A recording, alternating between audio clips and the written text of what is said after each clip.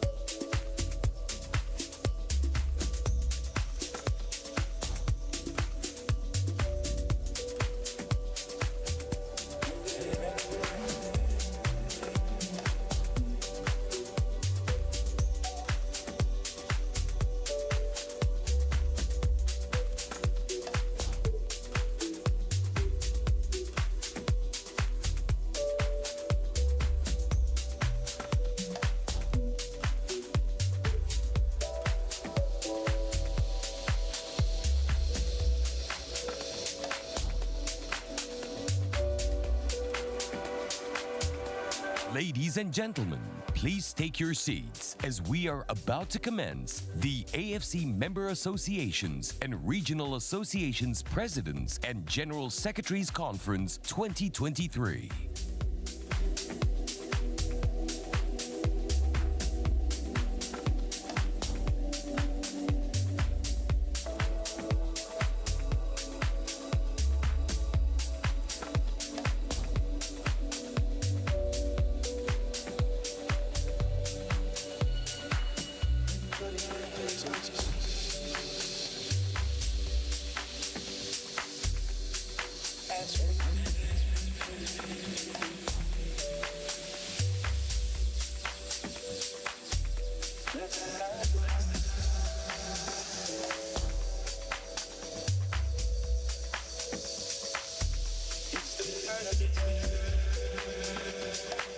Stop.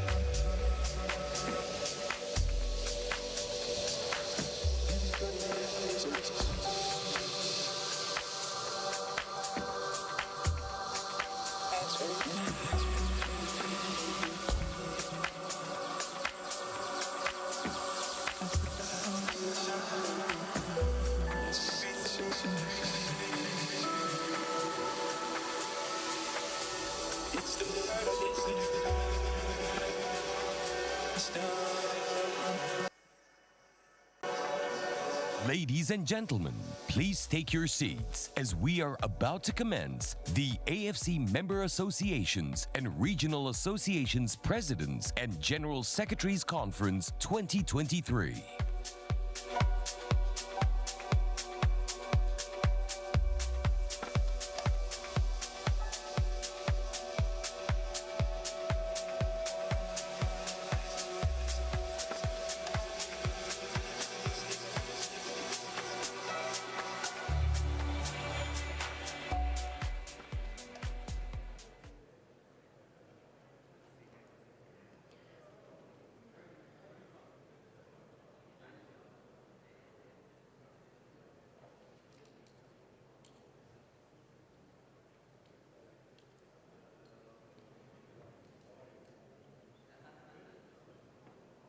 Ladies and gentlemen, good morning.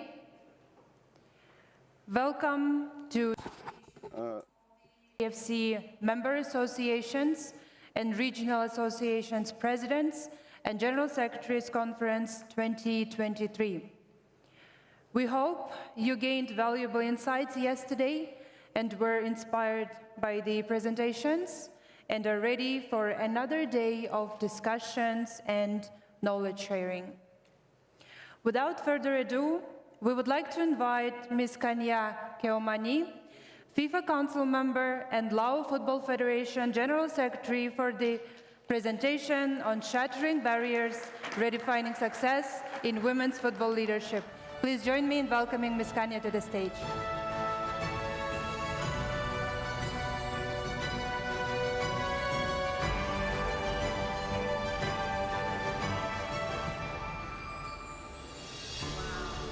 Is it microphone working now? Okay.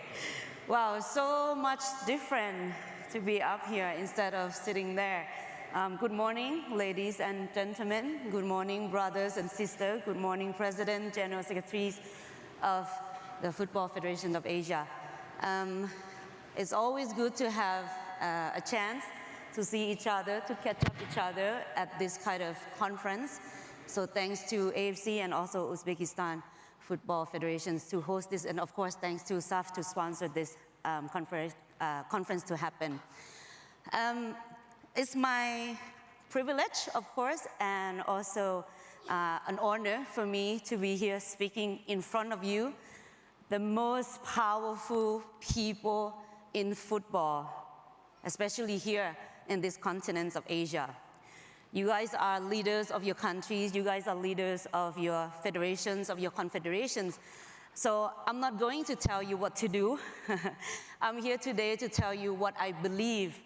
And I hope that by the end of these presentations, you guys will believe something that I do and be on the same page with me to empower more women into this football, to include them into this football, and to create the environments for women in this football family together with us. So my topic today will be about shattering barriers, redefining success in women's football.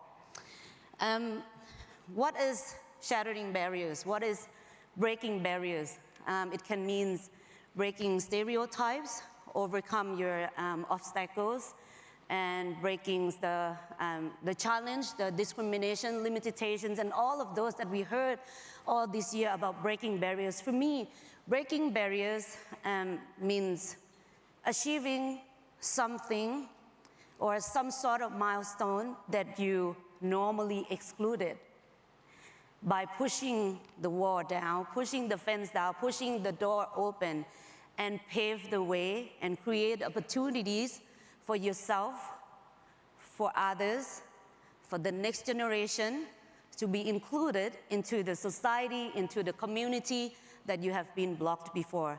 So before I go further into the details of this topic, of these presentations, let me introduce a little bit about myself. Some of you have known me for years. Some of you may just know me yesterday. Some of you haven't known me yet. So for those who haven't known me, so my name is Kanya Keomani. I'm from Laos, a small country from in Southeast Asia. Currently, I am the General Secretary of the Lao Football Federations.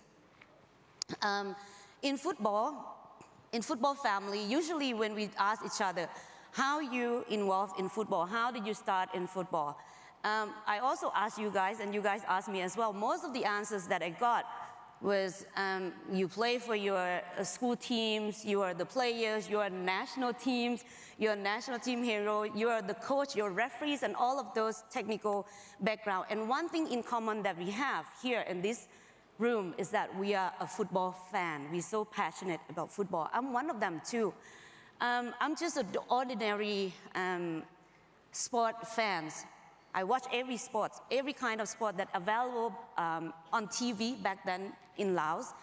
I would watch from swimming, gymnastics, NBA, SEA Games, Asian Games, Olympics, you name it, that is available on TV. And one of my favorite sports to watch was football, obviously. And actually, I have one of my favorite football club from England, and they play in Premier League. I'm not going to mention which team because so that we can still remain our friendship after this presentation. So yeah, I was one of the teenagers who would be waiting for my team to play during the weekend on Saturday and Sunday during the regular seasons in Premier League. And if they made it to Champions League, I would stay awake until 4, 5 o'clock in the morning. That's the broadcasting time that they have in Laos.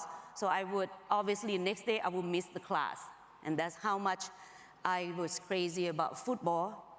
Missing the class for me is really a big thing. Maybe it's not for some of you guys, but it's really big.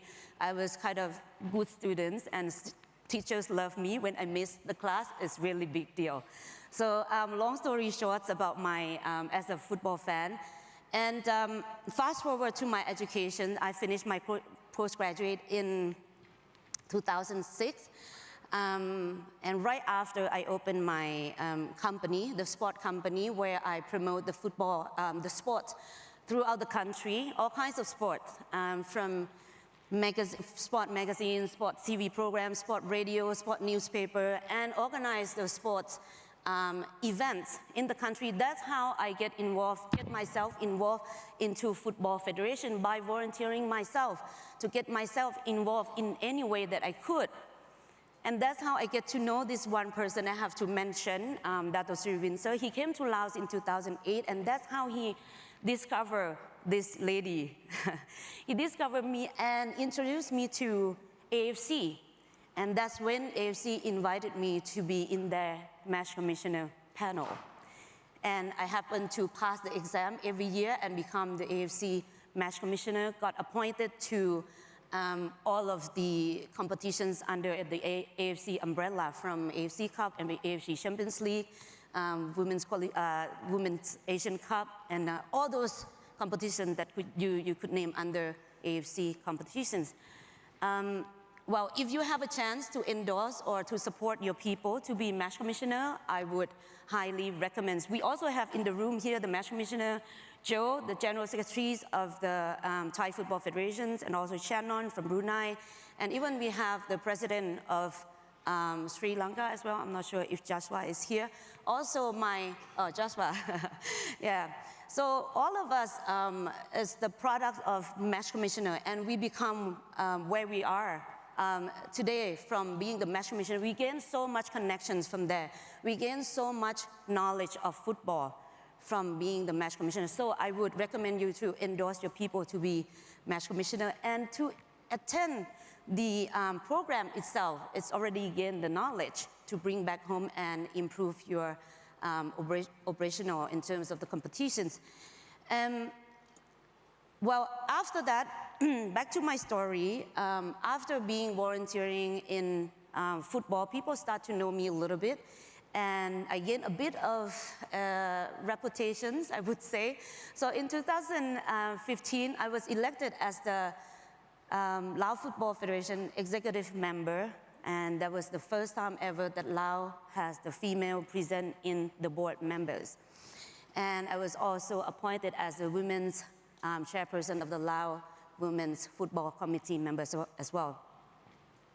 And after that, 2018, I was appointed as the General Secretary of the Lao Football. It was the idea of my president, of course, Mr. Vipe Sihajak. Too bad that he's not here today. Please tell him that I give him so much credit on making where I am today. All right, so he was really crazy enough, brave enough, and bold enough to put me, the female, to be the General Secretary of the Lao Football Federation. Was he questioned then? Oh yes, he was questioned. Why he appointed this woman, why he appointed this person who never coached before, who never refereed before, who never played before, who never had any technical background to be the General Secretary. And on top of everything, the question was, she's a woman. How can she manage? How can she handle these men's sports, the most popular sports in Laos? But then my president, he was really stubborn. he listened, but then he knows what, he believes what I can deliver. And of course, with the support from the board members, they carry on with the decisions of appointing me as the General Secretary. And that was the first time ever in Laos, in the history of Lao football, to have the female General Secretary. And not long after that, in 2019, with the support and another opportunity given to me, and with the support of my ASEAN brothers, families, to endorse me, to support me, to run for the AFC Executive Committee member, as well as in 2023, to run for the FIFA Council. And thanks to the support from the ASEAN brothers, as well as all the people in this room, General Secretaries, and also the President, to put the trust in me, to put the belief in me, to represent the female, Asian female in FIFA Council. So that's a long story short about my story, my journey in football, from a sport fan to where I am today. Through these presentations about shattering barriers, women's leaderships, we will get to know, we will get to learn about the benefits of having women's leadership, having women in leadership roles, and we will explore and we will get to know about the challenges that they have been facing and explore how to include them into our society, into our football family, and foster the environment to include them into our community as well. So first of all, let's explore the benefits of having women in leadership positions. For this, allow me to look at my screen, you know. People age sometimes, and I know that I need glasses already to do all these things.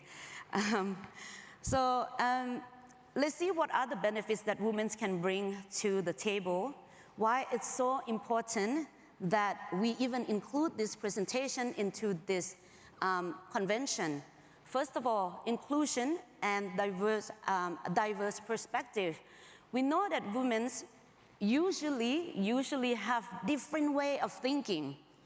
And of course, they will bring in different perspective, and this different perspective can enhance the decision making by having the diverse point of view. And I believe that women, if they're given opportunities, they will make such a big difference. Empowerment and attraction. Women, as we know that women cover 50% of the world populations. If we need to grow our football populations, we need to tap into another half of the world populations as well. So if we have women's leaders in the house, if we have women's leaders in our community, they will empower other women to pursue their career in football in our community as well. Women's leadership in football will encourage and attract more women's players, more women coaches, more women administrators, more women on and off the pitch. And that's how we can grow our organizations, by increasing number of our football populations. Next will be enhancing the fairness image. Of course, having women in leadership positions will create such a very positive image for our federations, for our organizations, for our confederation. And of course, because fair play and fairness plays such an important role in the game of football, in the world of football. Economic opportunities. When we open doors for women, means we open doors for more opportunities in the games in terms of numbers of athletes, numbers of competitions, numbers of attentions, and that will lead to increasing benefits and incomes that can lead to expansion growth in football industry. Well, we know that women can bring the benefits into football, into our community, but why still so few women in this room, so less of number of women in this community? Because there are some challenges that women facing. Being women is already hard to lead, let alone being Asian women makes it even harder. In Asia, even though we have such a diverse culture, diverse belief, but things that we have in common is the social norms towards women, especially in the leadership roles. The challenges that women face in leadership are similar here in Asia. First of all, traditional gender roles. This one I have to tell the story. When I was a kid, people like to ask me, hey, Kanya, what do you want to be when you grow up? And when I grow up, I finish my education, I bring back the certificate, back to home, back to family. I was surprised. No one asked me anymore what I want to be. All they asked me was, when are you going to get married? How many kids you want to have? Who are you dating? Is he rich? Is he poor? Is his family is good? Where he's from? So the expectations of the society for women is not to be the leaders of any organizations, but to be a mother, to be a wife, to be someone's daughter-in-law. And the worst part is the expectations for women is to rely on someone's financially support, not to rely on our financially independence. So that is the traditional gender role, and that is lack of ambitious for women to lead. It's not just from external, but also within ourselves, because we believe that the success of women is not to be the leader of the country, is not to be the leader of the federation or any big organizations, but the success of the women is to get married, to be someone's mother, someone's wife, someone's daughter-in-law. So this is make us lack of ambitious to be the leader. And underestimated and underrated. This is really gender stereotypes that we being judged all the times. Women in Asia we face the challenge of having such a lower expectations when it comes to leaders. People usually more favor into men's leaders style than women's. And another thing is the appearance-based critics. Women in Asia, we grow up and taught to be polite. If you want to be likable, you need to be polite. You have to speak softly. You have to be quiet. You have to be humble. You have to respect elders and respect your men, your people. And it appears that the women in Asia is really quiet. And when we are quiet, we don't speak, people judge, especially in the world of this leadership in the big organizations. If you don't speak, if you don't talk, people judge you as being unintelligent, not so smart, no contributions, and all of those.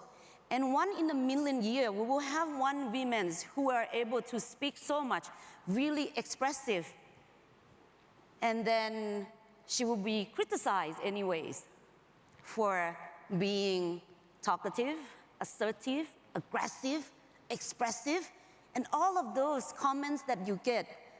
I don't feel that is really a positive comments for being women in leaders. We are wrong anyways. I don't want to compare to men because you have your own style of leaders, you have your pack, your supports to each other. So we need that support. We need you to acknowledge these challenges faced by women as well. Not enough representations and role models. Well, look around in this room, 100% of presidents of the federations is men. And we only have, currently, I think we only have 2 female general secretaries. One is myself, and another one is the sister from Jordan. So this lack of representations makes it even harder to inspire Asian women to pursue their leadership roles in football.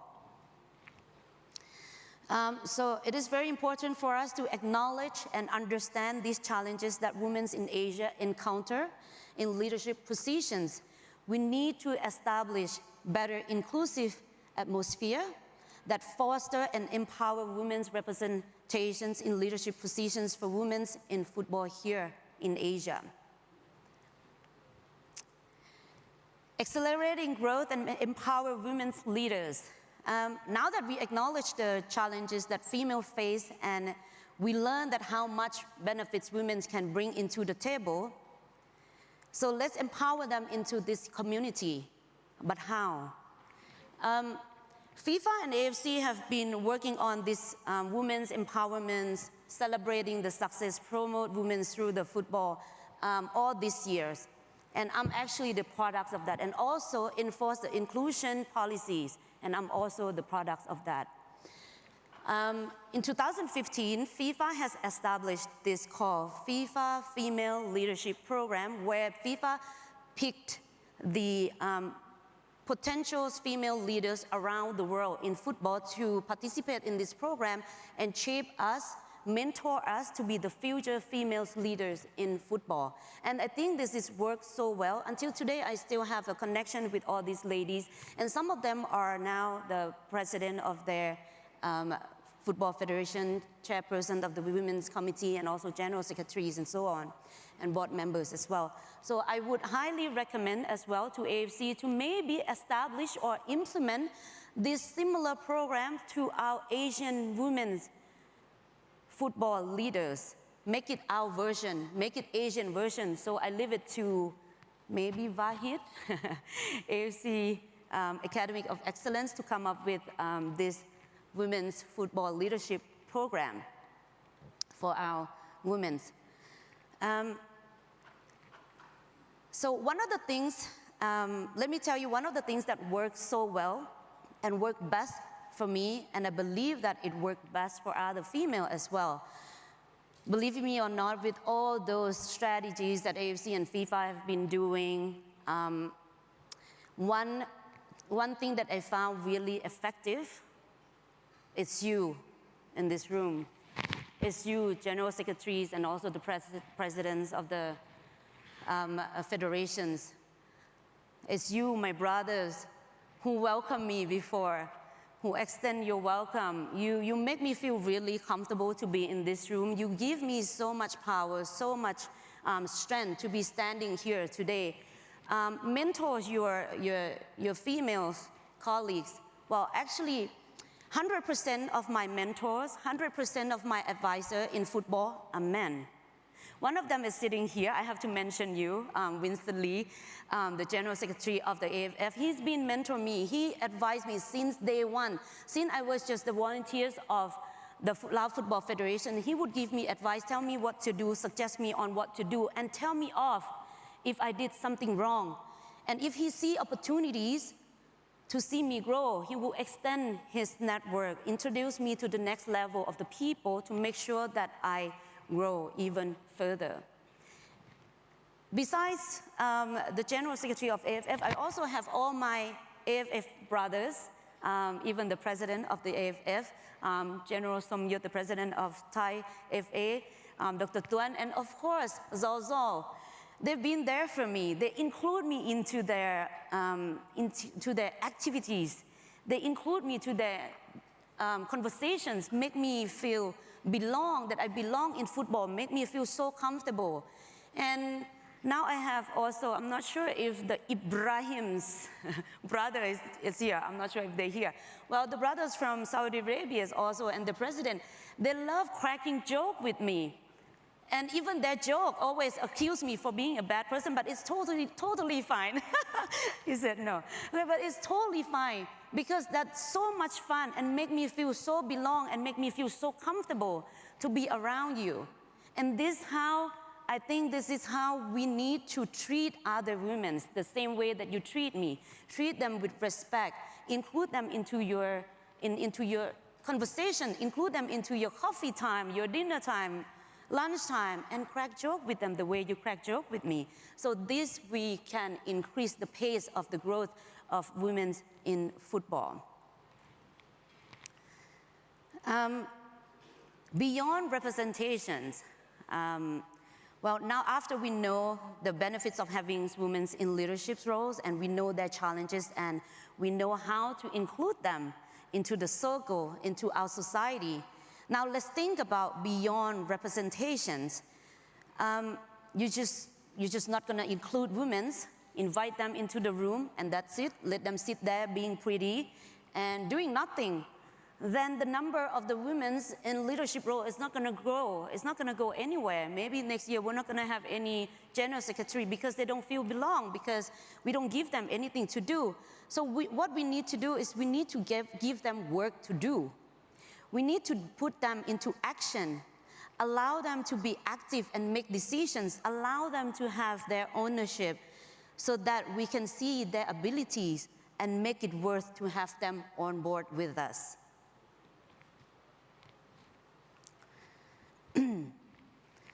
Building engagement and connecting with community. Well, study already shows that women are so multitasking and detail-oriented. They have unique communication skills and they can connect people with their hearts.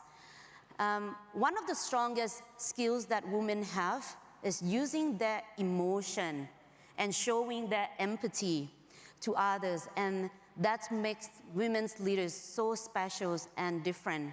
And with that, we can help our organizations to expand our networks to the area that we may untap in the past, and foster the partnerships that may have been overlooked before. So this could lead to increase the business opportunities and enhance organizational growth, and eventually contribute to the success of the organizations. You have seen these 4 ladies on the screen.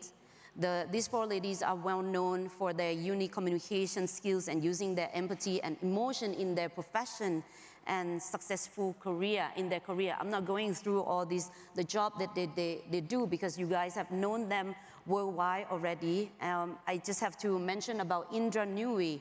Actually, she's my most favorite leaders in the world. She's originally from India, former CEO of PepsiCo, the world leading company.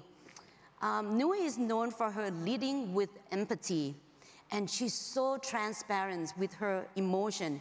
She listens to her people and listens what they have to say. She shows her compassion to her employees and lead people to be the next generations of the leaders. So, and this is just the few examples of the leaders in the world that they could make a positive impact by using their empathy and emotion, which is one of the strongest skills that women have in leadership. Okay, these are the numbers, the incredible growth in women's football. Well, actually, you have seen this number before. You have seen it on FIFA website. You can find it on FIFA website, on internet, and everywhere. FIFA president also mentioned a lot about the success of the Women's World Cup, Australia, New Zealand. It was the record-breaking event in terms of spectators, ticket sales, media rights, viewerships. So it shows that women's football have stepped into the era that we should, in the new era, and we should grab these opportunities of this momentum to develop our women's football game in Asia as well. Elevating brand value and leading with impact. Well, the inclusions of women in football, including leaders, players, coaches, women's competitions, not only bring about the shift of perspective, but also opens potentials for new partnerships. By embracing women in football, we can tap into different markets like beauty products, health food, mother care, beauty care, and all those women's business industry that we can tap into. These diversifications of sponsors and partners can contribute to increase the income and revenue for our organization ultimately. Leveraging the women's football rise and seizing or capturing the momentum, knowing the women's football, it's growing after the successful of Women's World Cup 2023, and it is important to maintain this momentum. The President and General Secretaries of the Federations, you guys play the important role in this regards. Your leadership and commitment is crucial in driving positive change and ensuring that women's football receive the attention and the support that they deserve. What can presidents and GS do to keep this momentum alive, to keep this momentum going? Well, I believe that if you're actively promoting women's football through your platform, through your media partners, broadcaster, to increase the visibilities of women's football, it will help. For example, FIFA president, he created his Instagram account, I think just last year. Now this year he gained 1.3 million followers. And on this famous account, he constantly promotes women's football and women's in football, showcasing that his dedication to advance women's role in football and also support women's football through his Instagram, through his platform. I'm actually his fan, Instagram fan, so I check every day if he promote anything. And I keep seeing he, supporting women's football, and of course I give credits to them. I told him as well. So we need this kind of support from you as well, through your platform. To keep this momentum moving, President and General Secretaries, you need to ensure the commitment, including women in football, are being implemented. Yesterday, we learned about listening. So spare your time, listen to your women, listen to women's plan, listen to women's opinion. Be patient, they will bring a difference to your federation. Allocate resources and funding, of course, to your women's program. Prioritize them rather than put them into the bottom of the list. This is only if you really commit yourself into including women in football. Celebrating success and trailblazer in Asia. Anyone who know who she is in the picture here? No one. Wow. See, we need to support this kind of story. Actually, Chen Yunting is a former football player, and also she's the first female ever coach the men's professional teams in Asia. In the seasons of 2015 and 2016, she led the team's Eastern team in Hong Kong, China, to win the season, and also lead the team to compete in the top competitions in Asia, which is AFC Champions League. We need more of this role model. We need to promote this role model. We need more of this story to tell the women what women can do in football, to tell the society outside of football of what women can do in football. Women can be the head coach of the men's team. Women can be the CEO, can be the general secretaries of the federations. Women can be the president of the football federation as well. And women can be anything in football only if we have the right supporting system and the ambitious to strive. Empowering the next generations and paving the way. Well, since my appointment as the General Secretary of the Laos Football Federations, we have increased the number of employees and we have increased the number of the women staff in the federations, and now we actually achieve the gender diversity within our football federation. It's not that because I only employ women, but also because women see me as the leaders, they feel secure and they can see themselves in this career path as well. Women attract other women to be in the house. To pave the way, we need to open doors for women, empowering aspiring women's leaders by providing them opportunities to sharpen their skills, to sharpen their experience, to gain experience by employing them, put them in action, make them active, and also offer the platform for them to rehearse and practice to ensure that they are fully prepared. When the opportunities come, they will become the women's leaders that you expect. So guys, again, my invitations for you today is to welcome women into football. Welcome them the way you welcome me. Show them your warm welcome. Show them your hospitalities. You don't have to do so much. You just have to be yourself. Show your charisma that you have already shown to me. I'm the result of your warm welcome. I'm the result of your hospitalities. All you have to do is just welcome them the way you welcome me. And empower them, include them, make them feel comfortable as much as you make me feel comfortable. Women's leadership need your support, need men's support. And remember, when men support women, amazing things will happen. Thank you. Thank you very much, Ms. Kanya Keomani, for another great presentation. Now, we would like to open the floor for any questions.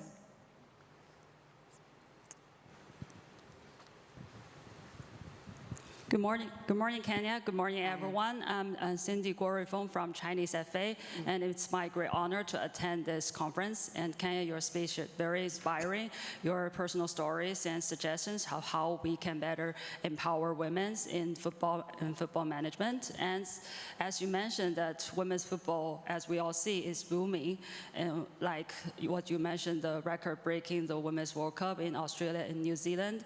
And we are also very excited that next year, the AFC will finally launch the long-awaited Women's Club Champions League, and we're so excited to see that more women are getting involved in the football management, especially in the decision-making levels of football.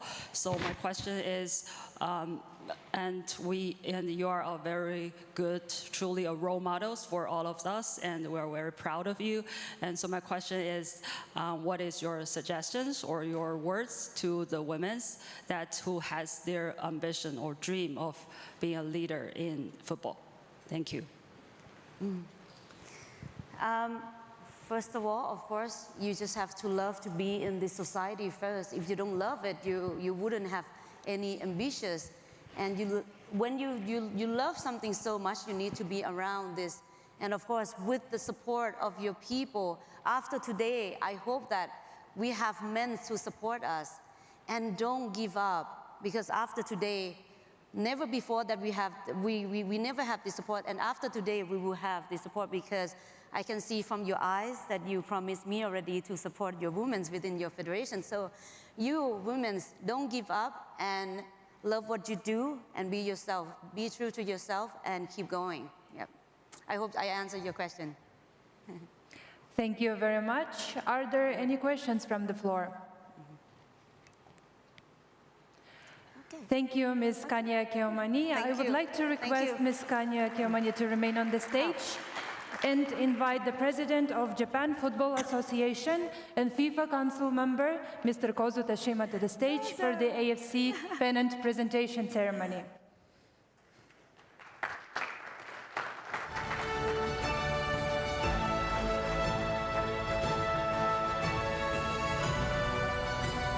Thank you very much, Mr. Kozu Tashima. Thank you so much, Ms. Kanya Keomani. You may take your seat. We would like to introduce our next speaker, Mr. Andrew Isaac, Chief Executive Officer at Kleinman Bank. We're delighted to have him here to share his insights on Football Symphony Orchestra, leading football like a conductor.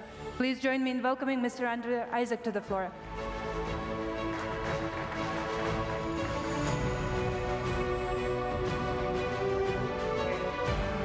Thank you.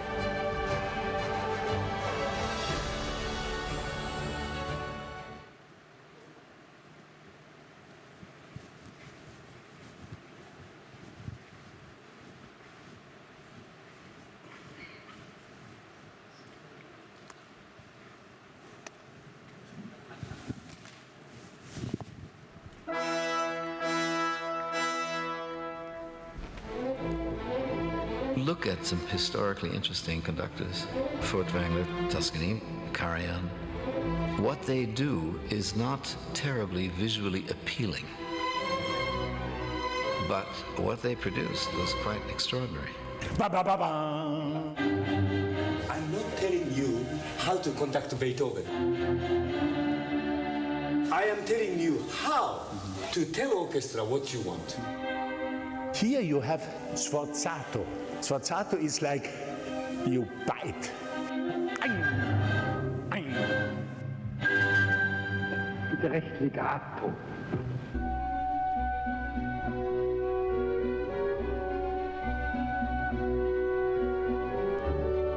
Unzählige Nein, nicht so schnell, nicht über den Fagott, nicht so laut. Wie viele Nichte gibt es? Billionen. Und wie viele Ja? Nur eins. Nein, nicht forcieren. Bam, bam, bam.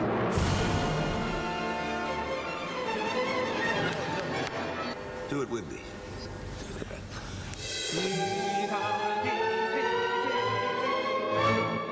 Bravo, bravo, very good. The conductor must not only make his orchestra play, he must exalt them, lift them, start their adrenaline pouring. And when everybody is sharing the same feelings simultaneously, then there is a kind of human identity of feeling that has no equal elsewhere.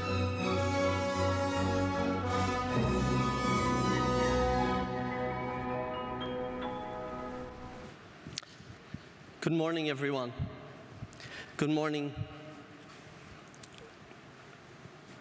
Vice Presidents of the AFC, FIFA Council, and AFC Executive Committee members, AFC General Secretary and AFC Deputy General Secretaries, General Secretaries and Presidents of the member associations of the AFC and regional associations, friends, family.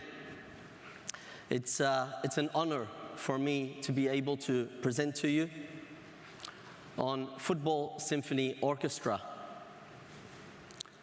leading football like a conductor, essentially drawing parallels between the way, the art of leading an orchestra, many diverse and distinct parts in harmony, and the craft of doing the same thing in a member association or regional association, league, club, and so forth. My name is Antar Isaac. Some of you have known me for a long time, some of you not so long, and others hopefully that we'll meet a little bit later this morning or this afternoon. I'm not going to go into the details, and I'm embarrassed to see my face on the screen, to be honest with you. But I think one thing that we all share in common is the very last line. You know, I feel blessed. I get emotional about it sometimes. I feel blessed that I've had the opportunity to work in football for a long time. I feel blessed being in the room with you all, that I've known you for a long time. Even though this is quite nerve-wracking doing public speaking, I feel comfortable because I see so many warm, familiar faces. And I think we're blessed, all of us, by being able to do what we love and able to also love what we do. Okay? So over the course of the next 40 minutes, I'm going to try and make it as enjoyable and practical as possible. Very hard to follow up Kanya's presentation. That was incredible. But we'll try and do as level best a job as we can. So, why a conductor? Why did I pick this subject? Believe me, I asked myself about this the last 12 hours because I think I challenged myself. But the first reason was because I wanted to get your attention, okay? You know, sometimes myself, when we're doing these kind of talks on football, you know, it can become monotonous. So I wanted to use a different industry, a different sector, a different kind of leader to kind of draw parallels for all of us in the room to see what we can share from that perspective. You know, I look in this room now, and there are established leaders in football and in business and in politics. So a lot of what we'll go through today is familiar. Sometimes it's good just to be reminded of it. But also in this room are lots of emerging and aspiring leaders. So hopefully, when we share a different perspective, in this case from a conductor of an orchestra, maybe it will be something that we can put into our own organizations. The second reason that I wanted to pick this is because I think, like all of you, I have a deep interest in highly challenging, complex environments. And as we'll go through the presentation, we'll see that an orchestra is exactly that, okay? It's very difficult to get so many different parts with such precision, where a simple mistake is noticed and put it all into harmony. And really, it's kind of like what we need to do in our member associations, regional associations, and so forth. I'm also fascinated by any kind of situation that likes or requires exceptional precision. And what we'll see, like I said, from once we draw parallels, an orchestra is made up of so many distinct and diverse units, sections, musicians, all of them needing to come together to make music. And it's quite similar, I think, to our organizations, our businesses. So let's just go through, just to set the scene, the conductor's role. Very simply, they need to achieve precision, harmony, and reliability in an environment that is fleeting and fast. What do I mean by this? Well, when you're playing a piece of music, obviously, it comes and it goes very quickly. If any of the musicians miss their note, their key, they ruin the whole piece, okay? There's no stopping, starting again, going back. They need to be meticulous, okay? Precision is the key, and we will get into how they achieve that, and also what we can learn from that to do the same in our member associations, regional associations, and so forth. And it's highly scrutinized. There's an audience watching. They will pick up when someone makes a mistake, okay? And they do that through knowledge, planning, and practice. Knowledge, not information, knowledge, gained through observation, through discussions, through experience, and so forth. And we'll touch on each of these and how they apply to us. So, I wanted to design a very simple slide that could capture the essence of what we're actually trying, or what we're trying to achieve in this talk, in this presentation. No conductor, noise. With a conductor, it becomes sound, okay? Unsound leadership, commotion. Sound leadership, motion. Why did I use unsound rather than easily just saying poor or bad? Because I actually don't think, you know, that it's necessary always someone is going to be bad at every aspect of leadership. I think everyone has moments where they can reflect and say, you know what, that could have been handled a little bit differently. So some moments we're unsound, our judgment, the way we perceive things, and so forth. And in other cases, it's sound. And what we want to achieve is going from commotion, which, I mean, many of you have been involved in football for a long time like me. It happens a lot of the time.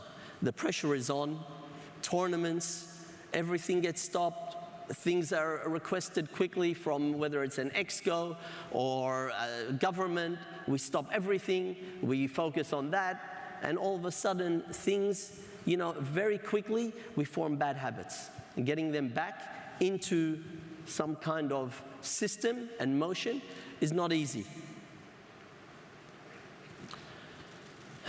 Our business. I've reflected on this so much, okay?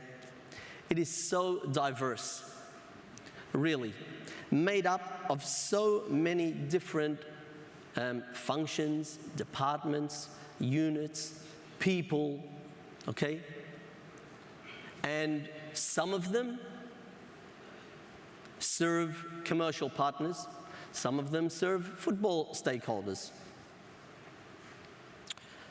Some of them drive the business, some of them support the business. Some of them focus on organizing matches, others focus on winning matches. Some of them measure their performance and progress in tangible terms, financial numbers, others by sentiment, like media and so forth. Some are identical, yet they are measured differently. For example, a national teams unit for youth teams is measured with a long view, and the national team unit for the senior team is measured with a very short, immediate view, game by game. All of these different functions, departments, units, completely reliant on one another. If one is not working, it impacts and affects each of the other parts and the common objective that we're trying to achieve.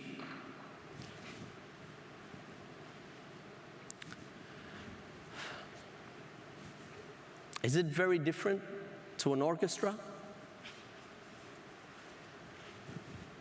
Like our business, made up of very different parts, each one playing a different role. Units, sections, musicians, using different skills, different instruments, at different intensity, at different times. Some are serving, for example, percussion in making sure the beat and the pulse, the tempo of the orchestra is consistent. Others, like violin, the melody. And like we have on-field and off-field, they have on-stage and off-stage. They have sound engineers, they have lighting engineers, okay? Equipment managers. Yet, the role of the conductor here is to bring them all together. There is no tolerance for even one musician, one unit, one section not being in harmony with the other parts. They're completely reliant on one another. They trust one another, because if one fails, they all fail. How do they achieve this?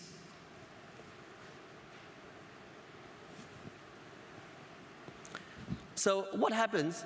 Many parts become one, which sounds amazing, okay? We move this way, everyone goes that way, and so forth. In principle, it sounds fantastic. There is, however, a challenge to this.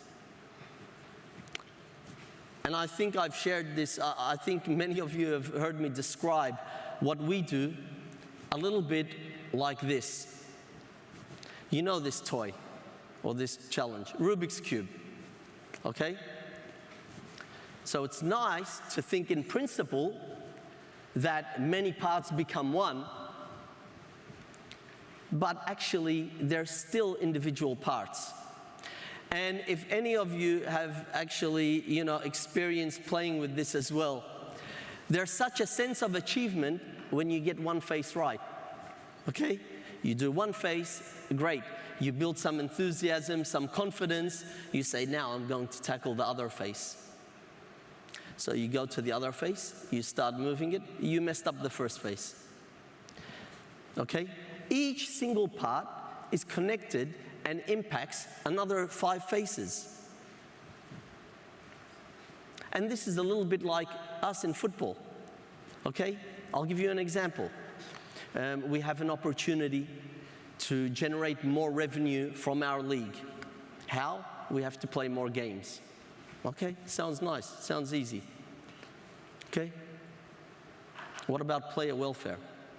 Where are we going to get the venues for a longer season? Okay? Referees now are required longer. The clubs now have more expenses, right? The impact and the consequences is really important to understand when we're dealing in any kind of institution that has so many distinct and diverse parts. And sometimes this is missing. Not only in understanding of the impacts and consequences, but even more importantly than that, the understanding of the unintended consequences. Okay? It's easy to think about the intended consequences, the things we think will happen. Not many people actually think about the unintended consequences. And this is actually one of the prime responsibilities of us as leaders in football. Okay? Because when we're going to change, to try and put it in harmony, to try and get this puzzle solved, we have to understand it will have an impact and consequence on the other parts.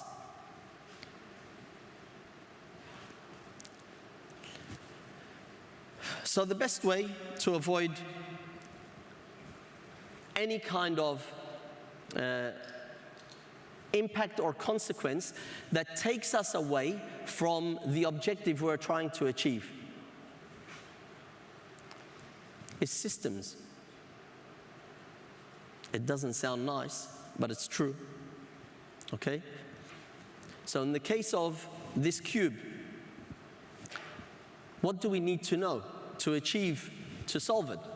Well, there's 2 things. There's an algorithm and there's a rule. And maybe someone here will correct me on the algorithm, but it's something like up and right 3 times. If you keep doing that, you solve it. And there's also a rule that the center tile in every face never changes. So whatever the center tile is, that's the color of that face. Okay? So when we start understanding this, imagine how then, if we didn't know this, how you would approach trying to solve this.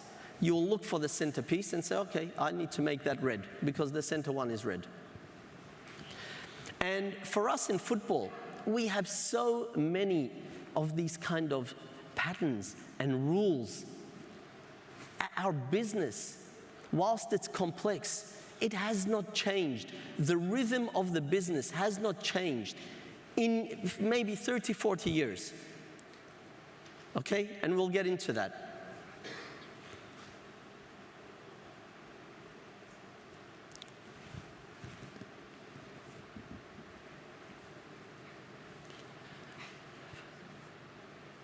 So, the conductor's approach. We'll try and break it up into 3 simple parts, and then we'll apply it and relate it to what we do. So, obviously, before a performance, they're picking the right musicians and engineers for the kind of orchestra they're going to build. Okay? Is it a classical symphony orchestra? Is it a ballet symphony orchestra? Is it a concerto symphony orchestra? Right? Each one has a little bit different sound, a little different nuance. You cannot use the same musicians all the time. For our business, what does that mean? We set upon a certain strategy, okay? And typically we use the same people. We don't actually add any more capability. Seldom are we developing people to adjust their thinking to achieve that new strategy. Do we get more capacity If in the case of the symphony orchestra, it needs more percussion, it's a bit stronger, they need more drums, they will get it. Do we actually, when we set about creating a new strategy, what do we do typically? We do the strategy, and then we think about how we'll put the pieces together to actually achieve it. They rehearse and keep learning. They rehearse and keep learning. And we'll get into how that applies to us. They set up the systems that support the performance in case there's any malfunctions. There's always more string, for example, because the strings break. They'll have spare pieces. They'll have more violinists. Percussion, not so much. They'll have two speakers next to each other to make sure one is deactivated. If something happens during the performance, they can activate the second one quickly. They think about these things in advance. And the funny thing is, in football, we apply all of this kind of thinking when it comes to on the field. Very deliberate. But off the field, in the front office, not so much. During the performance, their single-minded focus on what needs to be achieved, the outcome. They're clear and continual in their communication. It's non-verbal, but they use gestures. They know the gestures, and their team know the gestures. The dominant hand has the baton for tempo, speed, intensity. The right hand is to point. Okay? Bring people in, close sections out.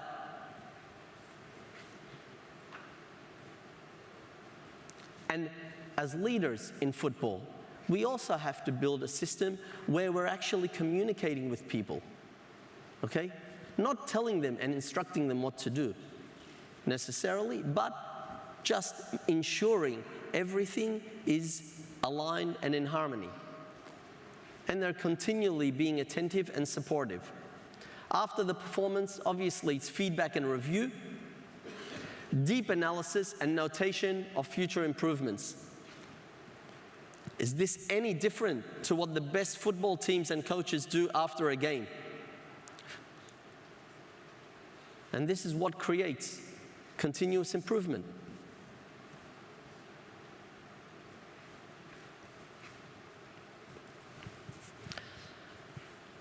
So, how does a conductor balance the big picture with an attention to detail? Okay, it's not easy, obviously. Many of you will know it more than most. So we're going to break it down into these 5 pieces, and we'll attack each of them in the next part. So the first one, applying conducting theories to leadership. The first one, they face their team, not the audience. President Vic said it yesterday. Okay? Very profound. I took notes of it. He said his main stakeholder is his team. He serves his team. And the conductor also, they serve the team. They serve the orchestra. They understand that if they can help their musicians in the performance, the outcome typically will look after itself. Okay? And the risk of them facing the audience is, of course, they will be influenced by the non-verbal expressions of the audience. And sometimes we fall into that trap when we are influenced by media, for example. Okay? When we know something's right, but we second guess ourselves. And in decision making, there's a popular decision and a right decision. And seldom are they the same thing. So when the conductor is facing the orchestra, They're only focused on making the right decision, not the popular one. Designing the orchestra that helps achieve the outcome, we discussed this a bit earlier, making sure they're putting in place the musicians, the kind of instruments that help them achieve what they're trying to do. And the same when we're building our strategy, when we're building our aspirations, our ambitions for what we want to achieve, that we do the same. Is that any different to a football team building their roster?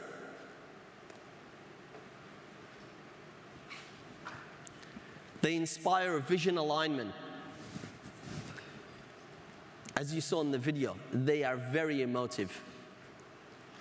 They inspire their people. And they inspire their alignment through the vision. How? Because they impart, they express to each of the sections, the units and musicians, the unique role they play in contributing to the performance. Imagine, there was an example yesterday about the janitor from NASA. I don't recall who it was that mentioned it in the talk. Vic, President Vic. Imagine in our own member associations, confederations, regional associations, leagues and clubs, you create an environment where everyone feels like they contribute. Again, this is the same thing that happens on the field. And sometimes I'm scratching my head. How can it be in the same business? On the field and off the field, we have completely different mentalities and approach to the way we do things.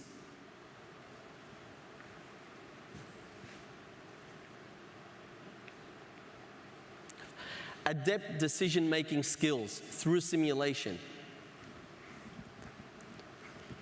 They're incredible decision makers. They have no time to make a decision, none whatsoever. And they always make the right decision. Why? Because they're not making the decision at that time. They've simulated it. They've rehearsed and simulated different situations. If there's a malfunction, this is what's going to happen. Okay? If one of the wind or brass musicians is getting fatigued because blowing the instrument for a long time is obviously tiring, they know the decision they need to make. And not only they know it, but the other person knows it as well in the team, and so does the rest of the team. And that's when they step in. Is that any different to the best footballers in the world? When they receive the ball, they're not making the decision what I'm going to do with the ball after they've received it. They'll be closed down in 2 seconds, maybe not even that. They already have an idea, the best players in the world, what they'll do with the ball, how they're going to shape the play. So as leaders, there's no reason why we cannot simulate situations. I doubt that there's many situations we have been in football that we haven't experienced previously anyway. Maybe the faces change, but is it very different? And that's related to planning, preparation, and practice. Okay? And the importance of planning. And we'll get into that. That's something we will touch on in more detail. And finally, we're talking about continual communication to guide and support their teams. Building corporate IQ. Corporate IQ, what is it? What is corporate IQ? Has anyone heard of corporate IQ? Can anyone put their hands up? No? Or you're still too shy? When we think of IQ, we think of a measure of intelligence. It's not. It's not a measure of intelligence. IQ actually measures the speed that we learn.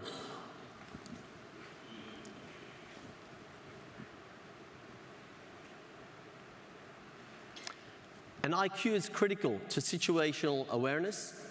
The ability to learn quick means in any situation, you'll be able to perceive and comprehend and process lots of information. It improves decision making as a result. Okay? It's important for continuous improvement because the speed of learning is so important. Okay? And if anyone's done an IQ test, you'll understand the process. They'll give a sequence of patterns and puzzles, and it will be 1, 2, 3, 4. What happens in the fifth one? That's to measure the speed that people are seeing patterns or sequences and learning what the rule is, what the algorithm is. Okay? And it's critical to competitive advantage in any sphere, not just football. If you can learn faster than the other person, that's a competitive advantage, of course. And individuals have it, IQ, and institutions as well.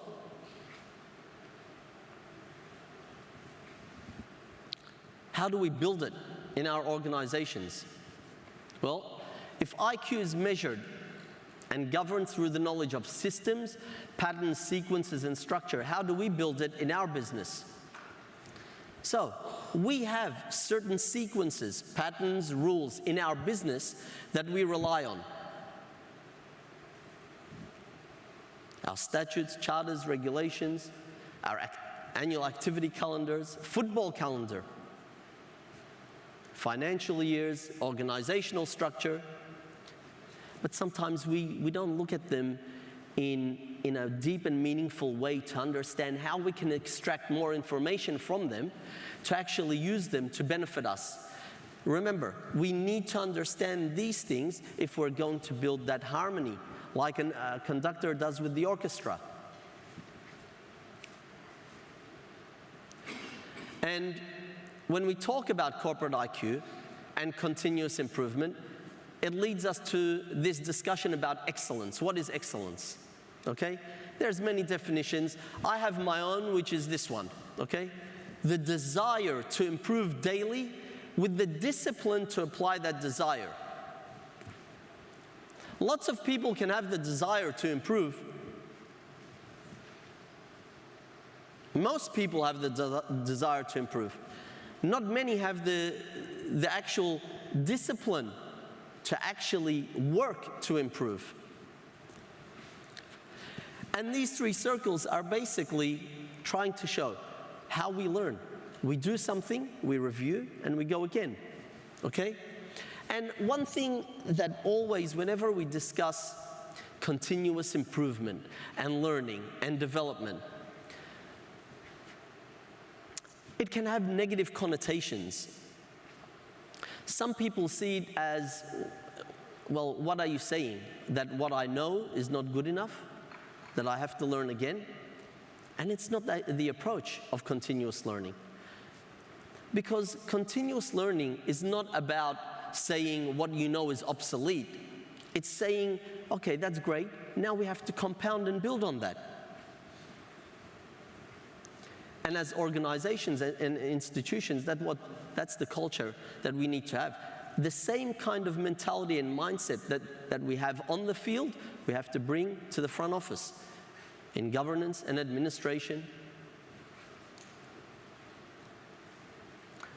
So why learn? Why continually improve? We can't answer the why. The why is a personal thing. Why do we do anything? That has to be personal. But what we can say is, and what we can share is, what happens when we do continue to learn and improve and focus on our business. We gain the knowledge. When we gain the knowledge, then we can start planning better. We start planning better, we create consistency. You get consistent on something, you get speed. You do something enough times, you get faster. Ultimately, you put all of these things together, you have an advantage.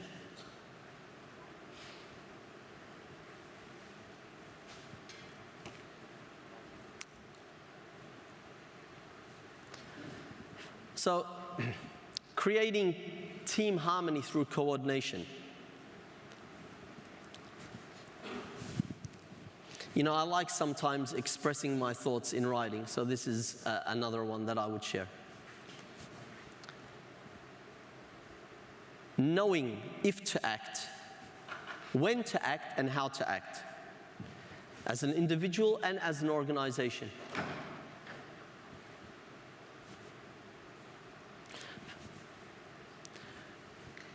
But before we can get into actually building the kind of rhythm we need for our organization, we need to understand what is rhythm. Like an orchestra, okay? Every organism has a rhythm. Humans have a rhythm, it's called biorhythm, okay? And men and women have different kind of biorhythms. Animals have rhythms, they have mating cycles, bears hibernate, plants have a rhythm, the planet has a rhythm. Day and night, the seasons. Do we do the same thing at the same time? No. Institutions also have a rhythm. If we take the example of the planet, the rhythm. We were lucky, I guess, however many thousand years ago, that our ancestors had good IQ.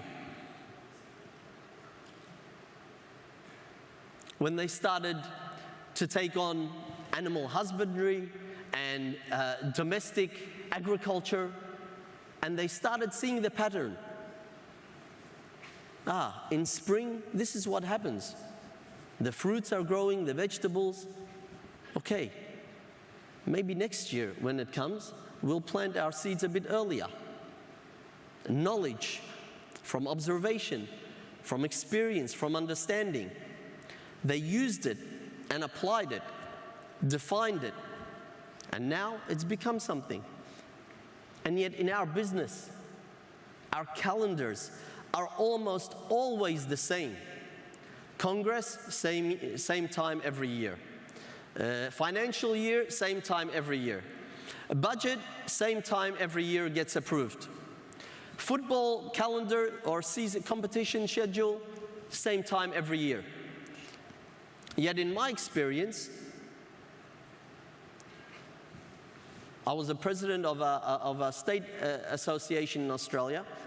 One year, the budget got approved 1 month before the financial year end. Another year, 3 months before. Another year, 2 months after. How can you have this kind of inconsistency when we know, we've known for years the situation, and we'll know it for the next few years. So how does an orchestra deliver the kind of precision, the harmony, the melody that they do? It's through sheet music. Okay? Each musician, each unit, each section has it. They focus on their own. But it aligns all of the different units to make nice music. Does the musician need this in front of them? No. They know it with their eyes closed, how to play the music. They've rehearsed it so many different times. Okay? They've rehearsed it so many times. But it's in front of them because it's a system that supports them. And more than that, like these sheets that I have in my hand now, they're a system that supports me. Why? Just in case if I lose my train of thought, what I can refer to get back on track. Okay? And how do we create this kind of mentality and this kind of thinking to what we do? So, I told you the example of my own experience when I was a president of a small state association in Australia. And, you know, I gave you the example of how come the budget last year was done 3 months before, this time 1 month, next year it was a month after the financial year. And I thought, no, I've got to create something. something that we conceptualized and called a leader's calendar, okay? We have a football calendar for the season and so forth, but I wanted to create something that actually indicated when different decisions would come to the decision makers and when different reports would come to the decision makers. And it looked a little bit like this, okay? The example is competitions department. There are some elements that are clear. They don't change, or they don't change often, whether it's the financial year, when the budget gets approved, standing committee meetings, executive committee meetings, the Congress meeting, and so forth. And then we would build when the different decisions and reports would come to the leaders. And every department would have one.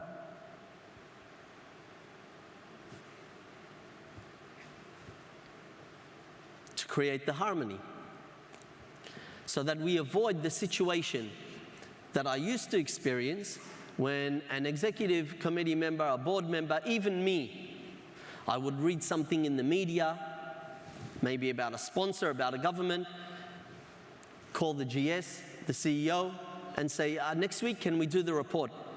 I want to see a report on government funding. Because I read it in the media. Okay? What does that do? It creates commotion.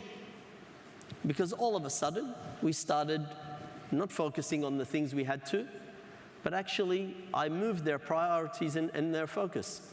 That was my fault. So creating this gave an understanding to everyone, including the ExCo members, including the management team, when different reports would be expected and when different decisions would be made. And what was the benefit? Well, the reporting got better because people had a longer time to understand what the time they had to develop the reports. The welfare of people were better, including the ExCo members and the board, because they weren't getting 600 pages of paper 7 days before a meeting.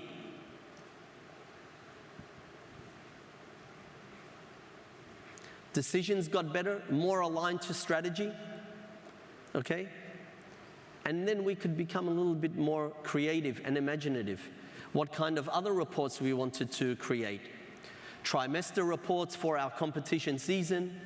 When would we have them? Well, probably the best time to have them, as you can see, is maybe one after 3 months in the season, one at the end of the season, and we would use that then to maybe formulate or shape the competition regulations.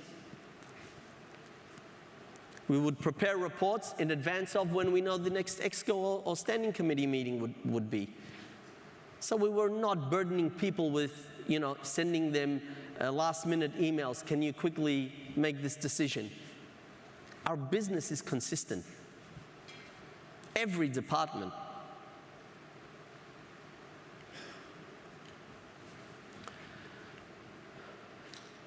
So the leadership calendar is just one system. Obviously, there are so many others. And it's really important to have that kind of defined system in our organizations, because that's actually where continuous improvement can actually be defined and then continually improved, because we reflect on it.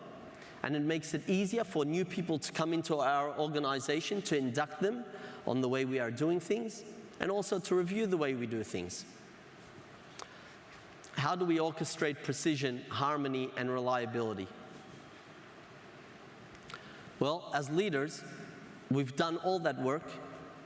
We've prepared the orchestra, the musicians. We have the systems in place. We need to now trust it. We need to trust the process. Okay?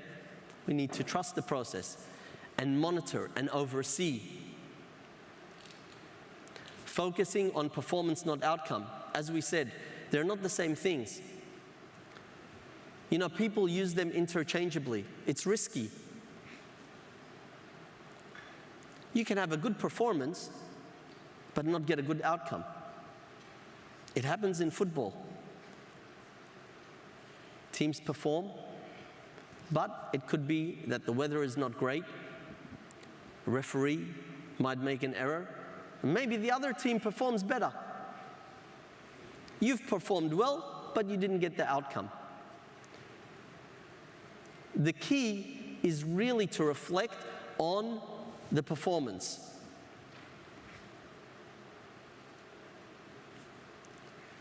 Paying attention and being ready, that's obviously something that the conductor is doing all of the time. And as leaders, once we have these kind of systems in place, it becomes easier to do that.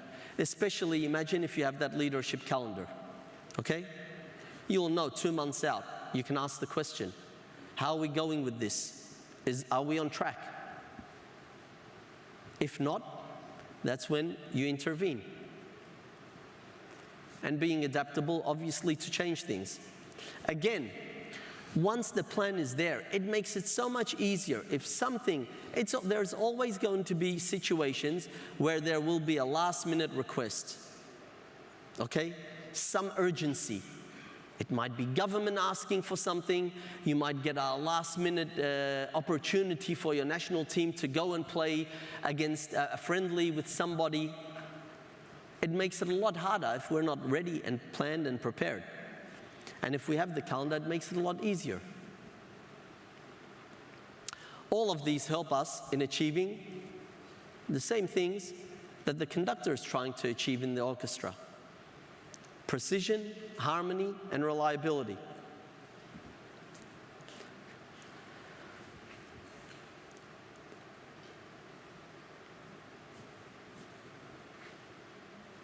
Empowering the team. I'm not going to go into too much detail on this one, but essentially, we're building trust and empowering our team by delegating assignment. Can you imagine the honor of being included in a symphony orchestra as a musician? Okay? Delegating that assignment builds trust, it empowers people, it gives them confidence. Recognizing and appreciating the effort of people is something that will empower somebody. Caring the welfare of people, of the teams. It was mentioned in one of the talks yesterday, the importance of that. Structured and deliberate communication. Mark mentioned it yesterday. Like listening yesterday, after listening to Mark, it became a little bit deliberate, you know? I was being conscious of it. And that's important. Being transparent, being honest, being consistent, respecting boundaries, being comfortable with vulnerability. You know, organizations, I was reading, organizations whose leaders are open and actually invested and enthusiastic about their own professional development, about always learning. And it doesn't have to be a structured learning, going and doing a course. It's just having a curious mind, an open mind on seeing how we can take small knowledge and experiences and expertise from other areas and try and adapt it to our business, which is essentially what we're doing here in this talk. Okay? I mean, at the beginning of the talk, it was Football Symphony Orchestra. What does that mean? And we can really draw parallels from a lot of other experiences and bring them into what we do. And being calm and composed. That builds a lot of trust and empowerment, because when the leaders are composed and calm, the rest of the organization will be as well.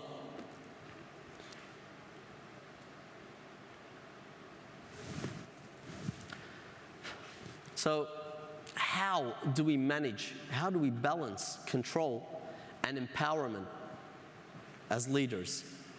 So I often use and describe the role of leadership as being in a helicopter. We have to stay in the helicopter. Okay? When things are going well, you go up high, you take a macro view of everything, and sometimes you have to come down a little bit lower when, things are a bit uncertain and so forth.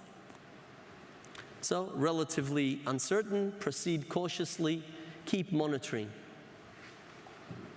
Okay? Things get a little bit better.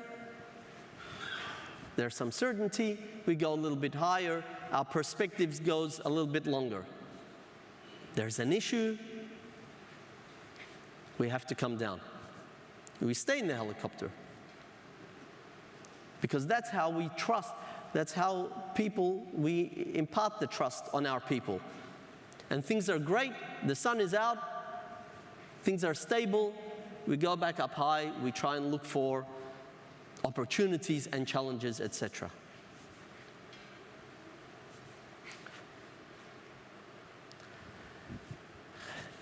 And through the AFC's Academic Center of Excellence, it's actually what we're trying to do.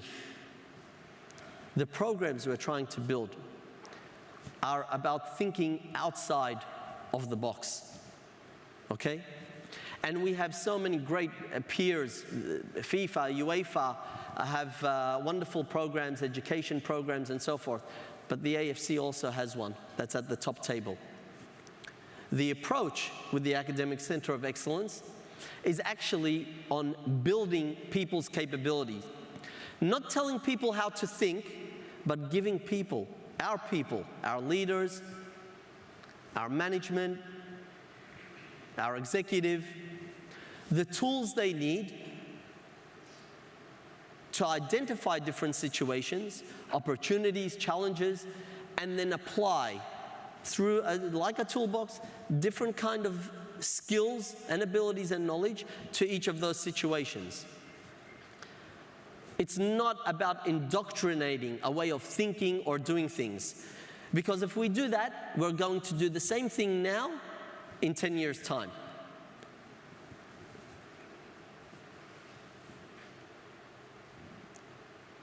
And in the next year, this year, the AFC launched the Certificate in Football Leadership. First edition, and I know there's a few students in here and participants, which is great. And next year, even more ambitious, are 3 new programs, well more, but in terms of leadership, it's a Women in Football Certificate, it's an AFC Diploma in Club Management, and an AFC Executive MBA. And all of this is about shaping the future of football in Asia by shaping the leadership and the thinking.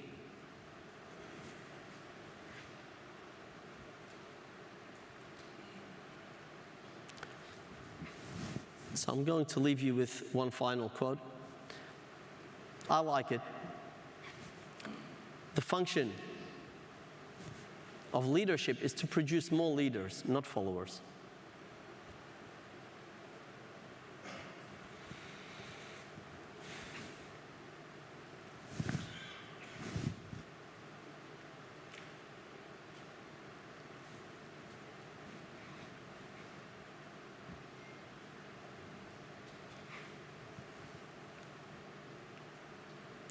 I was just going to say thank you.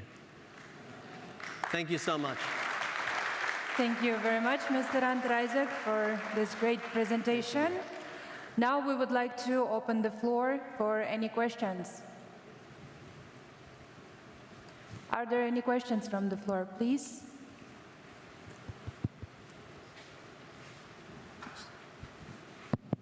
And so I have no questions. I noticed that there are no questions too.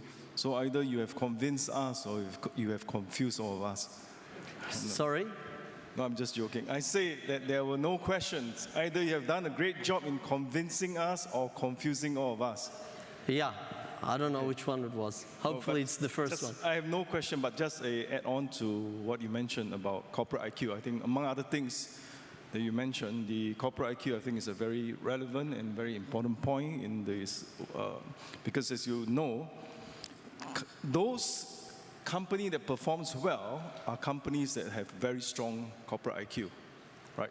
It's not just about learning, it's about using the knowledge you learn to transform and also lead your organization to the desired outcome, not output but outcome, right? And it really takes a pair, right? Two to do this. That means the employee as well as the employer. So I use the word pair. And if you look at the word pair, it's spelled as P-A-I-R. So in order for you to enhance your corporate IQ, it's important to prioritize what you want to learn. At the same time, you must provide the A, as in the word pair, you need to provide the atmosphere, the right atmosphere for your organization to have better corporate IQ. I think the next word on pair is actually about inspiring. You have to inspire your people to want to learn. And finally, the word pair ends with R. You also, as leaders here, you need to provide the resources for your people to learn. That's just my eye on. Thank you for a very insightful presentation. Thank you. Thank you, Winston. Thank you very much, Mr. Lee. Are there any questions from the floor? Please.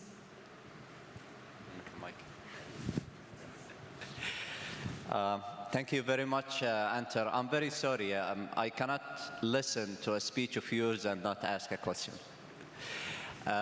First of all, maybe we can see that, okay, the picture is not there anymore, but how the orchestra is drawn with one line only, so that shows harmony, so message well delivered. I think I love the idea of using the conductor as an example of how to lead the orchestra or the team. And I think every one of us here is a conductor, okay, dealing with an orchestra and audience on different scales in terms of size, diversity, and so on. But mainly, most of us deal with, let's say, local orchestra with some diversity, local audience with some diversity, maybe depending on some situations. Sometimes it's more diversified. But maybe I can relate this to Datuk Siri. He's dealing with an orchestra that's very diversified. The audience is very huge. The hall is very big. And it's basically just everywhere from everyone from everywhere. So if I may ask, how would you see, or how close is the AFC orchestra from the sound leadership or the motion that you mentioned in your presentation? Wow, what a question. Look, I think, J.S. Ibrahim, it's the same principles apply. Whilst it's a little bit different, I guess, with the Confederation, because it's a bit deeper, like you said.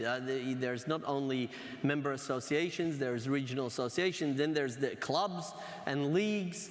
Not only that, it's not a bureaucracy. It also has its own departments, function areas, either led by DGS Shin or DGS Vahid, and then you have the support systems. It's incredibly difficult. It's interesting you mentioned Datuk Seri, because I mean, at the risk of embarrassing him, when I thought about the conductor, it's actually one of the people I had in my mind, right? So I don't know if I don't think I answered your question well. Being up here for like an hour, it's a little bit difficult. I think I'm fatigued myself, but yeah, sorry if I didn't answer it so well. Thank you very much, Mr. Al-Qasim. We have one more question.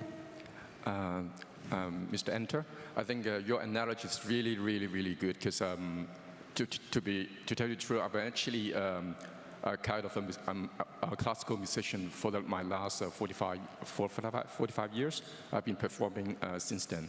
And even actually today, there's a concert I need to rehearse in Hong Kong. But then I think your analogy is perfect. because every little pieces of the orchestra section relate to the function that you mentioned in the football organization. So, there's one thing that I might want to mention is that as a conductor, there's a charisma. They try to make the orchestra to do the way that he think. This is the interpretation for the pieces that he want to do. He doesn't want to compare with others, like other country or other orchestra, because this is what he make himself distinct from others. Whereas in football, when we compete, it's actually it's not your own thing. You need to compete with the other team. So, two conductors, they may have two different interpretations, but the reality is that they need to compete in the field. Then the judges are what happened at the end, who win the games. So I think my question is that how would you relay something that we can train and in-house, but then at the end of the day we need to face the reality, go into the pitch and compete. So this is probably is the final judgment or performance that we want to excel in the field. So sorry, it's hard to hear from these speakers, but the question, the last part of the question? Okay, so being a conductor, you can do whatever you want as to craft the interpretation of your music. That means that how the company, like a GS or a CEO, or even with the help of the head coach, to train your team to the best performance based on what you believe, the philosophy on the football. But then when you go out in the pitch, you need to compete with the other team. So basically, this is the reality. So what I'm trying to say, the analogy from a conductor is more like in-house. Now we need to face the reality, it's going out to compete. No, not really. It's why we mention the importance of focusing on the performance, okay, not the outcome. Like, sure, like a coach is a conductor of a team, an organization, whether it's in football or elsewhere. You know, if it might have a competitor, it might be Microsoft and Google, I don't know. But, you know, the same philosophy. If you focus on the performance, if you focus on the principles of how you do things, then hopefully the outcome will be a positive one if you do things well over time, and you will be able to compete. So again, I'm not sure if I answered the question, but I think more than anything, it's a philosophy. It's an approach, okay? Look, I said to someone last week, it's the mindset that you're trying to actually establish is one where people are critically self-aware, okay? So they're actually always looking at how they can improve themselves or the organizations they work in. Now, if you can find someone or an institution that is critically self-aware, that is always looking at how they can improve, and also be self-confident so that they have the actual dedication and the desire to keep improving, then, you know, hold on to those people, right? Because not only will they always look at how to improve things, they're always going to apply themselves to do better things. So in the case of I guess, the question, I think it's more about the application of the philosophy, right? I don't think there's a specific rule that we have to follow. At least that was my interpretation when I looked at the orchestra and tried to draw parallels with what we do. Thank you very much, Mr. Tam. Next question, please. I can actually hear you better without the microphone, but maybe not anyone else. Yes. And you've been, I can tell you, you delivered your performance as a superconductor today. Congratulations for that. And since I know you for long, what you have delivered, like, you know, with absolute passion and the experiences you had all these years. So my question is, like football leaders, the conductors, they always don't have the option to select their musicians, yeah? And they need to perform within a certain time, yeah? You have either 4 years, some get 5 years, but you have to deliver. And the expectation is always set before, yeah? By your stakeholders, larger audiences. But then, important is, when you are not selecting your musicians, and you never know, like, which musicians will come in, yeah? And those musicians are also coming in as, limited numbers, yeah? Some are high performers, some are beginners, some are, are different aspirations, yeah? In those situations, what is that you prescribe? Like as a conductor, how much time you have to train, bring them into the rhythm, yeah?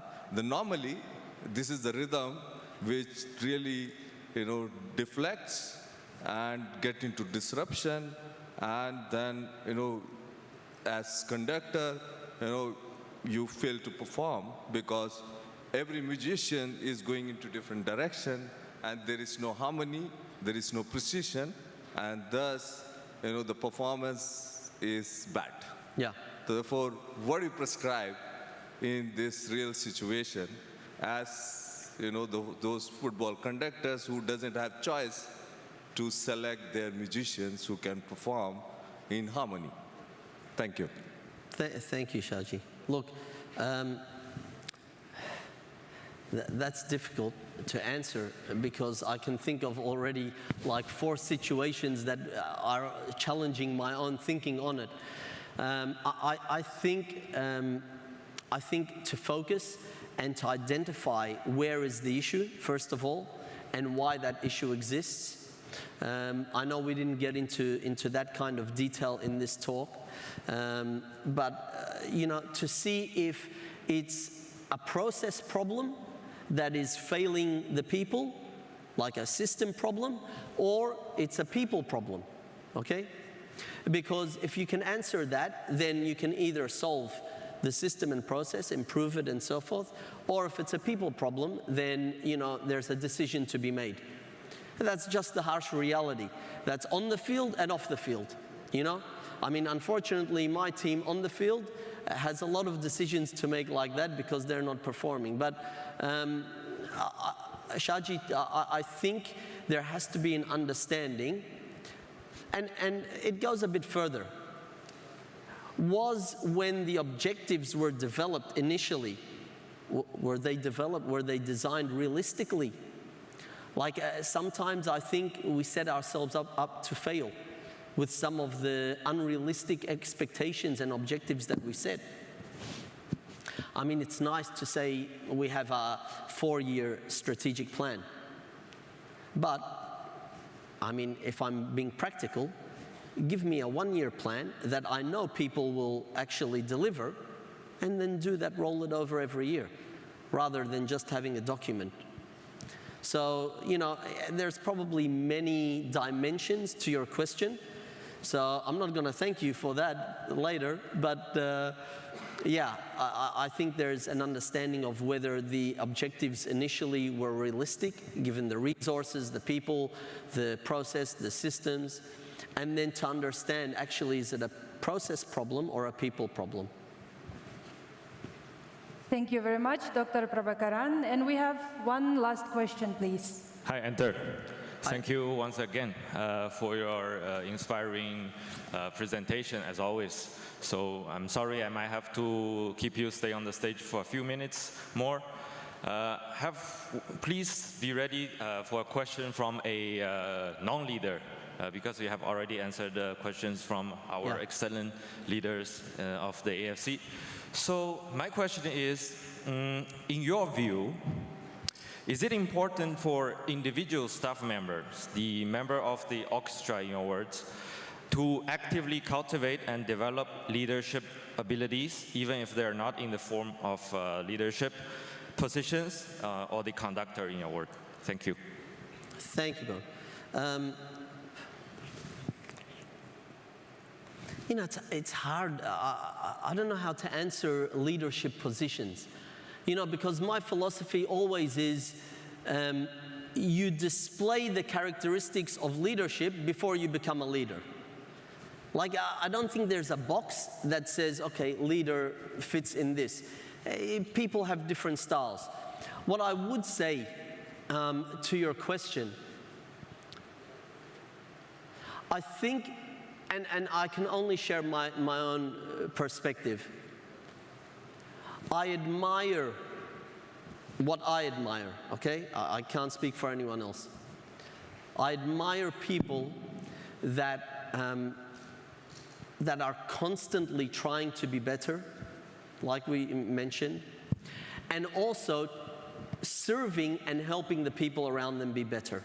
That for me is how I'm kind of framing leadership. So if I'm using my perspective to answer your question, someone who doesn't have necessarily a leadership title yet, emerging, aspiring leaders, I would say have a dedication to continually improve and learn, and also help the people around you do the same.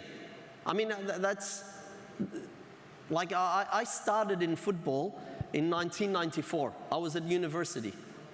And in my holidays, I used to work at the Federation in Australia. That's 30 years ago, okay? In my holidays. And I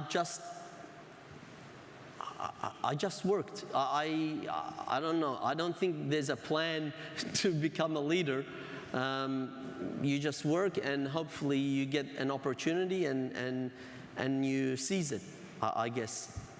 So just dedicate yourselves to working.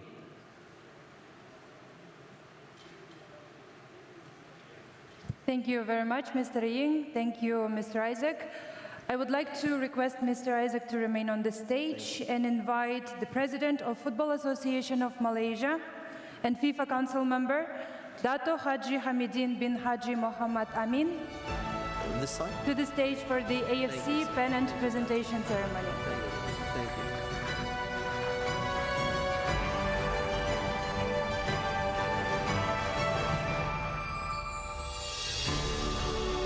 Thank you very much. Thanks, Mr. Isaac.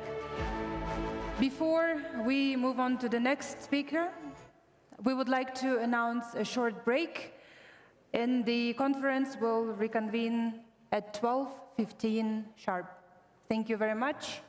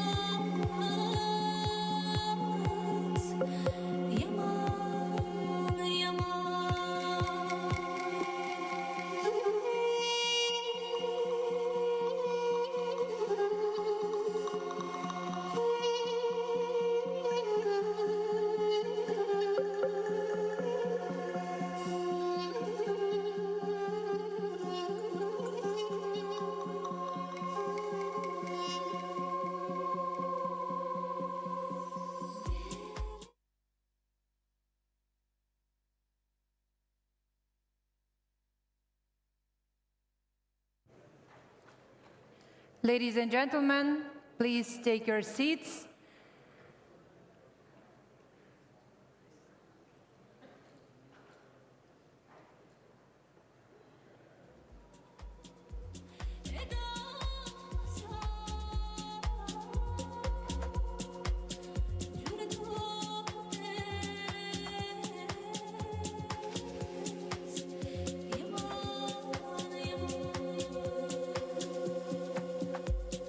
Ladies and gentlemen, welcome back. We would like to invite our next speaker, Mr. Tsuneyasu Miyamoto, General Secretary of Japan Football Association, to speak about what he learned through his career. Please join me in welcoming Miyamoto-san to the stage.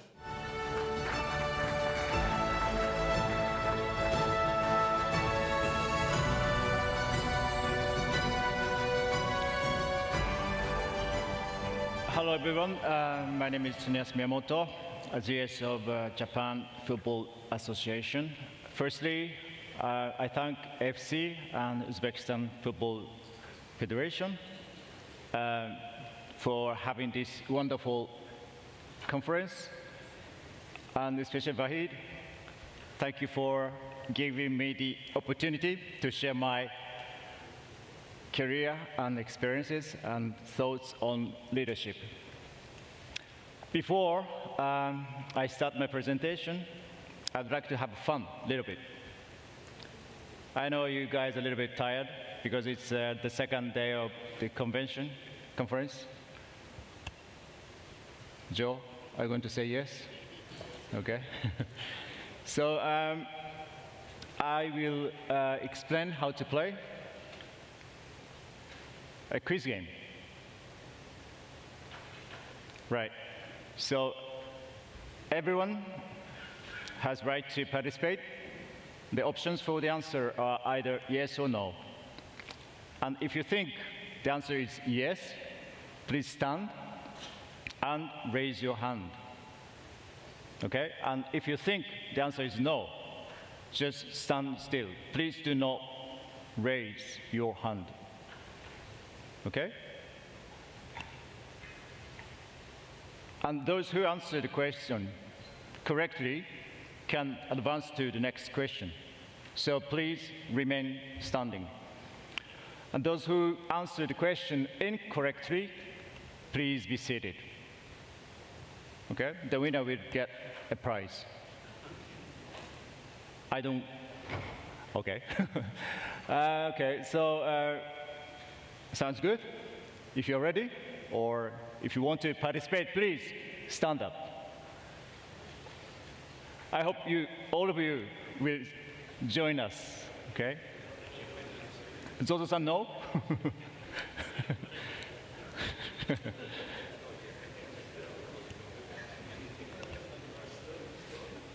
So, please do not Google by your mobiles, okay? I just want to add, okay? Right. So, first question is, the number of teams from the AFC that have participated in the FIFA Women's World Cup, Australia and New Zealand 2023 is 6. Yes or no? If you think yes, raise your hand and standing. And if you think no, just stand still. Okay? 5 seconds. 5, 4, 3, 2, 1. That's it, okay? The answer is yes. Okay, Australia, China, Japan, Korea Republic, and the Philippines, Vietnam were participating. Okay? Who said no? Okay, please be seated. Those who said no, okay? Next one. The team that scored the most goals in the AFC Women's Asian Cup India 2022 is Australia. If you think yes, raise your hand. If you think no, just stand still, please. 5 seconds. 5, 4, 3, 2, 1. Here we go. Australia.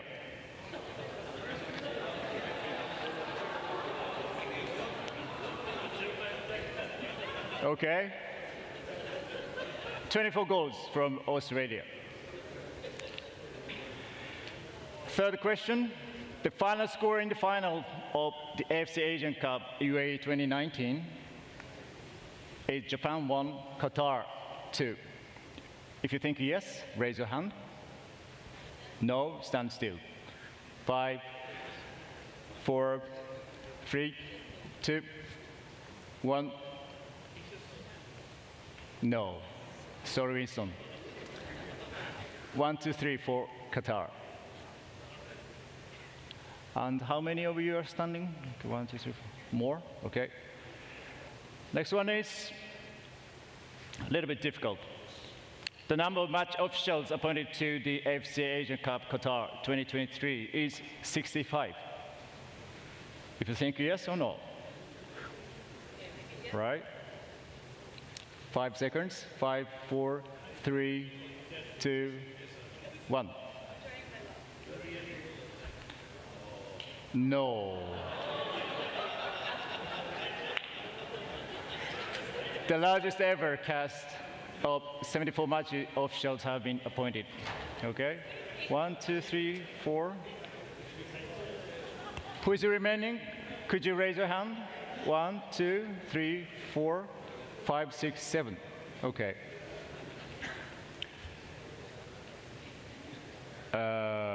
Okay.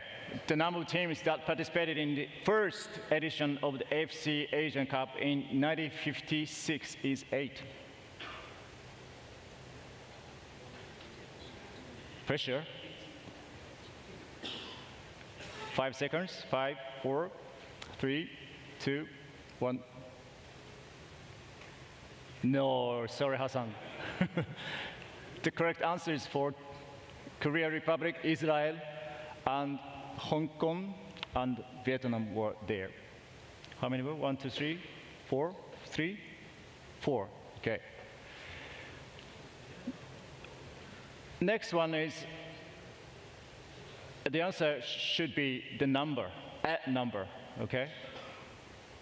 Those who come up with a number, just say, all right? What's the total number of goals scored in the FC Under-17 Asian Cup Thailand 2023?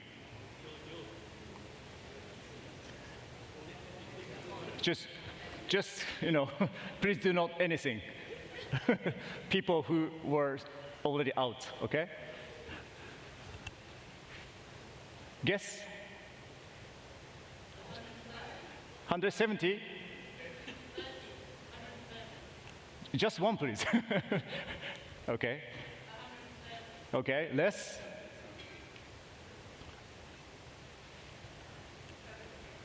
More? Fahid?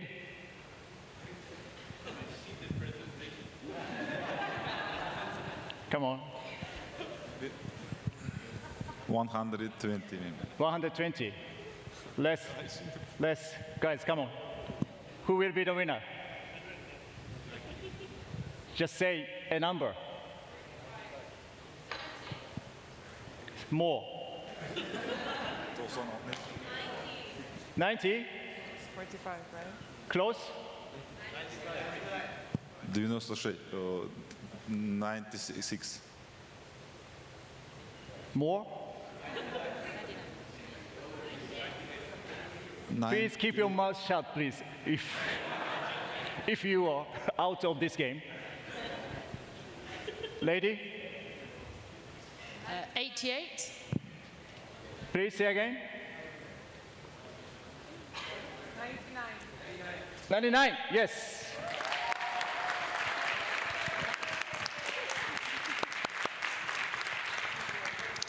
Could you come here? Can I give you a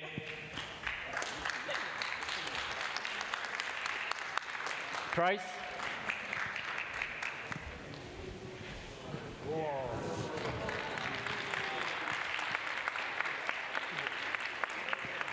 Do you know him? Yes. You should know him, right? Okay, thank you.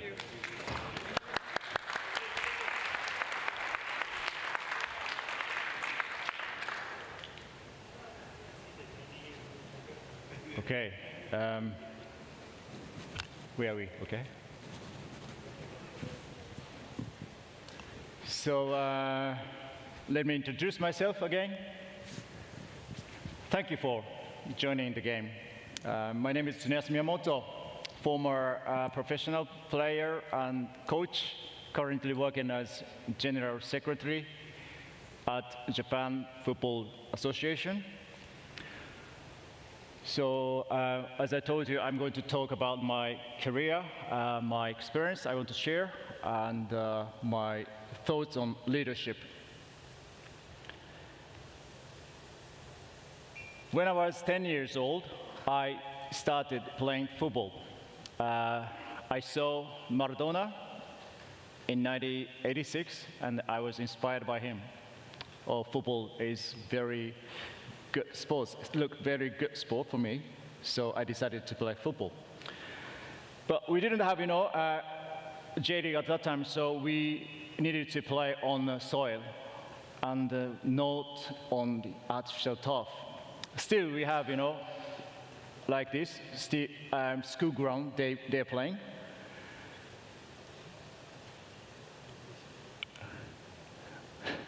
And vanished again. All right, from here, just take.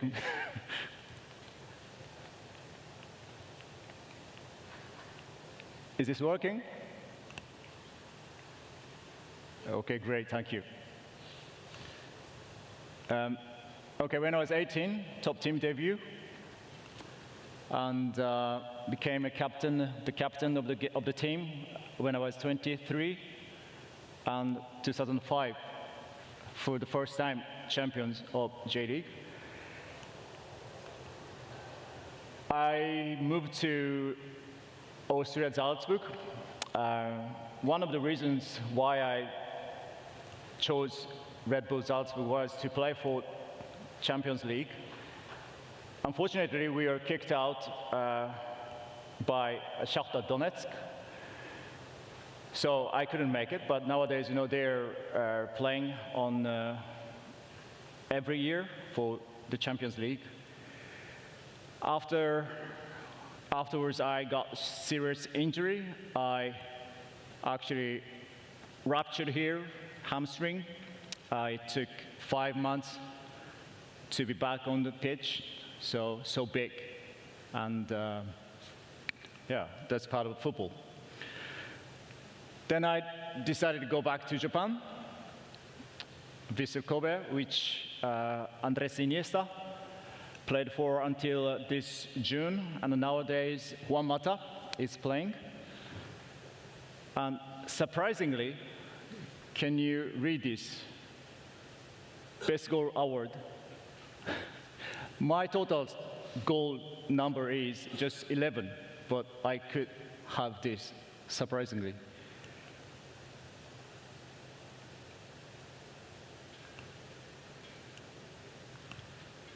No sound? Okay.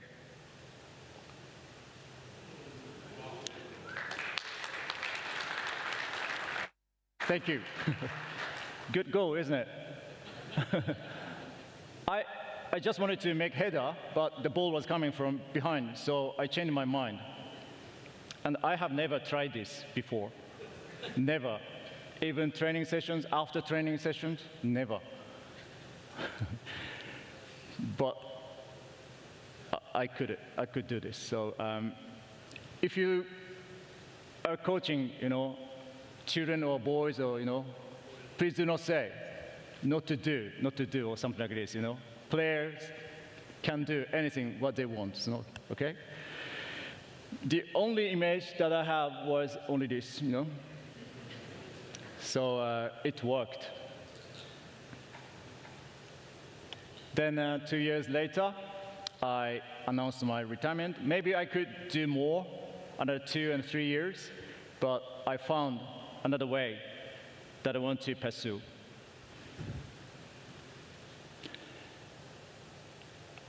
National teams,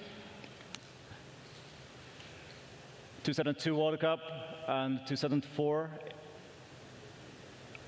luckily, or in China we could become champion, and in 2006 World Cup, Germany, first game against Australia, we lost, not good tournament. So what have I learned through my career? Number one is the importance of having various pathways in life. When I was 7, one day my mother asked me, "What would you like to be? What's your dream?" Because I was playing softball, as I told you, and baseball is the most popular sport in Japan, in Japan at that time. So I answered, I want to be a professional baseball player. And my mother said to me, "A baseball professional, it's not right way to do so." She said, "Instead, study." I was shocked because I just want to share my dream with my mom on a daily conversation. Then she immediately denied my dream. Okay? How many of you have children? Do you have any children? Okay, thank you. And do you do the same thing? If yes, please raise your hand. Okay, thank you. I didn't do that as well. So, but I was already facing the harshness of reality when I was 7. So I could have the feeling maybe that is very natural to study.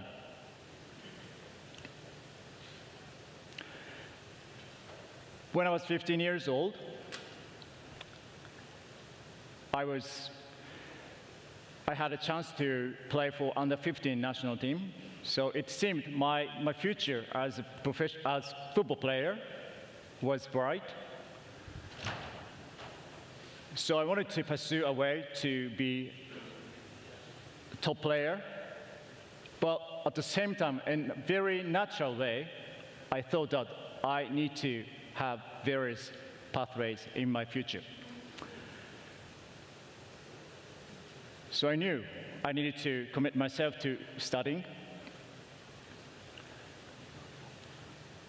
I think the words to me from my mom were very harsh, but thanks to my mom, I could have such kind of perspectives.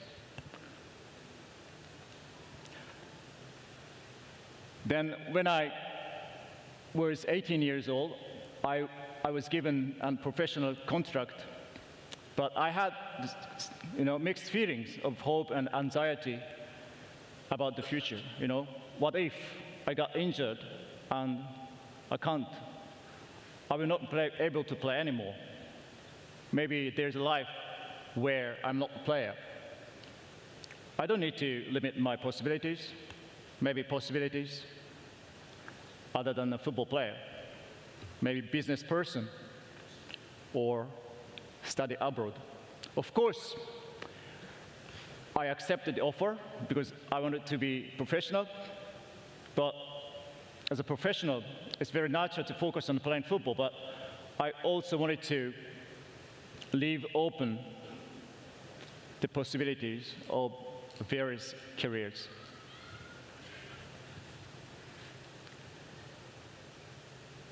For me, there are various numbers, or how can I say, running through in my career. When I'm playing football, I'm walking down on a path, of football path, and when I'm not playing football, there's a path, and I'm walking down on this path, maybe study or anything else. So the various paths are there around me. So I decided to play as a professional. Then at the same time, I decided to go to university to study economy. It took 6 years to graduate, by the way. Normally 4 years in Japan. But I think it was right decision because after my retirement, I took the FIFA Master. Without bachelor degree, I couldn't make it. So again, the decision was right because I could keep open my possibility. So again, I thank my mom for teaching reality when I was a kid. And then nowadays, when I talk with young football players when delivering football clinic, I always say to them, do not limit to your possibility.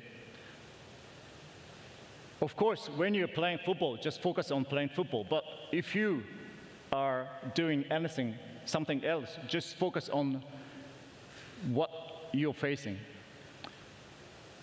and do your best. I think I hope and I believe, that's the right way to do so. And maybe this attitude will lead to their bright future.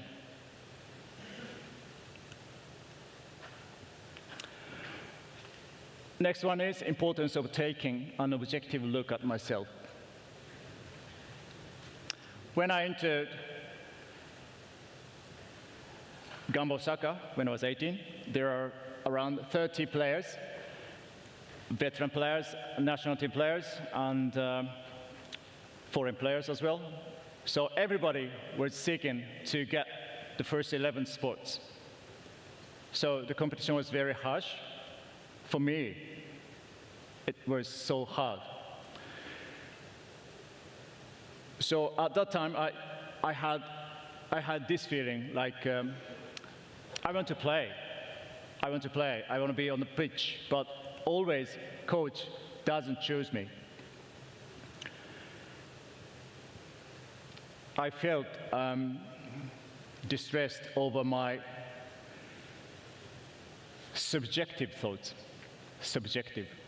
But one day, my friend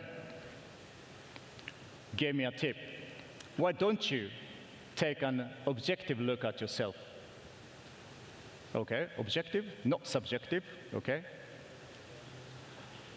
If you see myself from coach's point of view, teammates' point of view, media point of view, or supporters' point of view,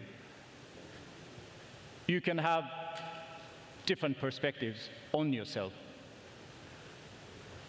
So I could capture how others evaluate myself from their point of view. So I could have, I could understand what are my strengths, what my strengths are, and what my weaknesses are. Also, I stopped it thinking on what I cannot control, like a coach's decision. Instead, I focus on what I can control, like how to commit myself to everyday training sessions and like individual physical training and so on. This way of thinking helped me a lot. Objective, not subjective. If you're here, you yourself, you or other people look from here, then what kind of impression does he have?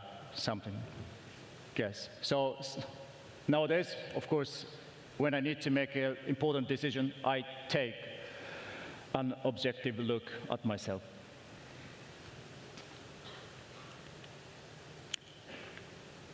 The same applied when playing national team. When I was new to the team, when setting up the team, when I was a substitute, I always tried to find a spot where I could hear the voice of head coach and see the reaction of the coach. Because, I need to know what the coach, I need to observe what he likes, and what he doesn't like, right? So the thing is, to whom do I need to sell myself? Who is the decision maker, right? So I need to know what kind of factors the coach demands the players to let them play. And gradually, I had a chance to play. Then I gained Philip Trussi's trust and Zico, Brazilian superstar, their trust. Then I could play by adding my strengths.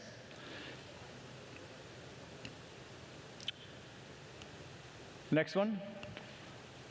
Where's Windsor? Thank you for teaching us the importance of good communication. I think so too.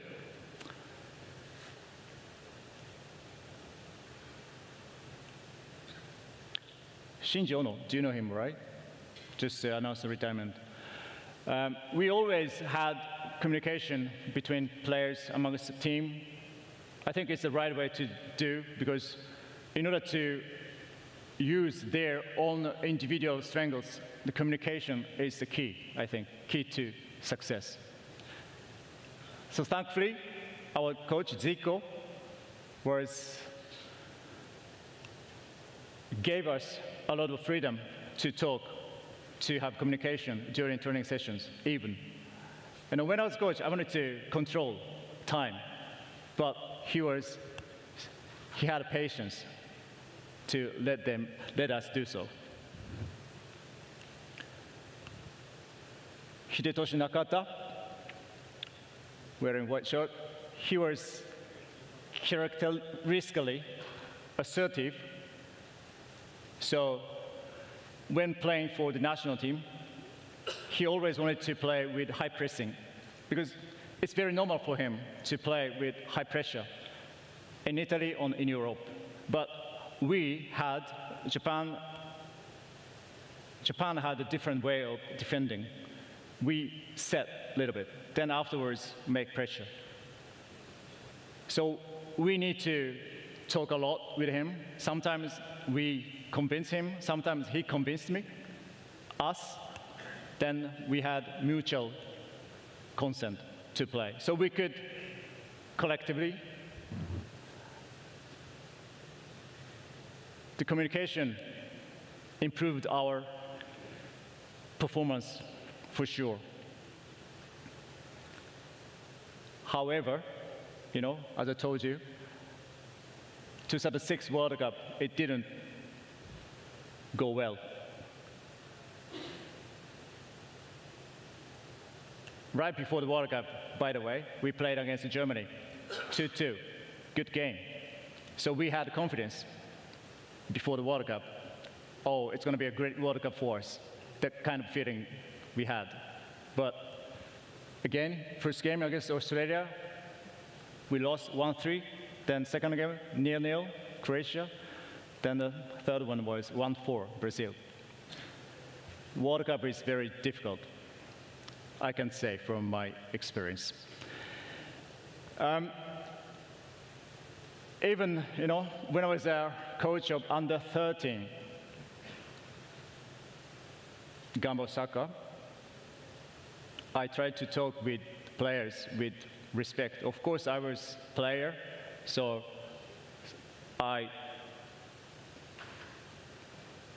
need to tell them how to play, how to think, technically or mentally. But I always wait for their ideas. I always respect their own opinion. I don't think, there's, of course, experience is important, but I wanted to respect their fresh ideas. I had 23 players, by the way. Just one player is now playing top team, this guy. This guy is now 21 years old, playing for the top team of Gamba Osaka.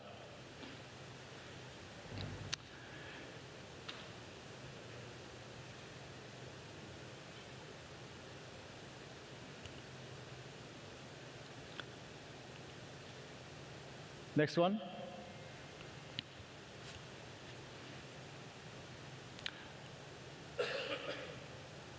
Can I go back to my slide? I want to share a story. I got a message from a young man on my Instagram. He said, "Coach, how are you? I'm now in the States playing football and studying English." Okay, who is this guy? I guess. This guy, okay, I remember him.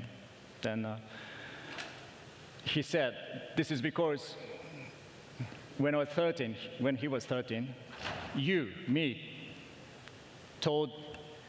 told me the importance of having the various possibilities." Yes, I didn't remember, but maybe I did. I told him. Then it worked, you know. He remembers, and he did it, and he does it. He's doing so. So I was so happy to read it, and a little bit touching, you know. This is the gift, I think, as a coach, to have such a kind of good message from ex-player. Next one is importance of setting concrete target when leading a group. This is a story when I was a coach.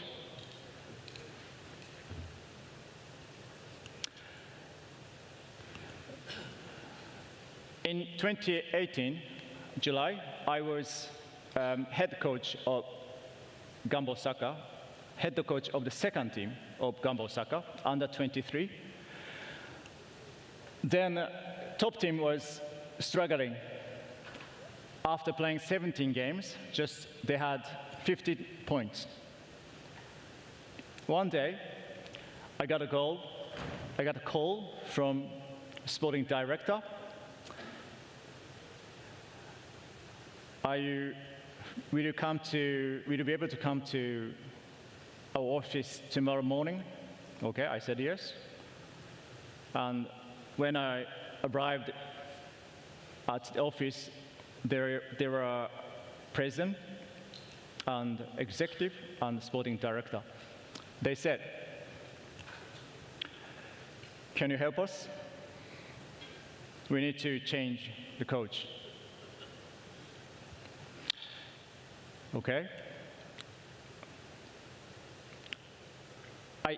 I said yes, not immediately, but I wanted to do that job, of course. I wanted to become head coach of a top team. That's why, you know, I took the top tier license. And also, I wanted to help my club, right? But, you know,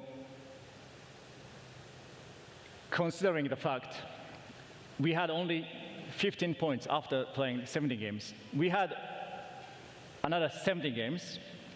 In order not to be relegated, we needed to get at least 25 points. On average, you know, we could see the tendency. So, during the first meeting with the players, I needed to set the concrete target goal that we can mutually have consent to achieve. Target was gaining 25 points out of 70 games, meaning 7 wins and 4 draws and 6 defeats. And in order to do so, we need to change here, training intensity. We need to have more high intensity during training sessions. Talking about tactics, we need to have good defending in the midfield. And trust, confidence. By losing many games, players were losing their confidence. And these 3 words were given to my players by me. And I said, you can do this. First 2-3 games, we couldn't win, but after playing 70 games, we were here.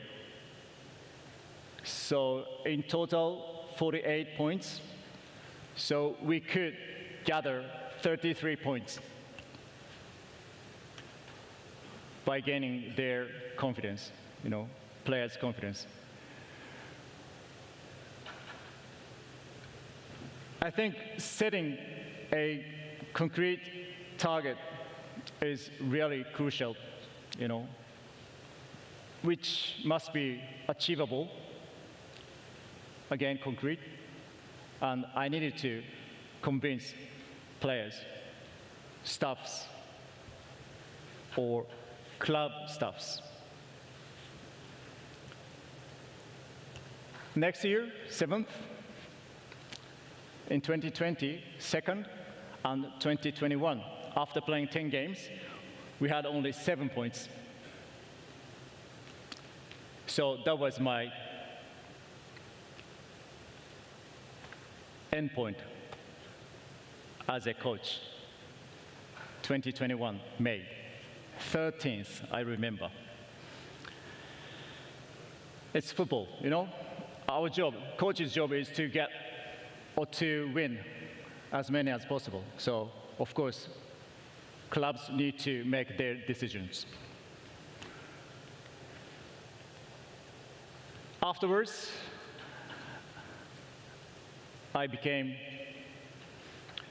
in 2022, EXCO member, and since February, I have been General Secretary.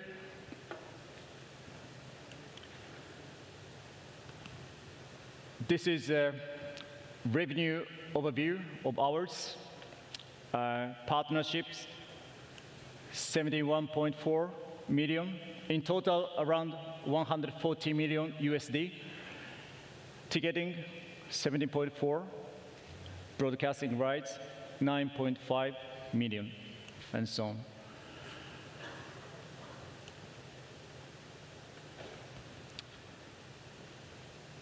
As you can see, 50% of our revenue is partnership revenue.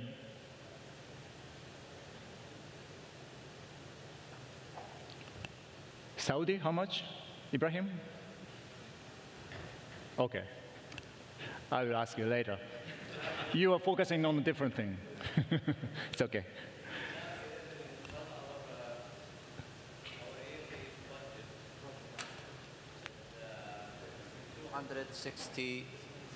Sorry. 260 million. 260 million USD, yes. Great, thank you. Thank you for letting me know us.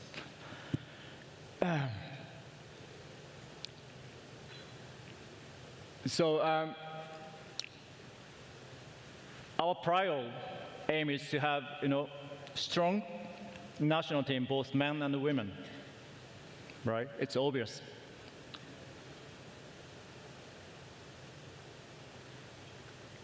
By doing so, we believe that we can compete against good teams at World Cup, right? So, like Saudi Arabia is generating money, of course we need to generate more money, increase our budget, and we need to increase the number of registered players, both men and women, because we want to be successful in 20, 30 years. Digital transformation will be needed, because we need to have a comprehensive database for marketing purpose and development purpose. And I personally feel that I need to change the mood of our secretariat.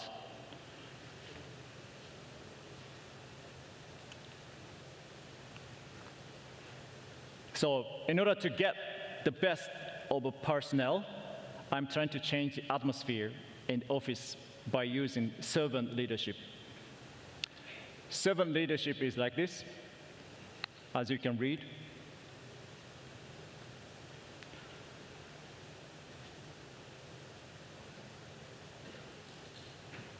You can use this leadership style in any type of business, but it is particularly popular within non-profit organizations. This is a comparison of traditional and servant leadership. As you can see on your right side, employees are supported by managers, executives, and CEO. And when you see on your left,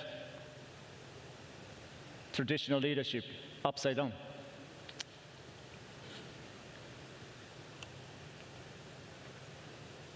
Power structure, bottom up, influence-based, traditional leadership, top-down, authority-based. I personally think, I need to have traditional leadership, but it's up to, or depends on the situation, this servant leadership will be needed.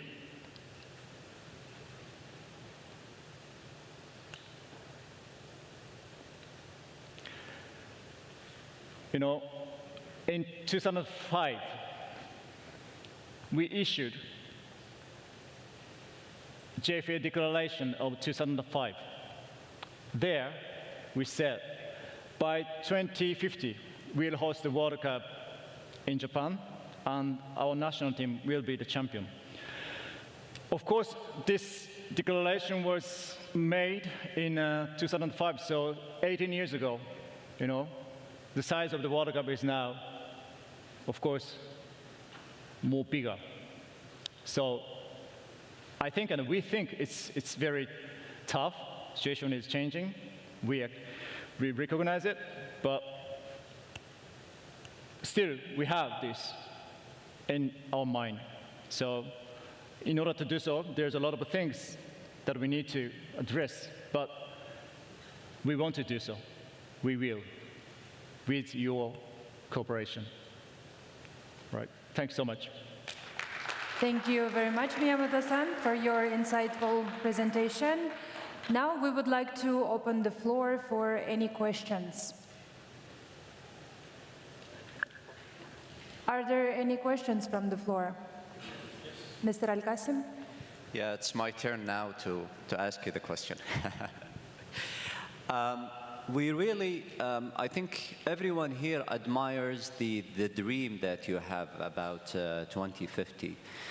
And maybe the main question that have been going around since the launch of this dream is, how would you ensure let's say, the governance and the continuity of this dream? Keeping in mind, for example, we were discussing this last night, that you have, I think, 8 years term for presidency in JFA. So if you're talking about a new president every 8 years, how would you make sure that the dream still continues and everyone still believes in the dream? And the players who will play in 2050, maybe a lot of them are not born today. So how would you keep that dream alive? Thank you, Ibrahim.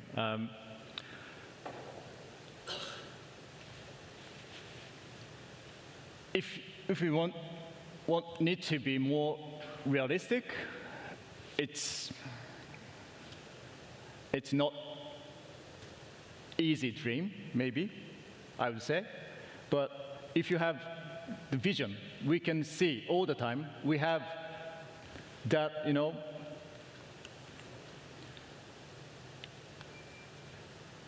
we have the statement, in our office everywhere, all the time, every corner of in our country. So we can go back to this vision and we can confirm where we are. We are on right track or not. Then can we hold World Cup in 30 years? We think then, okay, we need to do so, we need to do this, we need to do that, and like this. So that's the criteria in a way for us. Of course, as you say, terms, or players are not born yet, of course, but simply this is our criteria. Is that okay? Thank you. Thank you very much. We have one more question, Mr. Desai. Hello, good afternoon. Thank you very much for your presentation. You mentioned about 23 players, young players that you had in Gamba Osaka when you were a coach of under 13. And you said one became a professional player. But there was no mention of 22 who did not become. So what about these 22? And this is across Asia, across the world, where to become a professional player, you have to have that kind of luck, with injury, with your talent, whatever. But there are probably 99% who don't make it. So what role do stakeholders like clubs, leagues, associations have in supporting those individuals who unfortunately could not make it as professional footballers, but still we need to ensure that they become successful people, successful citizens? So what all should we just leave? Okay, you're not a good player? Okay, thank you, bye, goodbye. But we as associations or even confederation, we should assist people or youngsters who unfortunately could not make it, but still we need to ensure that they lead a successful life. Not only in football, not only in sports, but maybe anywhere across a sphere of life. So what support can we as associations or confederations or clubs as stakeholders give these players who could not make it? And second, people who have passed or have become retired. Okay, thank you. Can I answer the first one?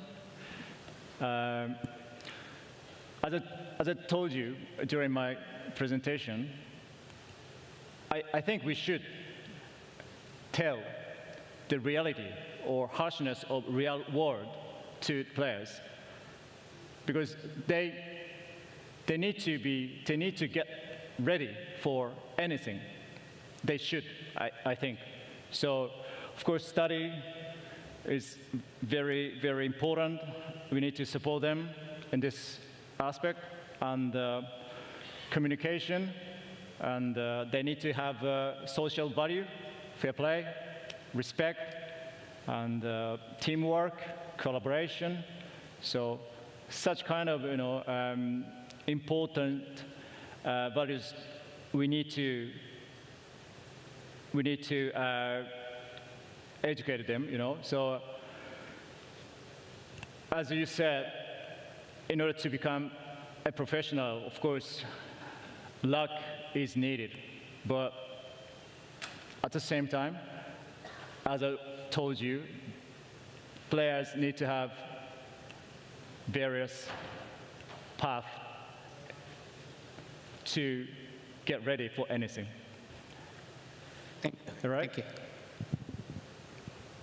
We have one more question. Mr. Al-Mishal. Well, thank you so much. It's very impressive journey to see. I must really say something about JFA. I feel it's really a great model. I can't think about any other federation that they have put their dream to host 2050 and win 2050 since 18 years. And they have, I guess, maybe more than 3 or 4 different presidents since then. and nobody has touched this dream. While in other areas, every president who comes, the first thing he will do, wipe everything and put his new strategy. And this is one thing that we really admire about JFA. I have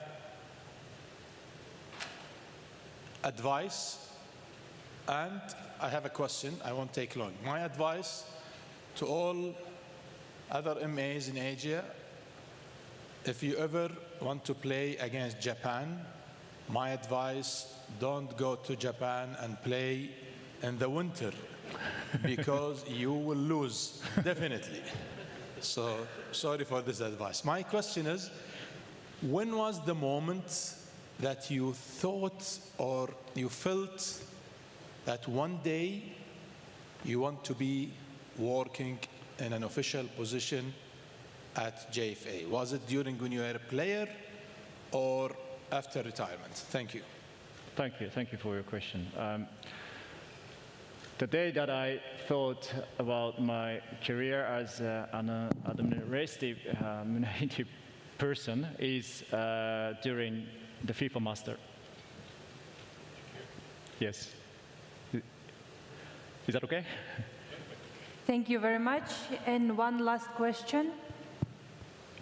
Mr. Lee? It's okay. Last question from me. First of all, thank you for sharing a very meaningful and purposeful journey of and what you learned through your career. And I must also compliment you for your courage and inspiration of wanting to change the culture, the mood of your GFA, particularly to a servant leadership, because I know that in Japan, especially, you have a very deep respect for seniority, and that actually will be a challenge on, transforming from you being the leader, the star that is very typical Japanese, and into a servant leadership. So my question is actually, what are the challenges you face in trying to transform to a servant leadership, and how do you overcome these challenges in doing so? Thank you. Thank you, Winston. We are in the middle of rebuilding the culture of our secretariat. So this is because we had our survey last year, and the result was something not good. That's the reason why we decided to have different culture. So I think we will have still, a lot of meetings are ongoing. Then maybe we will face big challenges in near future. That's the only thing that I can say now. Okay. Thank you very much. And Mr. Isaac wants to ask one more question, if it's okay. Miyamoto-san, thank you so much for sharing your journey with us and some of your experiences. I have a specific question about one of the slides you put up when you took over as the top team coach at Gamba. And you had the 3 T's, the training, the tactics, and trust. I want to ask, when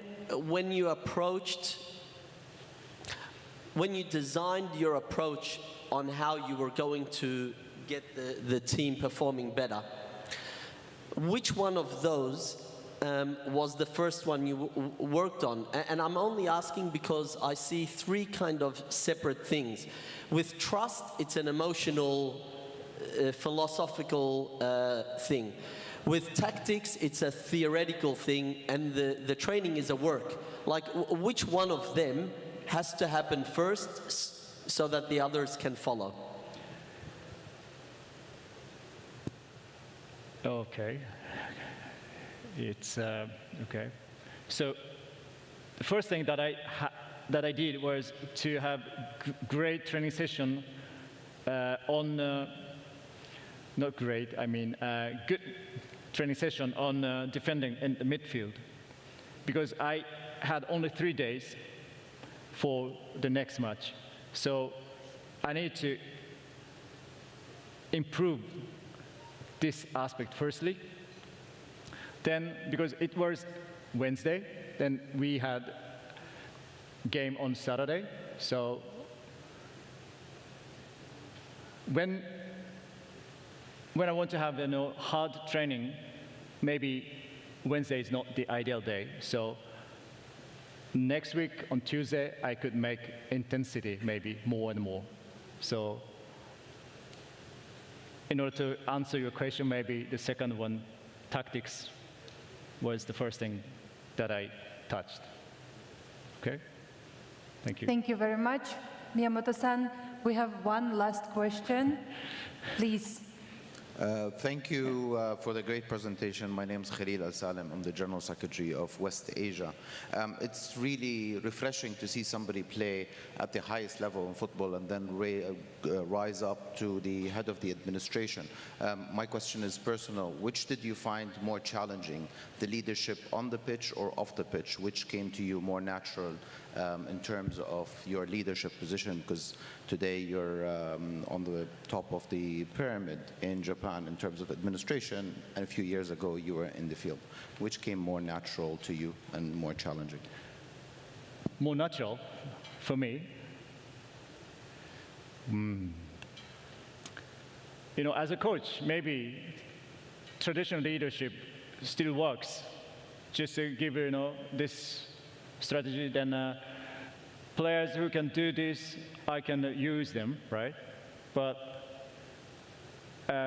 we have around 50 personnel, so they are different, and of course players are different as well, but small number.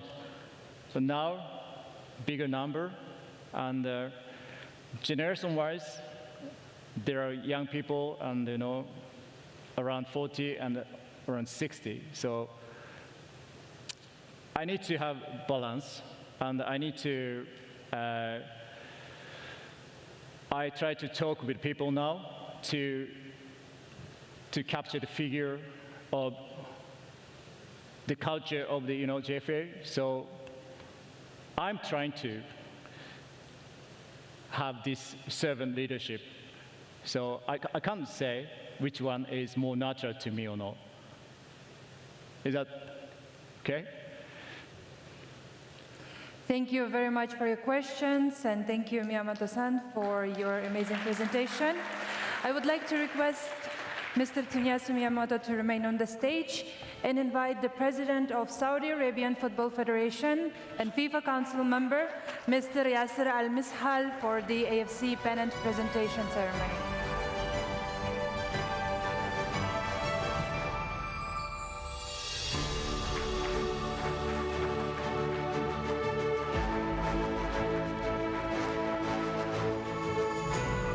Thank you, Mr. Yasser Al-Mishal, Miyamoto-san. Thank you very much.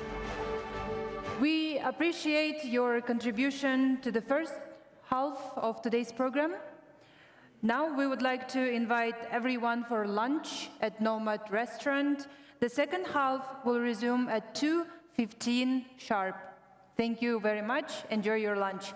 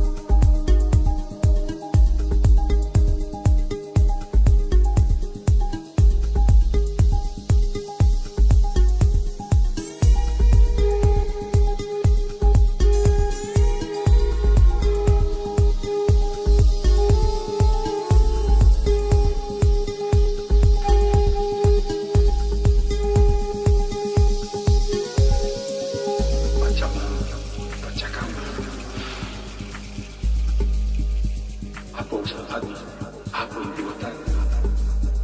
Ako ko'y ulitin. Sumakan si Rikis Manta. Kaisa Pinchaya. Ako ikagong kahara. Ako pachatusan hamful.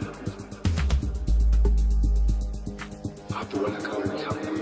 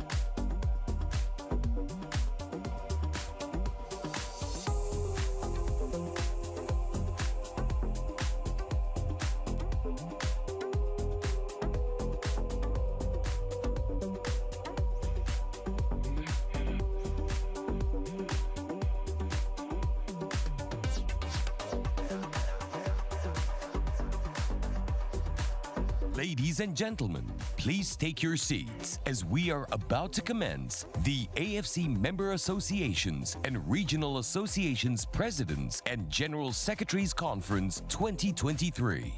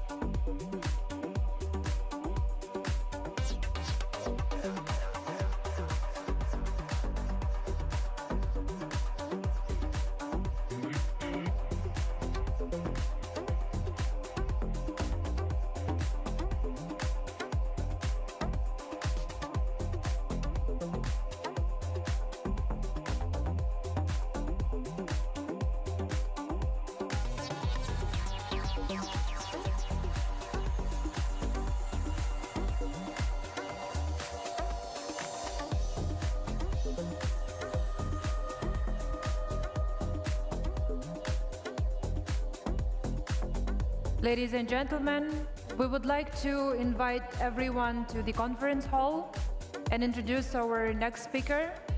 Please take your seats. Thank you very much.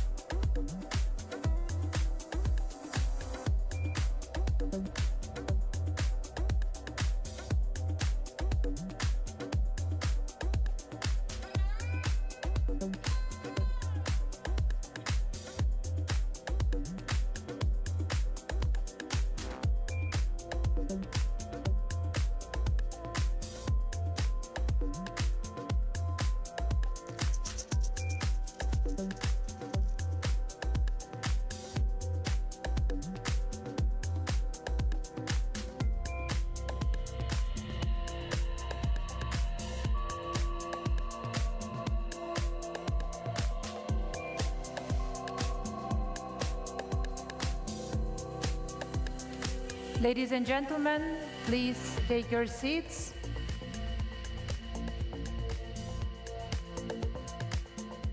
Welcome back once again to this second part of today's session. We would like to introduce our next speaker, Mr. Razvan Burlianu, FIFA Council member and Romanian Football Federation president.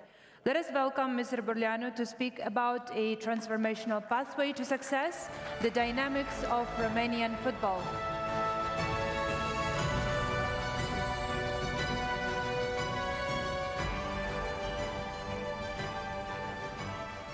Good afternoon, first of all.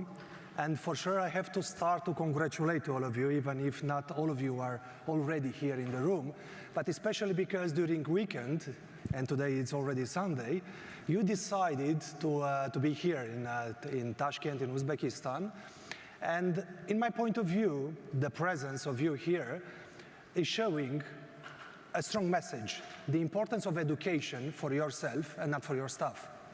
And if I have to make a comparison with the activity, because more or less every one of us, I suppose, that played football, even in the childhood or even at the senior level, I think that it's completely different when you are in a decision-making position. Especially because when you are a football player, you have to train 90% of your time and to perform 10% of your time. When you are in a decision-making position, you have to take decisions 90% of your time and to train only, if you are very, very lucky, 10% of your time. So for this reason, I have to congratulate AFC to take this initiative and to invite you and to discuss at the end of the day is exactly what we need in our activity about leadership. But why I'm here? Yeah, because it's Sunday, yeah, it's weekend also for myself, and together with me, we have a big delegation from UEFA, so also in Europe is weekend. But I have 4 reasons why I'm here in front of you. The first reason, I decided to join you because I have seen in the last years a lot of reforms here in Asia, in AFC, and which are run by your leadership. And I strongly believe about you now, President, General Secretaries, that you are a real catalyst for change here in Asia. And not only for Asian football, but also for the international football. And what AFC is doing through such initiative is investing in you, is investing in talents. And if we have to make a comparison also, how is my perspective about football governance and leadership, especially in the last 10 years, because myself, I started to run my federation 9 years ago, I can say that football governance and leadership has changed a lot in the last 10 years, and I'm pretty sure that I'll continue to do it. This is the reason why we need very smart and very well-educated future leaders to run our organization. It doesn't matter if it's a regional or association, if it's a federation, a confederation, it doesn't matter. But we need very well-educated future leaders in football. And why? Because we have to identify the challenges and opportunities from early beginning and to know how to navigate and to assume the responsibility. The second reason why I'm here is because I want to share my experience, especially because when I started 9 years ago, I didn't receive any significant support. I can say very honest with you that I was myself with my team alone in all this football environment. But maybe in the future, we as governing bodies, maybe we'll change this approach everywhere at the international level, to look much more to the national association like somebody who is responsible for the value and the reputation of our asset. And our asset is football. The third reason, we are participants in the same global economy. So we depend on each other. And the challenges today are really global and in a full interconnection. Something what is happening, let's say in Tashkent, in Bucharest, in Lyon, in Zurich, or in Sydney, for sure will affect and will influence all our lives and our organization. And why? Because we are living in a moving world. And this is something that we have to understand, especially in the last years. And the speed will increase even much more in the coming years. And why not? Sometimes to remember that we are only visitors on this planet. We are here for a limited period of time. So during this time, maybe we should work much better and to leave the world in a better place. And football can do it. Yeah? Sometimes when we are saying that football is more than just a game. And the fourth reason, because I promised to you that I will deliver to you four reasons. The fourth one is because I'm trying to challenge you. Sometimes we have to recognize, we have to have this ability to recognize that sometimes we are too conservative. And why not to recognize that we are afraid to think out of the box, to innovate, to push the limits, like a player is doing in every moment on the pitch. And also to recognize if something was successful in the past is not enough to succeed in the future. If something was successful in the past is not enough to succeed in the future. So saying this, I will try, let's say, to summarize my vision, how we transform the football in our country, especially in the last 9 years. But if I have to say something about myself, I can say very easy that I grew up with football in my home, in my house. My father was a football player. He was the captain of our football club in our home city, playing in the first league more than 350 games. Myself, I did a lot of sacrifices for football, especially in the holidays, because I didn't have holidays like all the other kids. Winter or summer, I trained with my colleagues, with my teammates, or with my father. And why? Because my dream was to become a Champions League football player. Unfortunately, I didn't succeed, because maybe if I would be a Champions League football player, I would not be here today, and I will not have this pleasure. But football is my passion, and I strongly believe that we have to be very happy that we have this opportunity to be together. But let's focus a little bit about Romania. There you can see the map, the map of the central and eastern side of Europe. And maybe if I will try to describe you some specificities of Romania, maybe immediately you will discover a lot of similarities with your countries, some of them for sure. First of all, we are coming from the eastern side of Europe, and the eastern side of Europe is not like western side of Europe. Yeah? Especially because if you are looking to Romania, until 1989, we were under the communist rule. After 40 years of being under the communist regime, we succeeded through revolution to stop this, after 40 years. But for sure, if we are looking, let's say, to all the pathway from the 90s until now, what we miss, especially if we are looking to our university, if we are looking to our mindset, we miss the access to the knowledge. And as such platform like is today here, like you have also the AFC Academy, also we have in Europe and also in Romania, we have this kind of similar platforms. This is exactly what we have to do to fill this gap.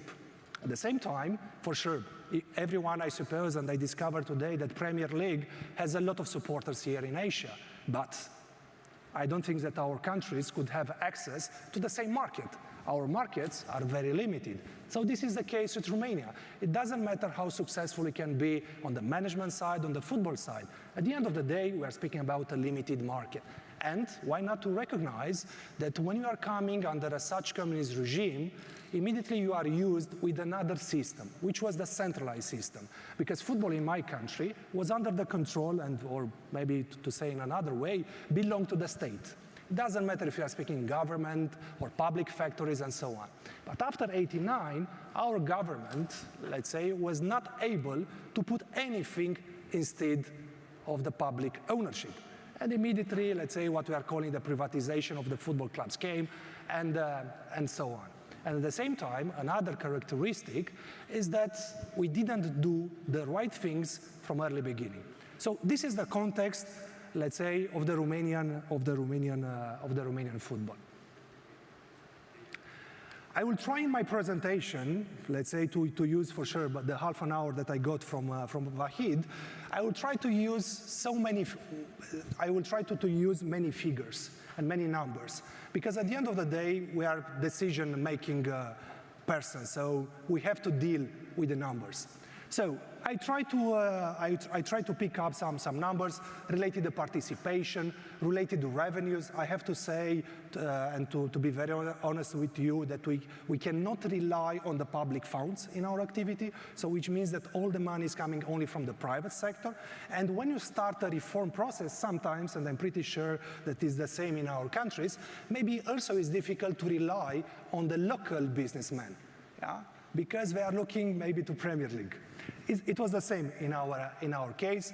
I pick up also some figures in terms of the women's football, because yesterday I found a very nice example, a very nice story, a pathway for women's football in Saudi Arabia, and so on.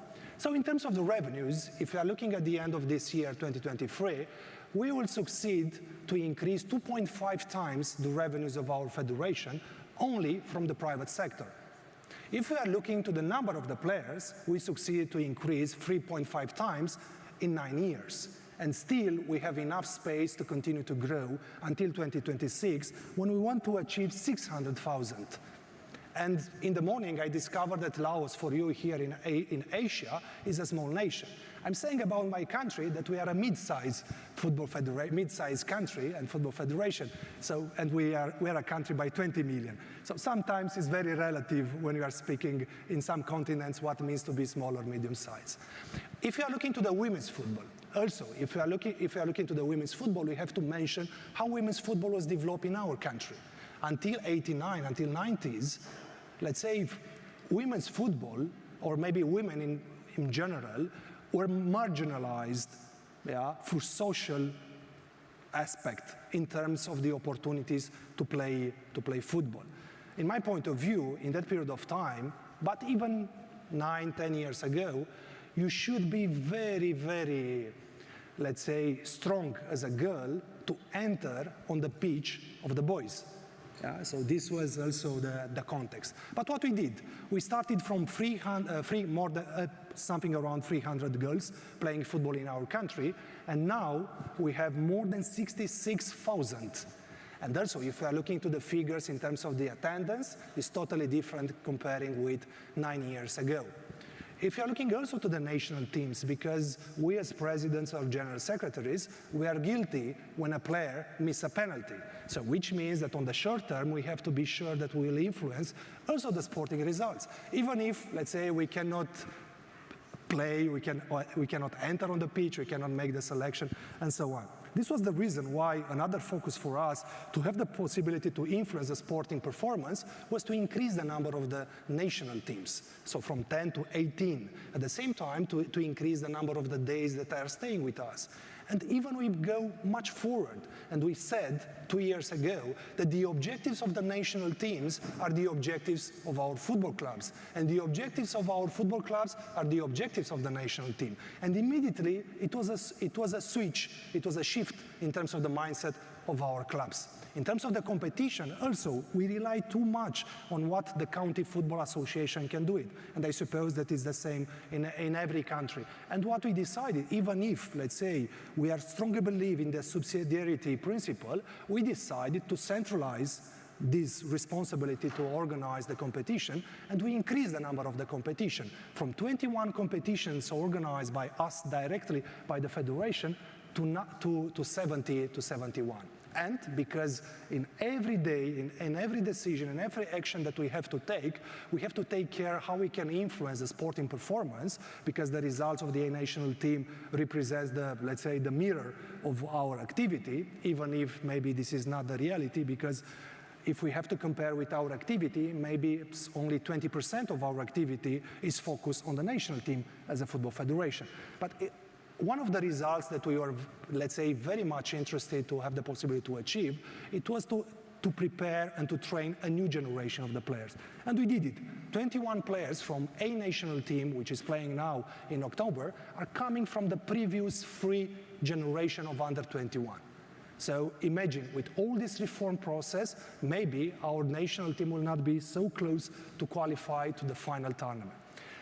but also because you need quick wins in your activity to be sure that politically you are in a stable situation, that you are able to convince the private sector to finance all your ideas, all your actions, to convince your government to support the infrastructure, different intervention in terms of the legislation. You need also to focus on how you can influence the results. What we did, we succeeded to qualify, not only because we really love France, but because, let's say, the Euro was in France in 2016. We succeeded with the under-21 for the first time in our history to qualify for 3 final tournaments in a row, taking into consideration that in the past we qualified only once. We qualified for the Olympic Games after 56 years, so we enjoy a very nice meeting with Kozo during the Olympic Games there in Tokyo. And in terms of the under-19, we qualify in top 8 teams in Europe for a final tournament. So, which means that for sure the new generation which are coming will be much better than what we found. Let's go much forward, because as president or general secretary, you cannot succeed alone in this journey. I have to recognize to you that when I started in 2014, for sure, I was the youngest guy. When I ran, I was only 29 years old. Yeah, very young. Yeah, even now, when I'm looking to the FIFA Council, I'm still the youngest. But this is the reality also in our organization today. So if we are looking to the average age, I started with a lot of colleagues of mine being over 60.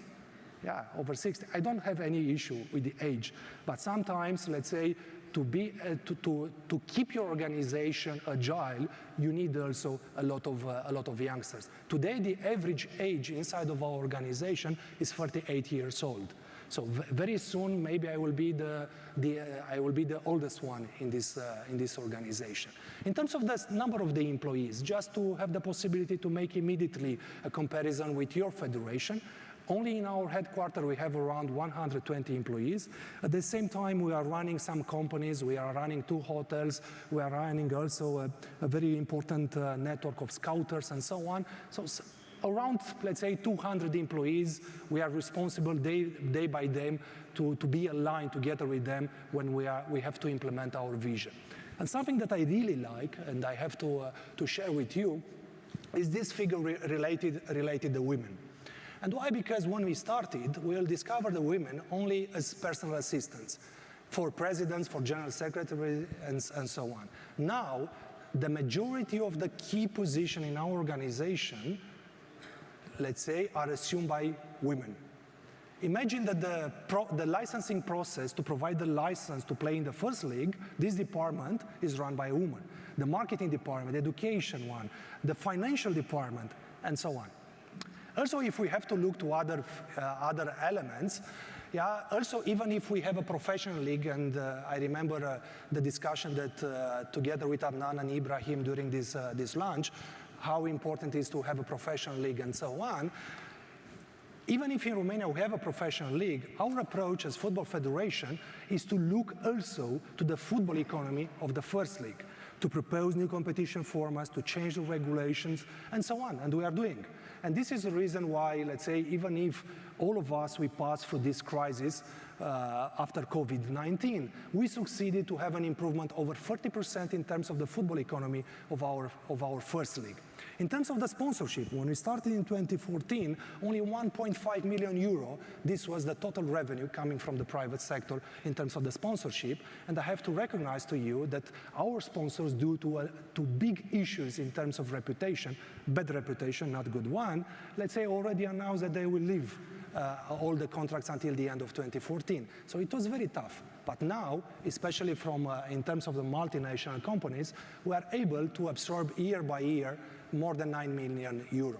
And in terms of merchandising, we have also a very nice story. We started from sales around 60,000 euro per year, and we already achieved in 2023 already 2 million euro. In terms of the infrastructure, because also when you are looking to these financial figures, immediately you realize that the Football Federation cannot invest in the stadiums. The previous public investments, because also we have to rely on the government and local authorities to invest in the football stadiums. Also, we discovered that the previous public investments were done in the 70s, and how you can modernize your football, your product, with the infrastructure from the 70s or 80s. And immediately we enter, without to have any political affiliation, in a lobbying campaign with the government, trying to argue to them why they have to invest in much more in the infrastructure. Only in the last 8 years, we succeeded to invest as a country in 8 new stadiums, from a capacity by 8,000 seats to a capacity by 30,000 seats. But how we did this? Because I suppose that this has to be the question every time when you join a conference, or I don't know, when you are listening to somebody. Through our experience in Romania, I can say that what was the most important, it was the vision. So even if we are a very poor organization in terms of the financial resources in 2014, our management was not updated and so on, we took our time and we looked to us, for sure, a small team in that period of time, and we asked ourselves, what is our vision? What do we want to do with football? And this is our vision, yeah? FRF, the Romanian Football Federation, to be the most relevant social partner in Romania in terms of impact at community level. So this was our approach. Immediately, we made a step forward and we identify our values and our core values. And now everything, even in the difficult moments, yeah, because every organization has to face crisis, yeah, and also we face a lot of crisis, yeah, now it's much more easy to take any decision. And at the same time, we discover some, let's say we are saying innovative principles around our team. And for sure, the element of the coherence, and I want to insist on this, in this moment for us, are the values. Because, let's say, in front of us we have many challenges, many opportunities, sometimes crises and so on, but through our experience we can share with you that even in the most difficult moments, we came back to our values. And it was very easy to take any decision. Also, our federation is much more predictable for every partner. Private sector, public sector, football governing bodies, and so on. What about our values? Because I mentioned that in 2014 when we started, we decided to speak about, we decided to identify our values. Yeah? And these values are now in every office inside of our headquarters. But because I discovered, let's say, that NASA is an example, let's say, is a story that was used here on this stage, we did it in another way. Yeah? Not only, let's say, the vision, and for sure this is a recommendation that you will find in every book, that every employee to be aligned with the vision of the leadership and so on. But what we did, we involved all the employees of our federation, yeah, to set up the strategy of our federation. Imagine that now inside of our federation, and I can give you a lot of examples, this kind of practical example, we stopped to have a marketing and communication department. Now we have an engagement department. But you know who was the first guys that were asked for the feedback? It was the same guy, the same person that was asked in NASA. Yeah? So the person that are working to cleaning our facilities, yeah, were asked about how we have to enhance the relationship with our fans. Yeah? So a totally different perspective.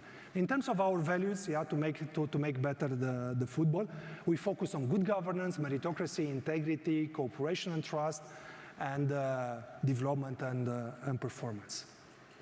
What about the principles? The principles that now you can identify in every employee of our federation. First of all, the agility. Yeah?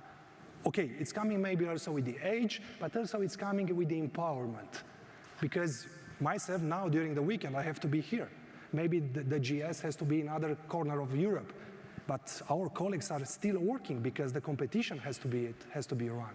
Which means that we empower our colleagues, let's say, to work between all the departments and to assume an innovative approach. To not be afraid, yeah, to speak with the president, to speak with the GS. For example, what I'm doing in every meeting that I'm joining in our organization, and I suppose that it's very difficult when you are a decision maker, I'm speaking the least.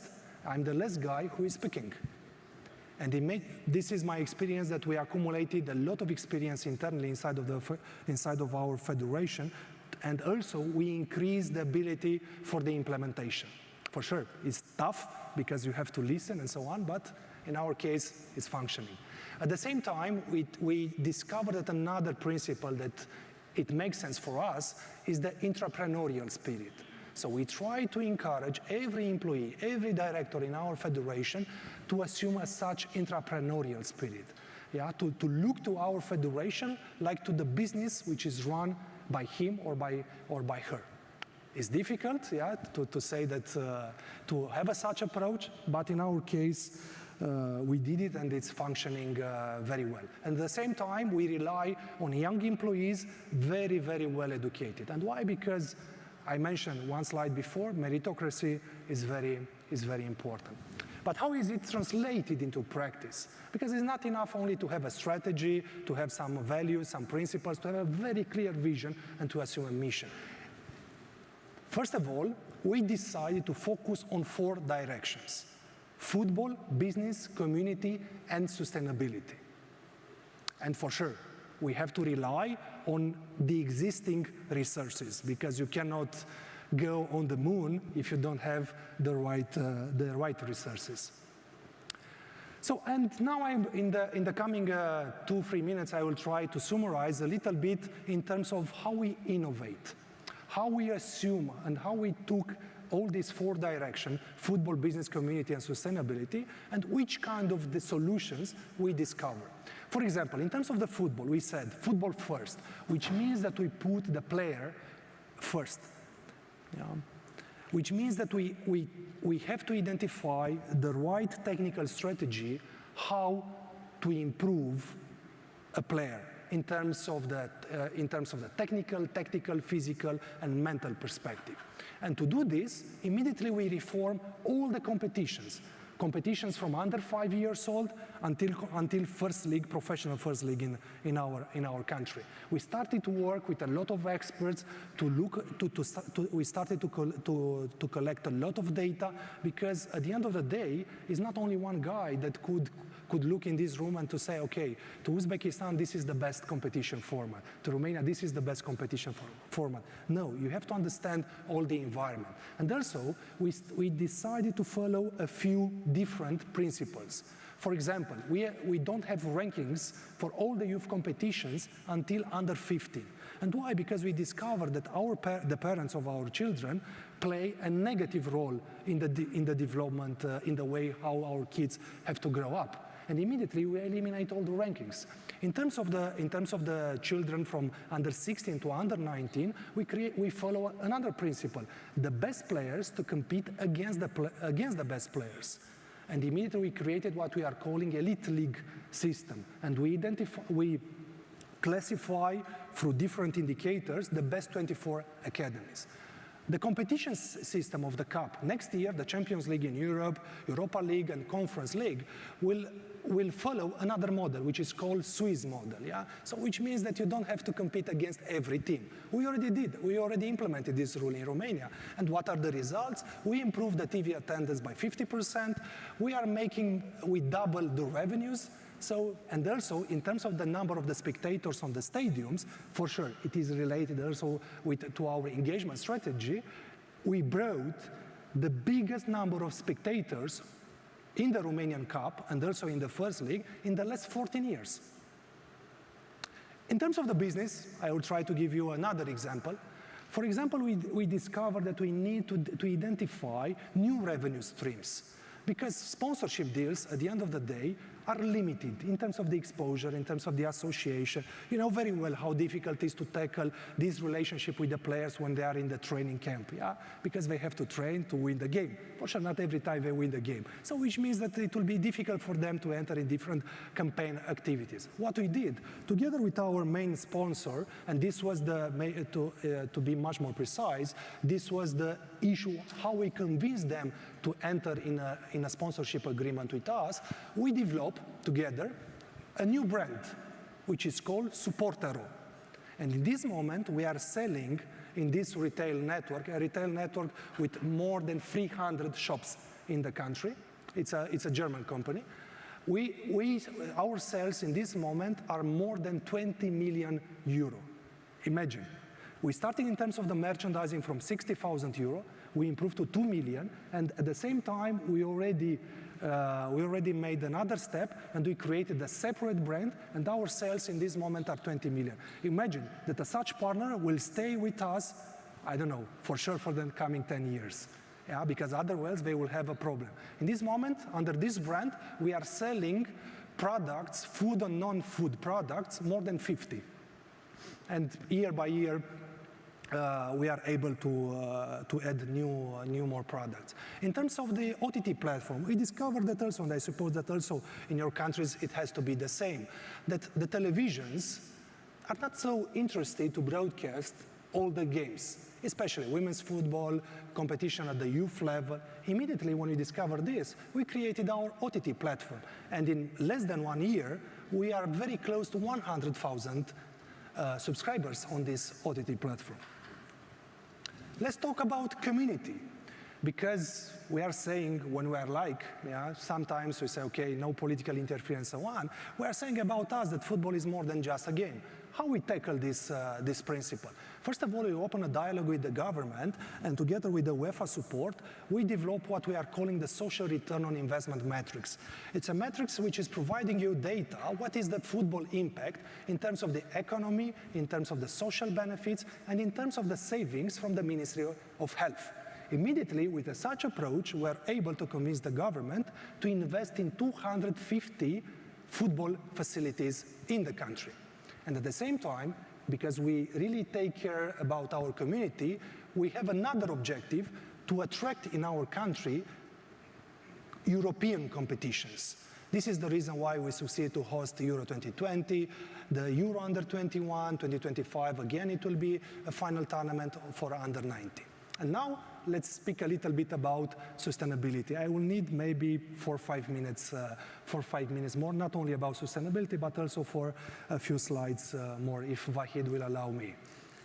So, in terms of sustainability, first of all, when I started, I told you that we have to take care about the environment. We have to take care that we have to develop the football on the long term, not only on the short term. This is the reason why, for example, to translate it into practice, we are looking to 26 or 27 to host the Europa League final. Yeah, for sure. In terms of the infrastructure, Romania is ready. In terms of the management team is ready. We have already the right experience. But why to do it? Just to, I don't know, to have another show in our country? No. What we said to our government and to the city of Bucharest, which is the capital city, we want that this event, if we will be successful, to be the most sustainable sport event in the history in Romania. And immediately, the municipality of Bucharest, the government, changed even the strategy in terms of the sustainability.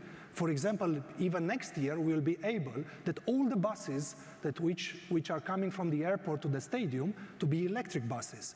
And this kind of, let's say, initiatives. And for sure, to assume such approach, we develop a very good relationship with several NGOs that maybe in the past, let's say, they will not realize that football can be a tool really to change their lives. I'm speaking about blind football, I'm speaking about kids coming from disadvantaged background and so on. Because our approach is to consider us to be privileged, to be lucky that we are in this position.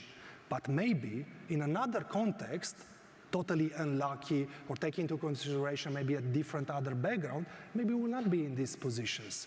So, which means that we have to take care also about the others. So, the unifying element for us, in 2015, it was the first strategic document in our history. Until then, no strategy.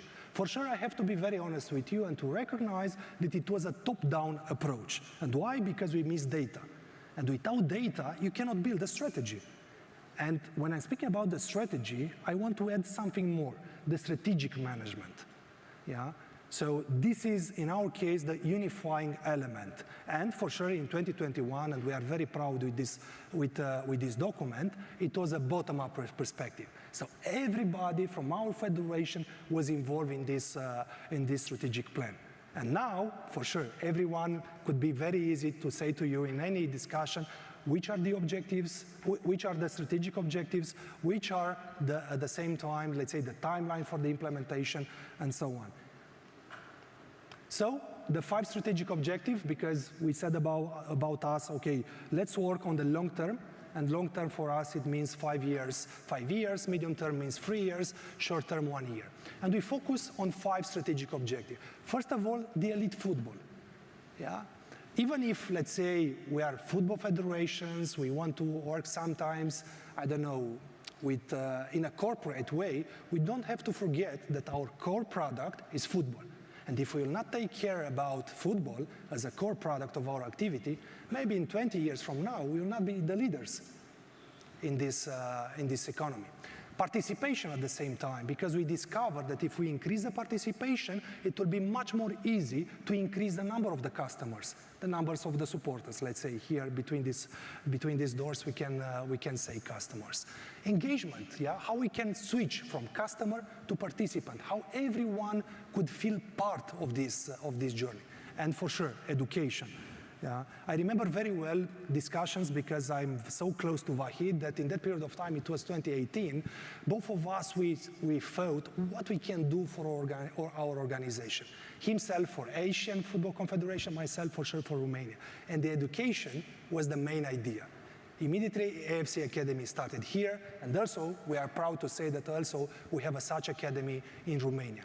And we started 2 years ago as a separate foundation, which belongs to our federation, and in the meanwhile, we train more than 2,200 Romanians in unique 54 educational programs.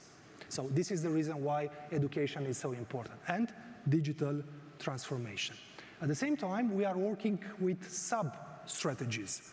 We have a separate strategy, sub-strategy for technical development, a separate sub-strategy for women's football, a separate sub-strategy for sustainability, but also for amateur football.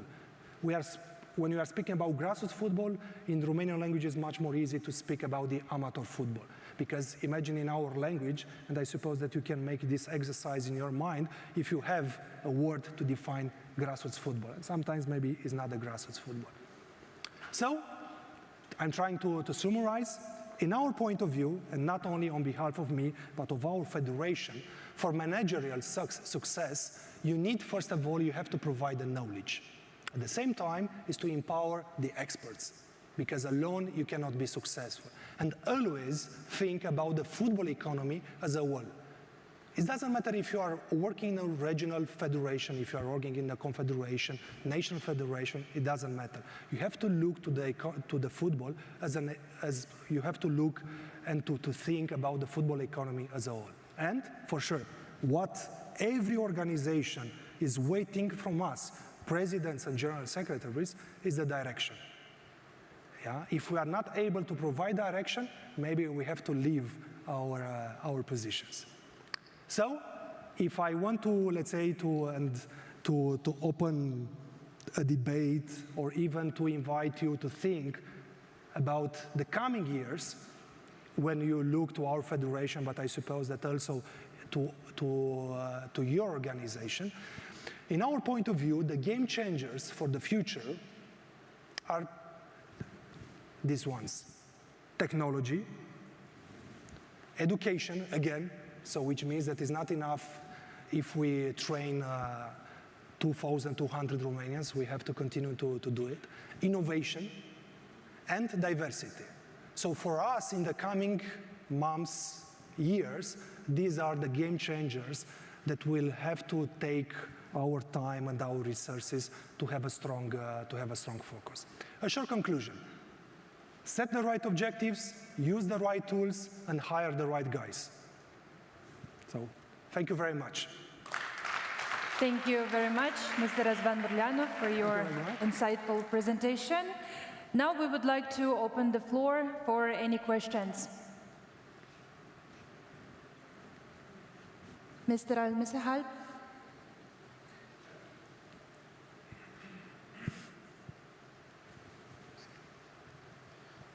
Well, I would like to thank AFC for inviting our friend Razvan. I've known Razvan for a few years. He never shared such important information. So it's a great idea when you invite a guest to present something, he will do his best to impress the audience, and also he will share very valuable information. So thank you, Razvan. My question is, you said something very important, that you managed to have the objective of your national teams to be aligned or almost the same objective of your clubs. This is very hard. Can I know how did you manage to reach that? Yeah, first of all, we are trying to focus on two directions. One is the management side and one is the sporting side. Maybe I will try to tackle much more the technical side, because maybe I suppose that this has to be the challenge for every president and general secretary, much more than the management side. First of all, it starts from our technical strategy. And in our technical strategy, we have this mission, that the objectives of the national team to become the objectives of the football clubs, and the objectives of the football clubs to become the objectives of the national teams. How we did it? First of all, we identify a few areas, like is, for example, the academies. And for example, we told to our clubs, it was a private meeting with the ownership of our clubs from the first league, and I told to them, look, and imagine how difficult it is sometimes to deal with these kind of owners. Some of them are good guys, some of them are bad guys. They know this. This is also the reason why I can say also here. And I told to them, look, we have a huge opportunity, first of all, to bring our clubs much more close to the community, to increase the fandom. At the same time, to make more money from sales, from transfer fees, comparing with the market with the TV rights. For sure, in the first year, nobody believed me. And I said, no, we rely too much on the TV rights. We know that we have here this on the agenda. After 2 years, because we already prepare all the pathway in terms of the intervention of the coaching school, in terms of the licenses. For example, we implemented 2 different kind of licenses. A special license for the coaches from under 10 to under 15, and another license for the coaches at the youth level from under 16 to under 19. All the competition, all the pyramid was already done. So we prepare a new generation to come, and after 2 years, they succeeded to register more money, to make more money from transfer fees, comparing with the TV rights. Another direction was to create and to empower another role in the licensing system, which is related to the manager of the academies. And we educate them for 1 year. And we discover that it's not enough. Because, you know, in this kind of meetings, everyone in general is trying to tell you only the good side. But I would recommend you to ask the failures, yeah? Because nobody will like to speak about the failures. And we discovered 1 year that, in a way, we failed. Why? Because it was not enough, yeah, for them after 1 year to be able to provide a technical strategy, yeah, a football philosophy for every club. And we enter in the second phase of the project, in a mentorship project. And now we are very happy because we have 6 clubs in our country, yeah, which already publish their football philosophy. So it's already implemented. This means when we are saying that this mission with the objectives, it means that also the coaches of the youth national teams will be much more close to the football clubs. Now, the coach of our youth national teams are spending much more time, because I told to them, 20% of the time of the kids are under the umbrella of the national teams, but 80% are in the clubs. So which means that you have to find a way to influence the performance of the young football players in the academies. And now our youth coaches are going in the academies, they join the training sessions and so on. And now the relationship with the most important academies is very strong. So these are just a few projects, just a few initiatives that we did it, and for sure many more will be, but the presentation has to be very short. Thank you very much. Are there any questions from the floor? Thank you, Mr. Burlianu. Thank you very much. Thank you very much. Thank you very much. I would like to request you to remain on the stage. I would like to request you to remain on the stage and invite the AFC Vice President, Mr. Ganbatar Amgalanbatar, for the AFC pennant presentation ceremony.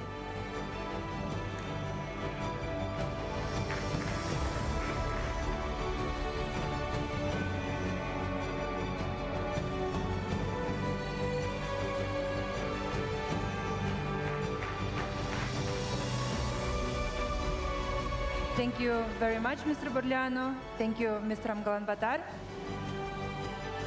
Now, we would like to invite Mr. Mark Milton, founder and director of Education for Peace, to conduct the second part of his exercise on the power of listening and presence.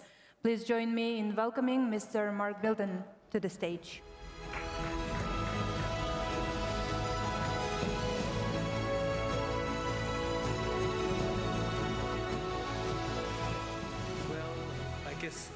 It's working. I guess I can say hello again. It's a pleasure to be back. Actually, it's an honor to be twice on this stage with you.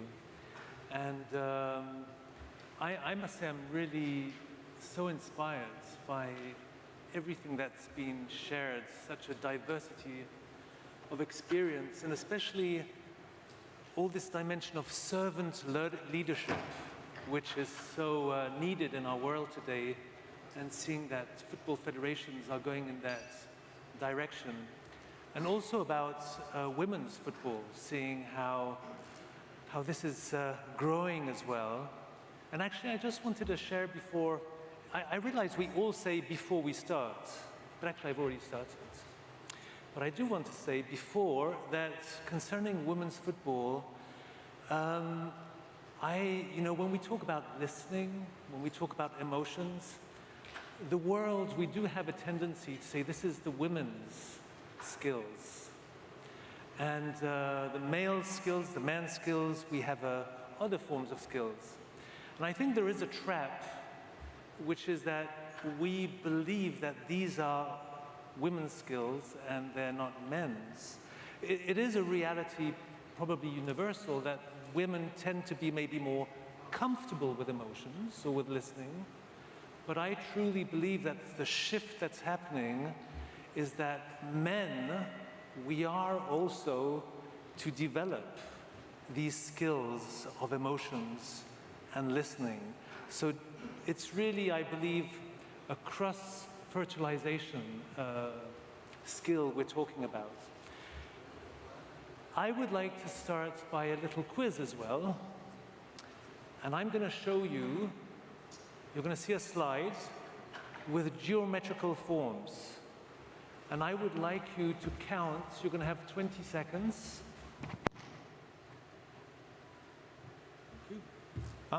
Okay, so you're going to have 20 seconds to count how many geometrical forms you see on the screen. Okay? So 20 seconds to count. Here they are.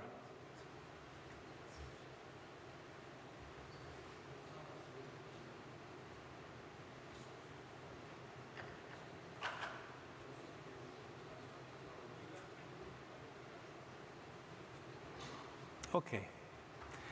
How many of you, and please lift your hands, see between 0 and 10 geometrical forms? Okay, a few more, okay. How many of you see between 11 and 20? Okay, more.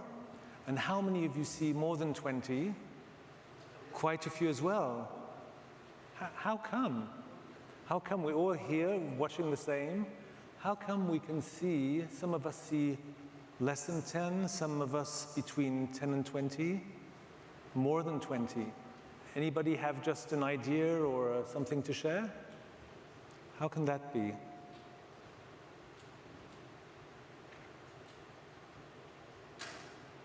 Maybe it can be the way we understand the question or what we see. But anyway, the most important question is the following. In the picture, there was a bus with children in the bus. How many can say how many children were in the bus? 5. there was a clock. How many can say what time it was on the clock? So there it is. And actually, congratulations, 5. What can we conclude from this? What conclusion can we make? Anybody have?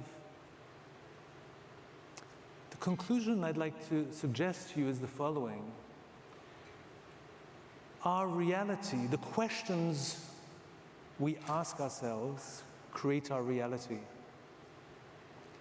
I mean, if you think about it, it's very deep. Because our world, we are interacting with the world, and there's millions of information all the time. But which are the informations we are connected with? And the questions we ask ourselves are really those that are going to orientate our intention. And that's why when we are also asking questions to other people, it's to have that awareness of the power it has. But as I said, also the questions we ask ourselves in terms of self-awareness.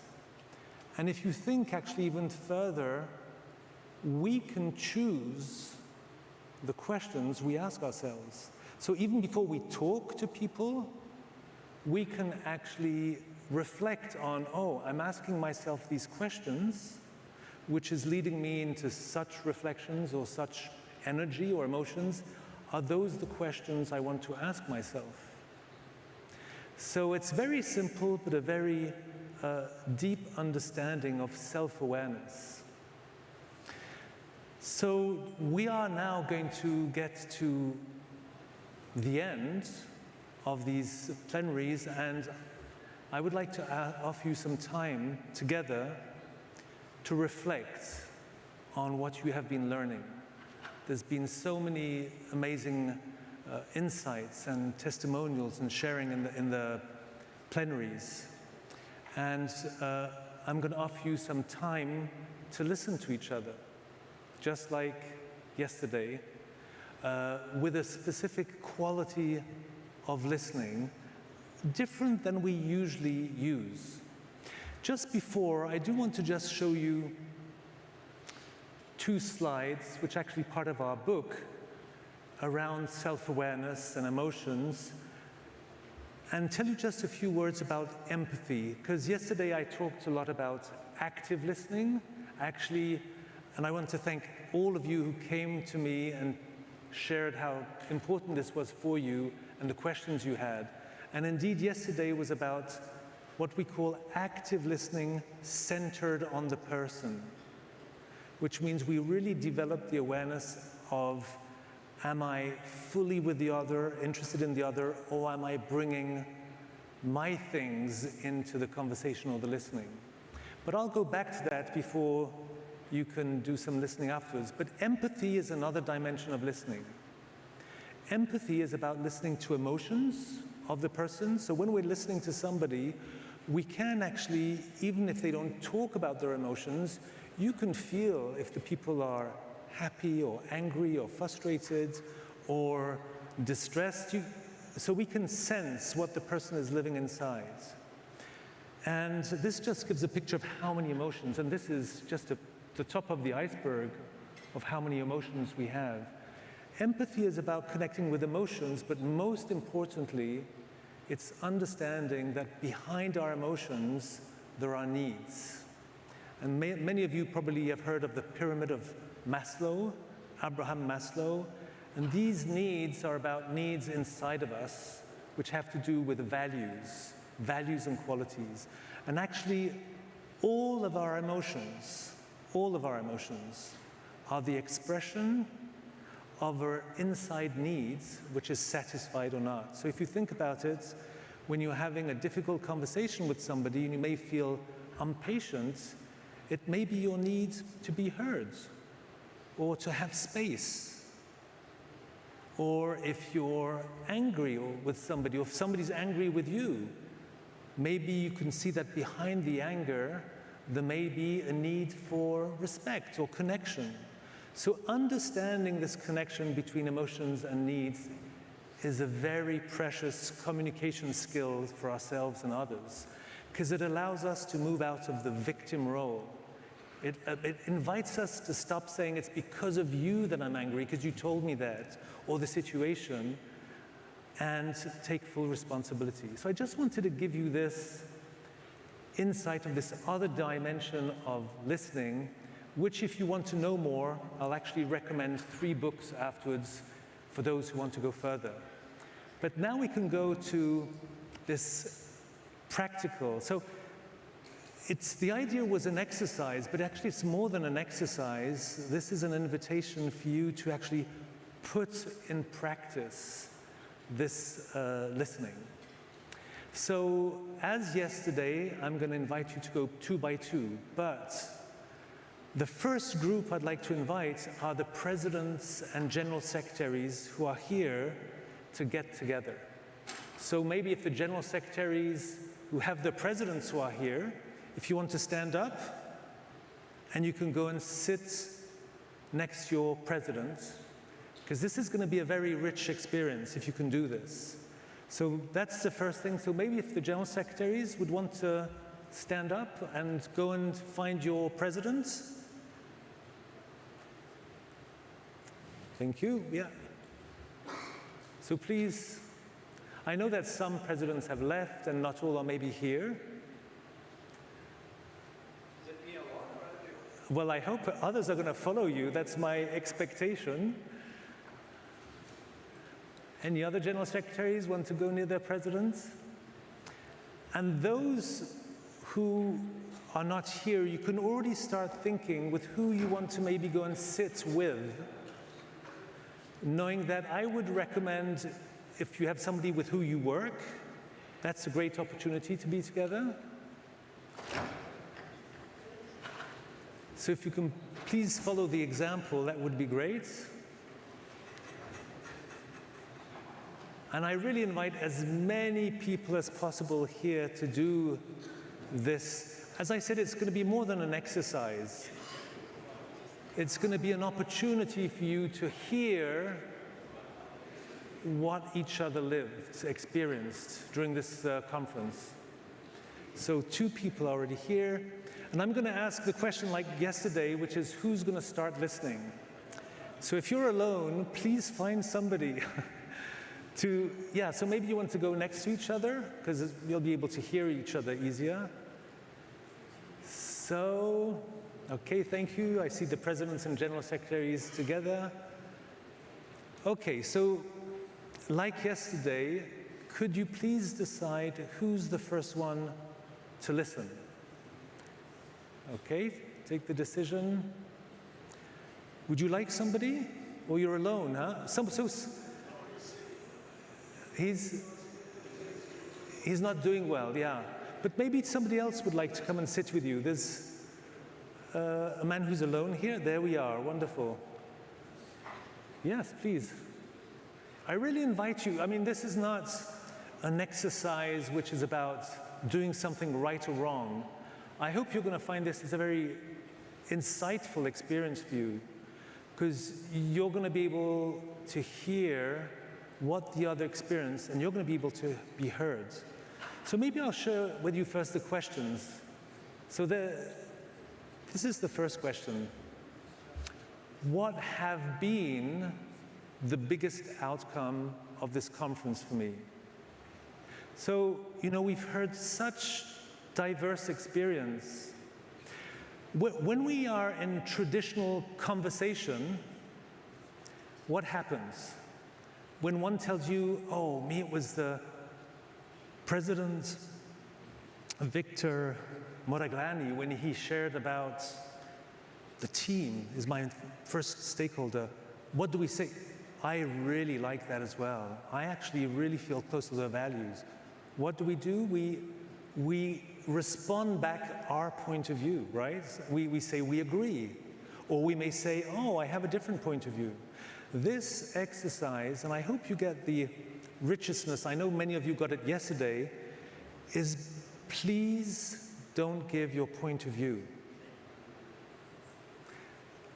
Just so, yesterday it was asked, I shouldn't nod. You remember, I think it's Anton, you said, oh, I shouldn't be nodding my head. Because indeed, nodding your head, you are saying that you're agreeing. But you can make a difference between gestures you make, which are actually telling the other, I'm with you, I'm hearing you, I'm connected with you. So feel free, of course, to have a body language that is just confirming. Usually it happens very much by the eye contact. So feel free to please, have a body language which is showing your connection with the other. But please avoid giving your point of view, your opinion, right? Second question is very deep. What insights, and I think this for the presidents and the general secretaries, if you can reflect on this, it's very deep. It's what insights am I inspired to bring into our mutual collaboration to enhance our quality relationship and the impact on our federation? Because I think it's very clear today with everybody that the quality of the relationship between the General Secretary and the President has an impact on the staff, on the federation. So those are the two questions, and the good news, I hope it's good news for you, is that you're going to have actually 5 minutes. So yesterday we had 3, but you're going to have 5 minutes to listen to each other. And just like yesterday, I will actually tell you when there's 2 minutes left, so you don't have to take care of the time. I will say 2 minutes left, and I will do a countdown of 5 before the end. And as yesterday, please don't talk when you finished, so we can do a smooth change. So I'd like to so questions are clear for everybody, what you're going to talk about? And I'd just like to give the assignment of the listening. It's really an opportunity for you who are listening to offer to the other something which is unusual. Let's make it clear, this is not our usual way of listening, but it is a great practice. And what we find is that if we start practicing these little spaces of being focused on somebody and not straight away giving our point of view, it becomes so rich that we multiply them in our lives. Because the other one is going to feel heard. The other one is going to feel understood in a way which usually we don't. Because as I said yesterday, we're so fast at giving our point of views and reflections back. So are there any questions of clarity of these 2 times 5 minutes? I think I see people nodding their heads, so my, again, interpretation is that it's clear for all of you. I wish you a lot of pleasure, because sincerely, being heard by somebody who just wants to know more about you is a gift. It's not something we live every day. So I wish you a lot of pleasure. Please go ahead, 5 first minutes.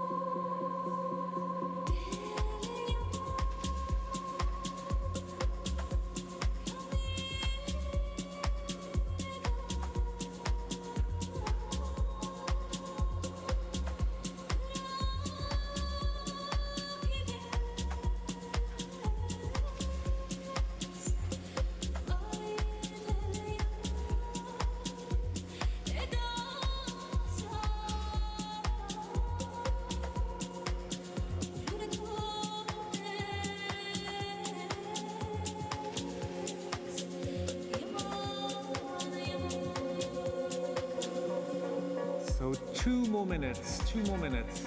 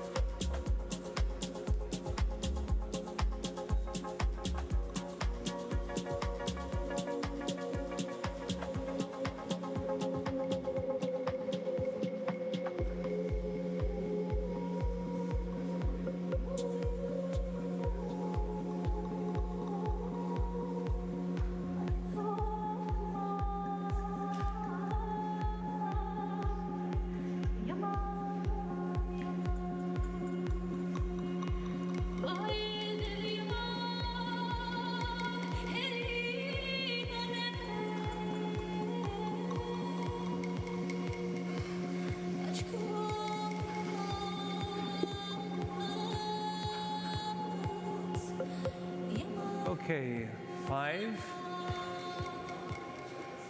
4, 3, 2, 1, 0. Thank you. So that's like Anton's orchestra, right? We're all attuned. So thank you. So I hope that was a rich experience, listening the experience of the other. So those who were listening now can get ready to share your answers to the questions. And those who were actually talking, please just get ready to change the energy and listening to the other person. And here we can go. 5 more minutes. You can go now.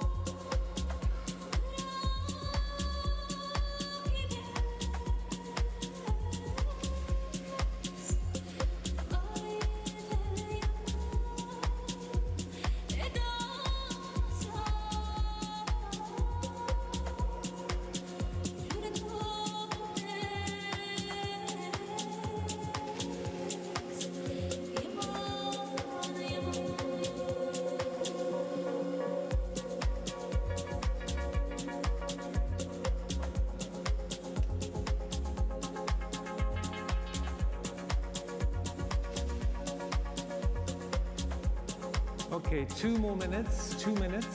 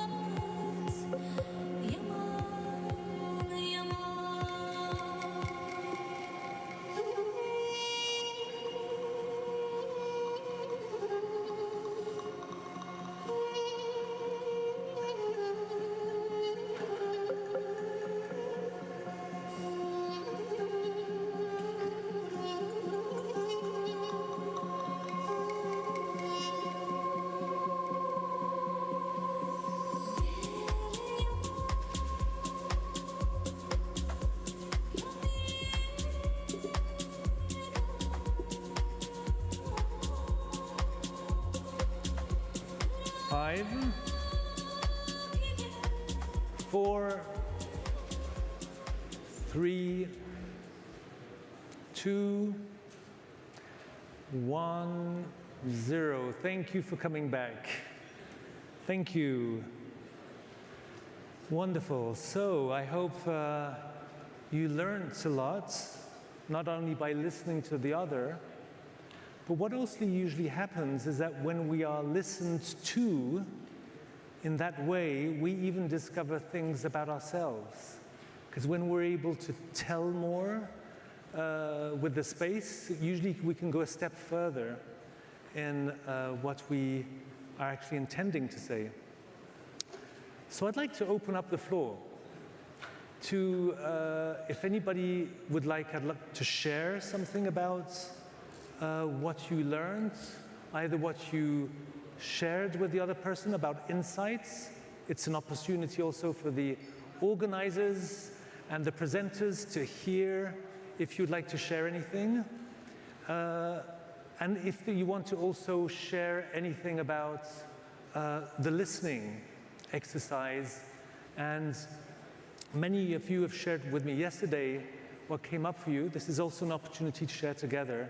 We did hear during this whole conference how listening is important and also a challenge. So just before opening up and the microphones will go around, I'd like to share this quote I really like a lot of Rumi, which is out beyond ideas of wrongdoing or right doing, there's a field and I'll meet you there. And that's actually the quality of the listening you've been offering each other. So please, who would like to share again, either through the outcome of this conference, insights you got, things you learned, you want to bring back home, or anything about the listening? And the microphones are ready. Who would like to start? Mohammed, please. Thank you, Mark. I just wanted to add an observation that I experienced while listening to Antar. There's a vulnerability. I felt a bit anxious and fearful because I'm not able to control the conversation, or I'm not sure where the conversation is going to go as he speaks. And so how far was he going to go? What was he going to say? And how can I maintain my, patience listening to it? But there's a vulnerability to this where you have to be willing to hear things and not respond, even though there might be things that are affecting you emotionally in some way. So that was just an observation that I couldn't help but experience. Thank you very much. So yeah, it's great to hear that actually listening to somebody can bring vulnerability for us who are listening, where often we would think that to listen, to talk to somebody can also be vulnerability. And indeed, that holding this space, as you said, by not knowing that we're not going to control, but we're just going to allow this space to be, can be uncomfortable. And remember, it was said in the first day, this can be a space, indeed, of where we move out of our comfort zone. So thanks for sharing that. And I do realize that maybe 5 minutes was ambitious. That maybe, going 1 minute more to 4 minutes. So thanks for sharing that. I can imagine that others maybe felt that. Who else would like to give any reflection, things you're going home with, or anything about listening?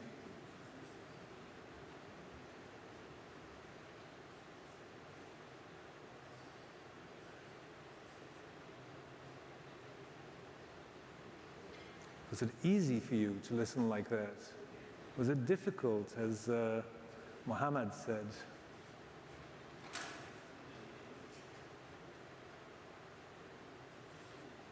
Any insights that you came out of these 2 days that you're bringing home, which you just want to maybe tell your colleagues that was really insightful for you? I imagine that everything was insightful, but maybe there's something specific you want to say a bit more about. Mark? Please. Yes, here. Thank you. We are AFC staff, so we are also doing the same exercise. So my partner was like a stone. He never saw any reaction when I was speaking. And I did the same, but 2-3 times I had to note what he said. But what I took it like, if you don't have any reaction and if you just listen, then you listen better than normally how you listen. And we discuss about all these presentations, how the presentations are done, how the participant got these networking opportunities after a few years of COVID and everything, how it was in Saudi Arabia we did last year, this kind of thing we discussed. You have Thank you. Thank you for sharing that experience. So you felt you were able to listen a bit deeper than if you were bringing your point of views in it. Yeah. Thank you. Mark? Yes. We have Mr. Andrew Isaac. Yes, Anton. Thank you, Mark. My question is this, like when we were speaking, as the speaker, I knew I had 5 minutes, I had to keep talking, okay? And I knew that the other person had to listen and not say a thing for 5 minutes. So it was kind of a controlled exercise. But, sometimes I think, at least in my experience is, you almost want some kind of indication from the other person that they're listening, even if they're paraphrasing maybe sometimes something you say. I guess what I'm saying is, there's a balance between, especially if it's 5 minutes. If someone doesn't say anything, like, are they there? Like, are they really listening, or is it active listening, or is it just like going through one ear and out the other? Yeah, thank you. So I'm realizing that maybe yesterday I stressed maybe more the fact that it's not that you don't say anything, but you can ask questions. So I hope, were you asking questions to each other? Or you were not. So I'm sorry if you didn't ask any questions, because I did mention that yesterday, and I was going back to yesterday's exercise, but of course, indeed, the idea is to really develop a language where we learn how to ask questions to the other, which are just focused on the other. So of course, this exercise is a bit, as I said, not completely natural, because we're extending ourselves to see what happens if we just stay focused on the other person.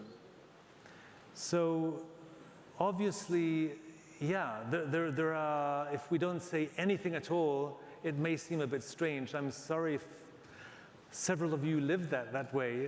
The idea was the same as yesterday, to be able to, it was not, the only thing was not to give your opinions and your point of views, but not to talk.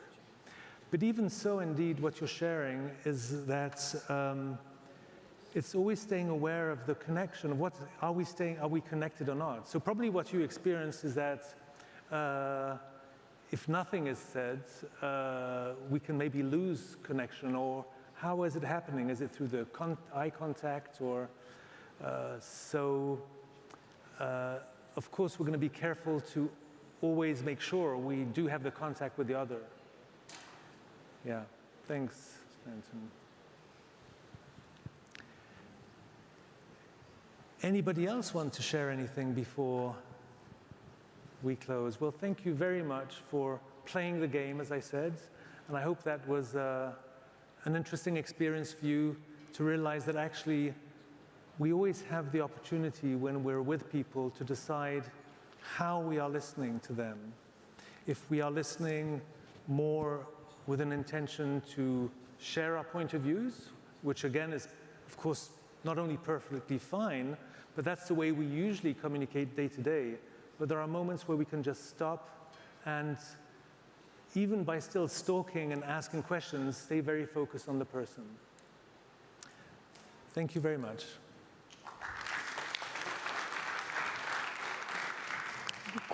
Books. Next slide. Thank you, thank you. With the emotions, I was going to nearly forget to show you the last slide, which is about 3 books I recommend if you want to go forward, either in the listening, communication, or self-awareness. The first one actually is our book called Football, A Path to Self-Awareness, which is also called Master of Your Emotions, which we've been customizing for several federations. This one, you can see at the bottom, has been customized for the French, the Swiss, and the Belgium Football Federation. We've actually had the opportunity to translate it in Japanese for the Japanese Football Federation, who are bringing it out to their coaches.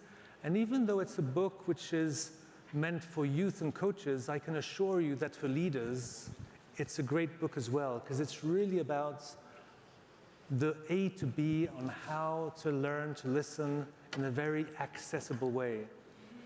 The next book I recommend is Nonviolent Communication by Marshall Rosenberg, who's the man I had the privilege to work with for many years. And he actually worked with an eminent psychologist who is called Carl Rogers, who's at the heart of empathy and compassion and humanistic psychology, and very accessible book as well on listening and the awareness of our listening. And the last one, which some may know, is the 4 Toltec Agreements by Don Miguel Ruiz, which is very simple approach. And basically the 4 steps are, and it's very related to everything that's been talked here for these last days. First one is, let's try and have our perfect words. Let's try that what we are saying and talking about is perfect in the sense that it's honest, it's aligned with ourselves and with the other. The next one is more difficult. It's not take anything personal. And not taking things personally can be a challenge. The other one, the third one, is don't make any interpretations. And the fourth one is the perfect acts. Let's try and be as perfect as possible in our way of being in society. This time I'm finished. Thank you very much. Thank you very much, Mr. Mark Milton. We have one question from Mr. Winston Lee. Actually, it's not a question. As the youngest participant of this conference, I've been arrowed or bullied into saying a few things to make some statements. First of all, I'd like to say that on behalf of all the participants, that this is not a good conference. It is a great conference, right? And I would like to reflect the deep appreciation of all the participants by expressing our profound gratitude to all the speakers for your very insightful presentation. We've learned a lot from you. I would also like to congratulate AFC, especially Wahid and his team for organizing such a purposeful and meaningful event for us. Thank you, Wahid and your team. Of course, I have to like to express thanks to Uzbekistan FA for their great hospitality. Thank you, Uzbekistan. And of course, it would be remiss of me not to take the opportunity to thank Saudi Arabia Football Federation for making this event possible with your sponsorship. Thank you, Saudi. And finally, to all my participants, and I'm only talking to those who are awake, who kept awake throughout these two days, my admiration to all of you for spending the last 2 days here. Your presence here means you really care about your federation and you care to be a better leader for your federation. Thank you, everyone. Thank you. Thank you very much, Mr. Winston Lee. I would like to request Mr. Mark Milton to remain on the stage and invite the AFC Deputy General Secretary, Competitions and Football, Mr. Shin Mangil, to the stage for the AFC pennant presentation ceremony.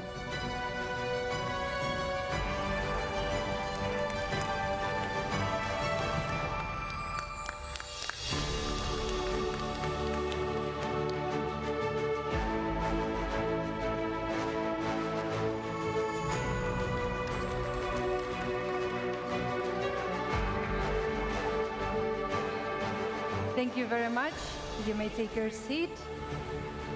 Thank you, everyone, for your participation and attention today. Now we will take a short break and reconvene at 16:15 p.m. local time for the certificates presentation.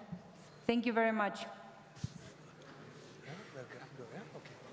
We will reconvene at 16:15, 4:15.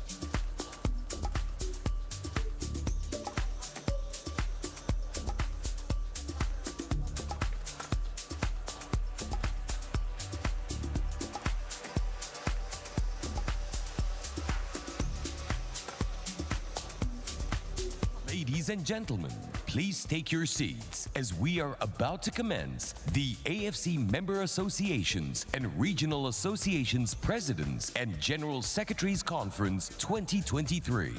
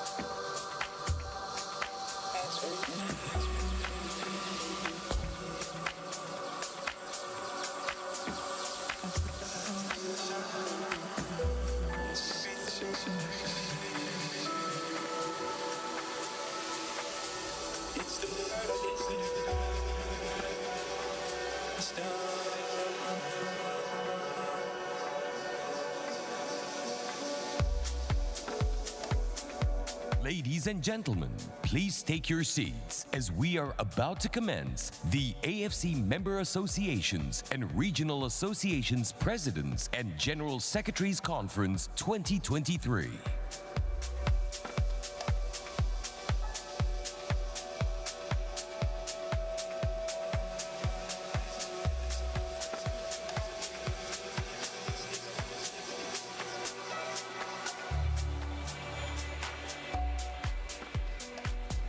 Ladies and gentlemen, welcome back. Before we start, we would like to inform everyone that we have left feedback forms on each table, and we would appreciate if you could fill them out and share your overall experience, which will help us, definitely help us with the organization of the next edition of the conference. Thank you very much in advance. Now, we would like to present our fellow participants with the certificates. Please proceed to the front stage when your name is called. And before starting, we would like to invite the AFC General Secretary, Dato Srivinzor John, to the stage for presenting the certificates on behalf of the Asian Football Confederation.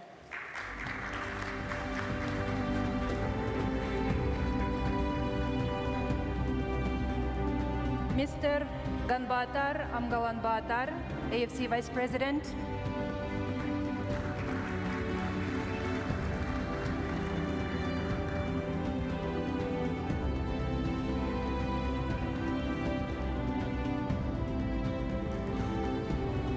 Executive Committee Member of the AFC, Ms. Mahfouza Akhtar Kiron.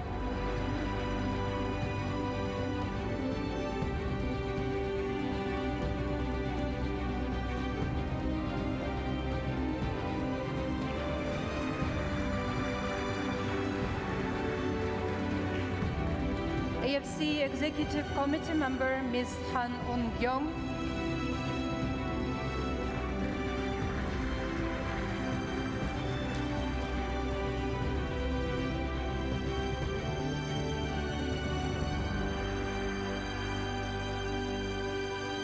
AFC Executive Committee member, Ms. Susan Shalabi Molano.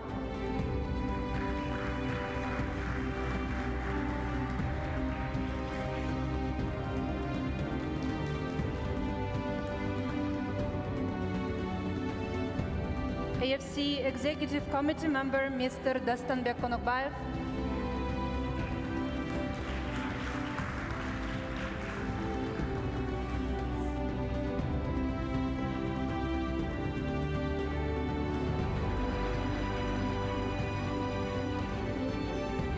Deputy General Secretary, Football Australia, Mr. Alexander Davani.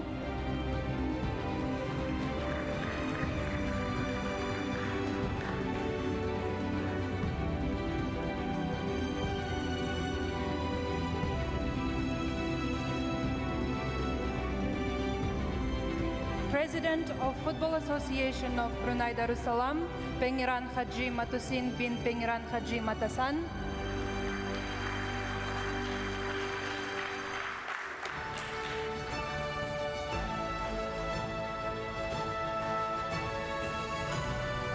General Secretary of Football Association of Brunei Darussalam, Mr. Muhammad Shanon bin Haji Muhammad Saleh.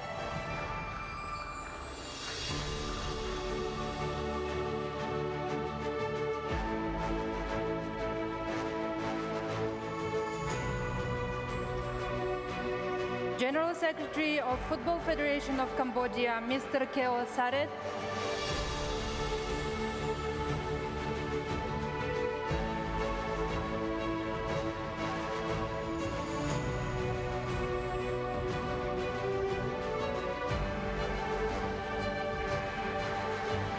President of Football Association of Malaysia, Dato Haji Hamidin bin Haji Muhammad Amin.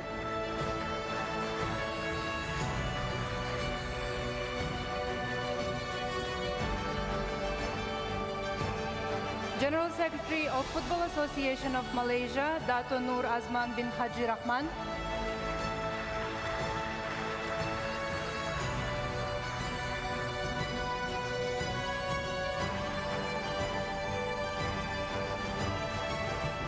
President of Myanmar Football Federation, Mr. Zhao Zhao.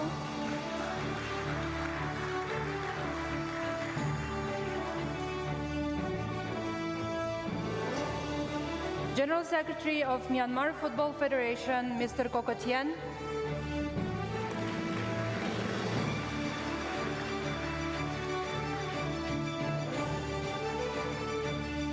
General Secretary of Philippine Football Federation, Mr. Mikhail Christopher Coutorre.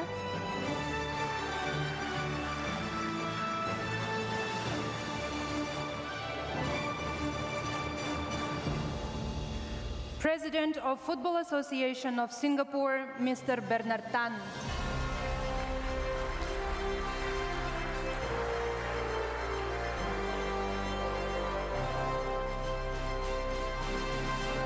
President of the Football Association of Thailand, Police General Dr. Somyot Pumpalmong.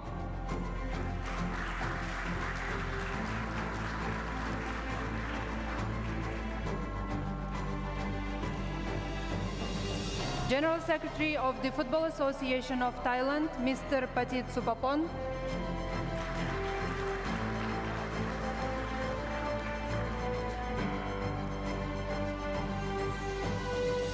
President of the Football Federation of Timor-Leste, Mr. Francisco Geronimo.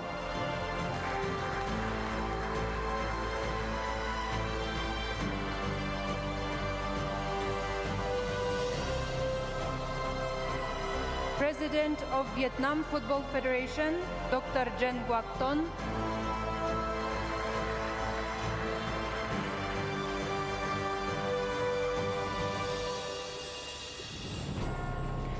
President of Afghanistan Football Federation, Mr. Mohammad Yusuf Kargar.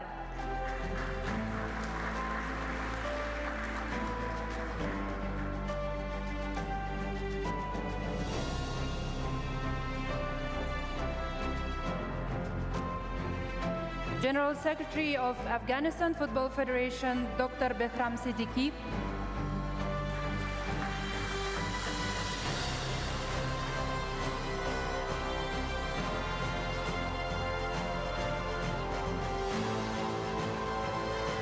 General Secretary of Football Federation, Islamic Republic of Iran, Mr. Hedayat Mombeni.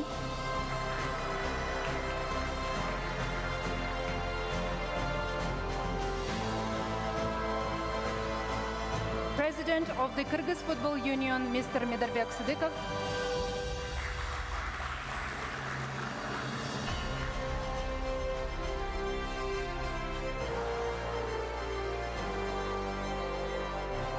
General Secretary of Tajikistan Football Federation, Mr. Furkhadjon Ahmedjanov.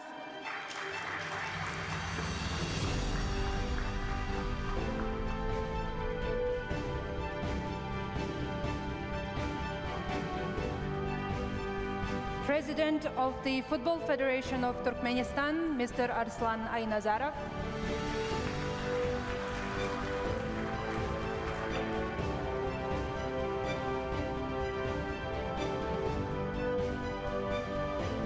General Secretary of the Football Federation of Turkmenistan, Mr. Anabayram Durdimamedov.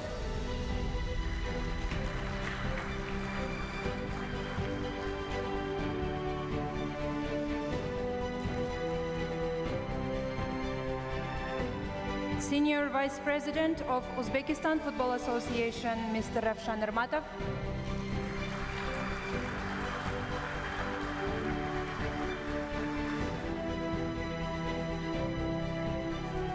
General Secretary of Uzbekistan Football Association, Mr. Avaz Maksumov.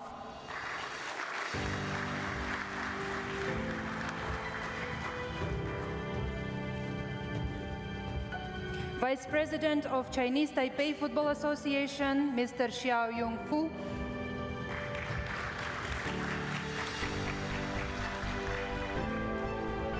Acting General Secretary of Chinese Taipei Football Association, Mr. Chen Liang Chen.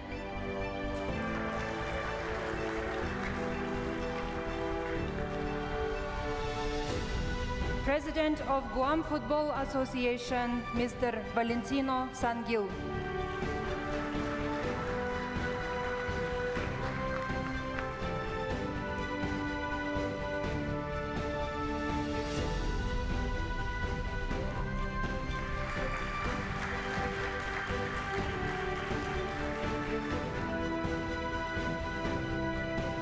President of the Football Association of Hong Kong, China Limited, Mr. Pui Kwan Kei.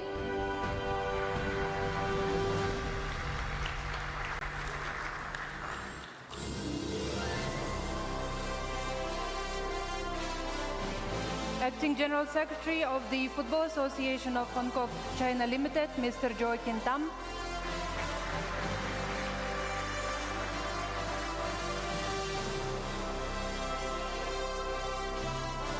President of Japan Football Association, Mr. Kozu Tashima.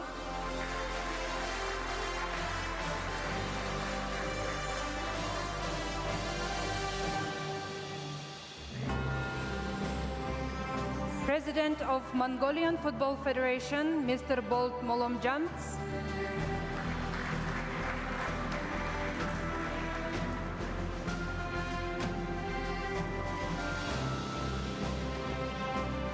General Secretary of Mongolian Football Federation, Mr. Davgador Shtobu Khorol.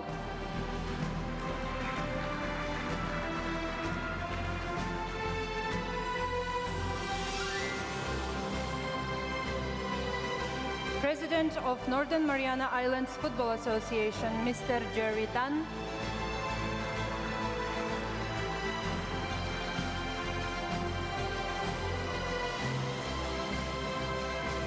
Deputy General Secretary of Northern Mariana Islands Football Association, Ms. Emerenciana Tolentino.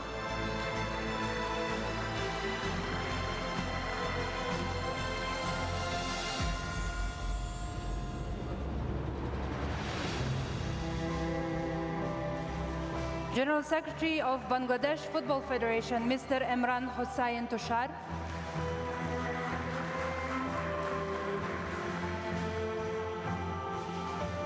General Secretary of Bhutan Football Federation, Mr. Ugyan Wangchuk.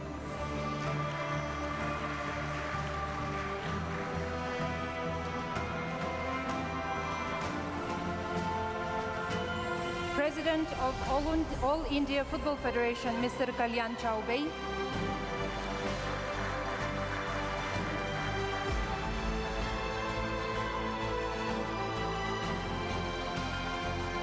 General Secretary of All India Football Federation, Dr. Shadji Prabhakar.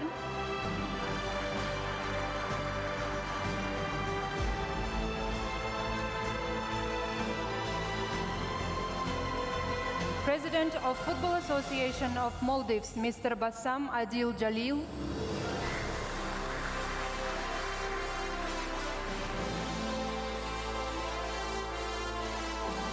General Secretary of Football Association of Maldives, Mr. Hussein Javas.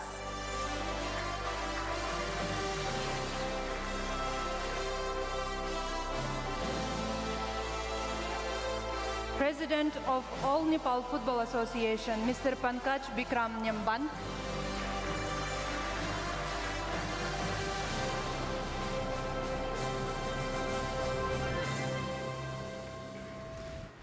General Secretary of All Nepal Football Association, Mr. Kiran Rai.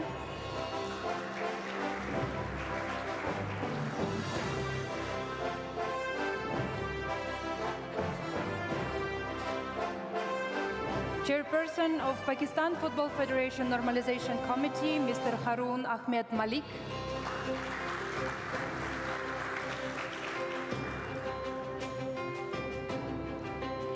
Member of Pakistan Football Federation Normalization Committee, Mr. Haris Azmat.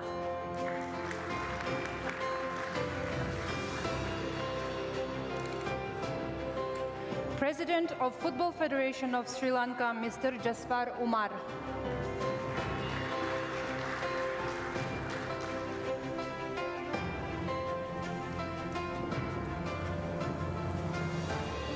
General Secretary of Bahrain Football Association, Mr. Rashid Abdullah Al-Zabi.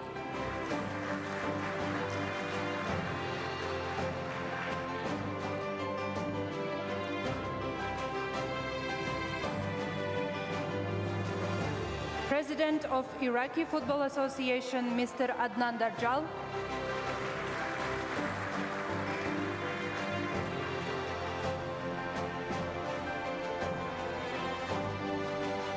General Secretary of Iraqi Football Association, Mr. Mohammed Farhan Obaid.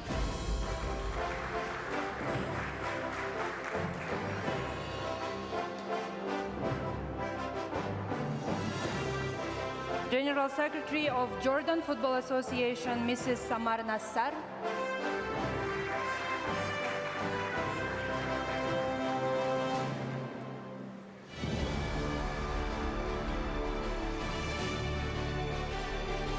General Secretary of Kuwait Football Association, Mr. Salah Issa Al-Kenai.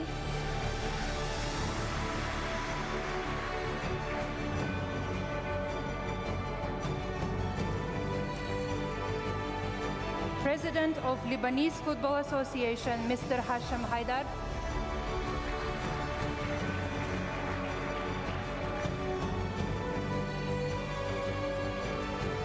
General Secretary and CEO of Oman Football Association, Mr. Muhammad Ali Ahmadi.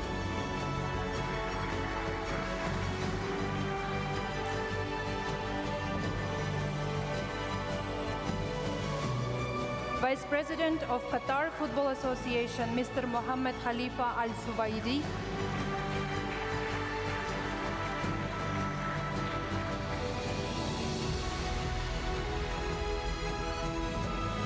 General Secretary of Qatar Football Association, Mr. Mansour Muhammad Al-Ansari.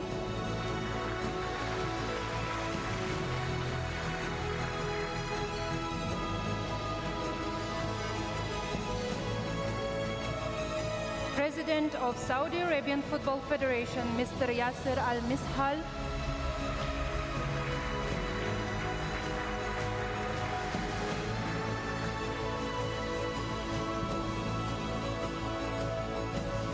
General Secretary of Saudi Arabian Football Federation, Mr. Ibrahim Al-Qasim.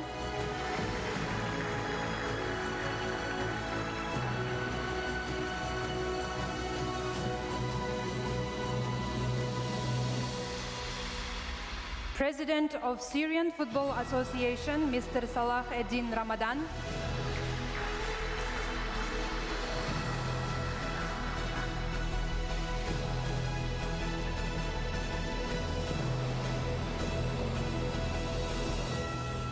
Vice President of Syrian Football Association, Mr. Abdul Rahman Al-Khatib.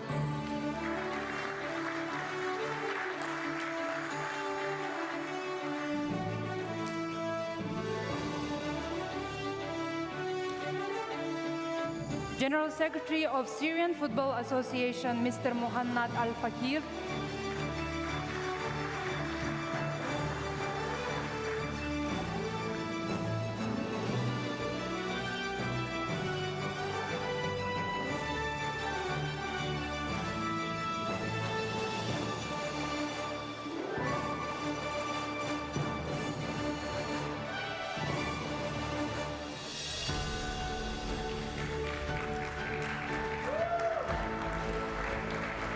General Secretary of United Arab Emirates Football Association, Mr. Mohammed Hazam Al-Lahiri.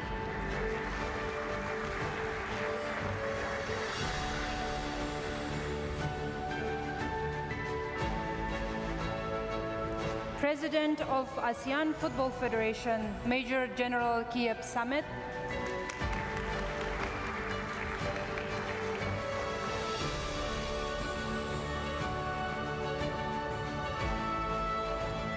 General Secretary of ASEAN Football Federation, Mr. Winston Lee.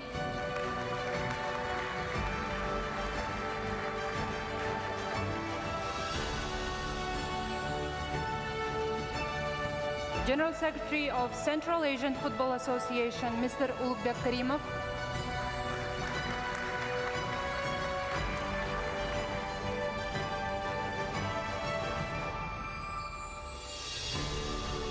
Deputy General Secretary of East Asian Football Federation, Ms. Kazumi Shimizu.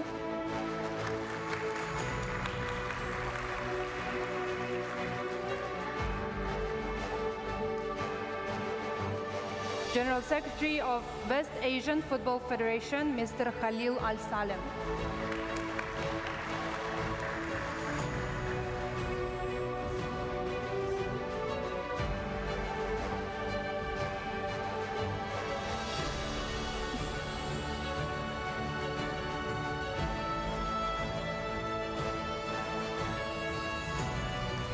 General Secretary of South Asian Football Federation, Mr. Anwarul Haq.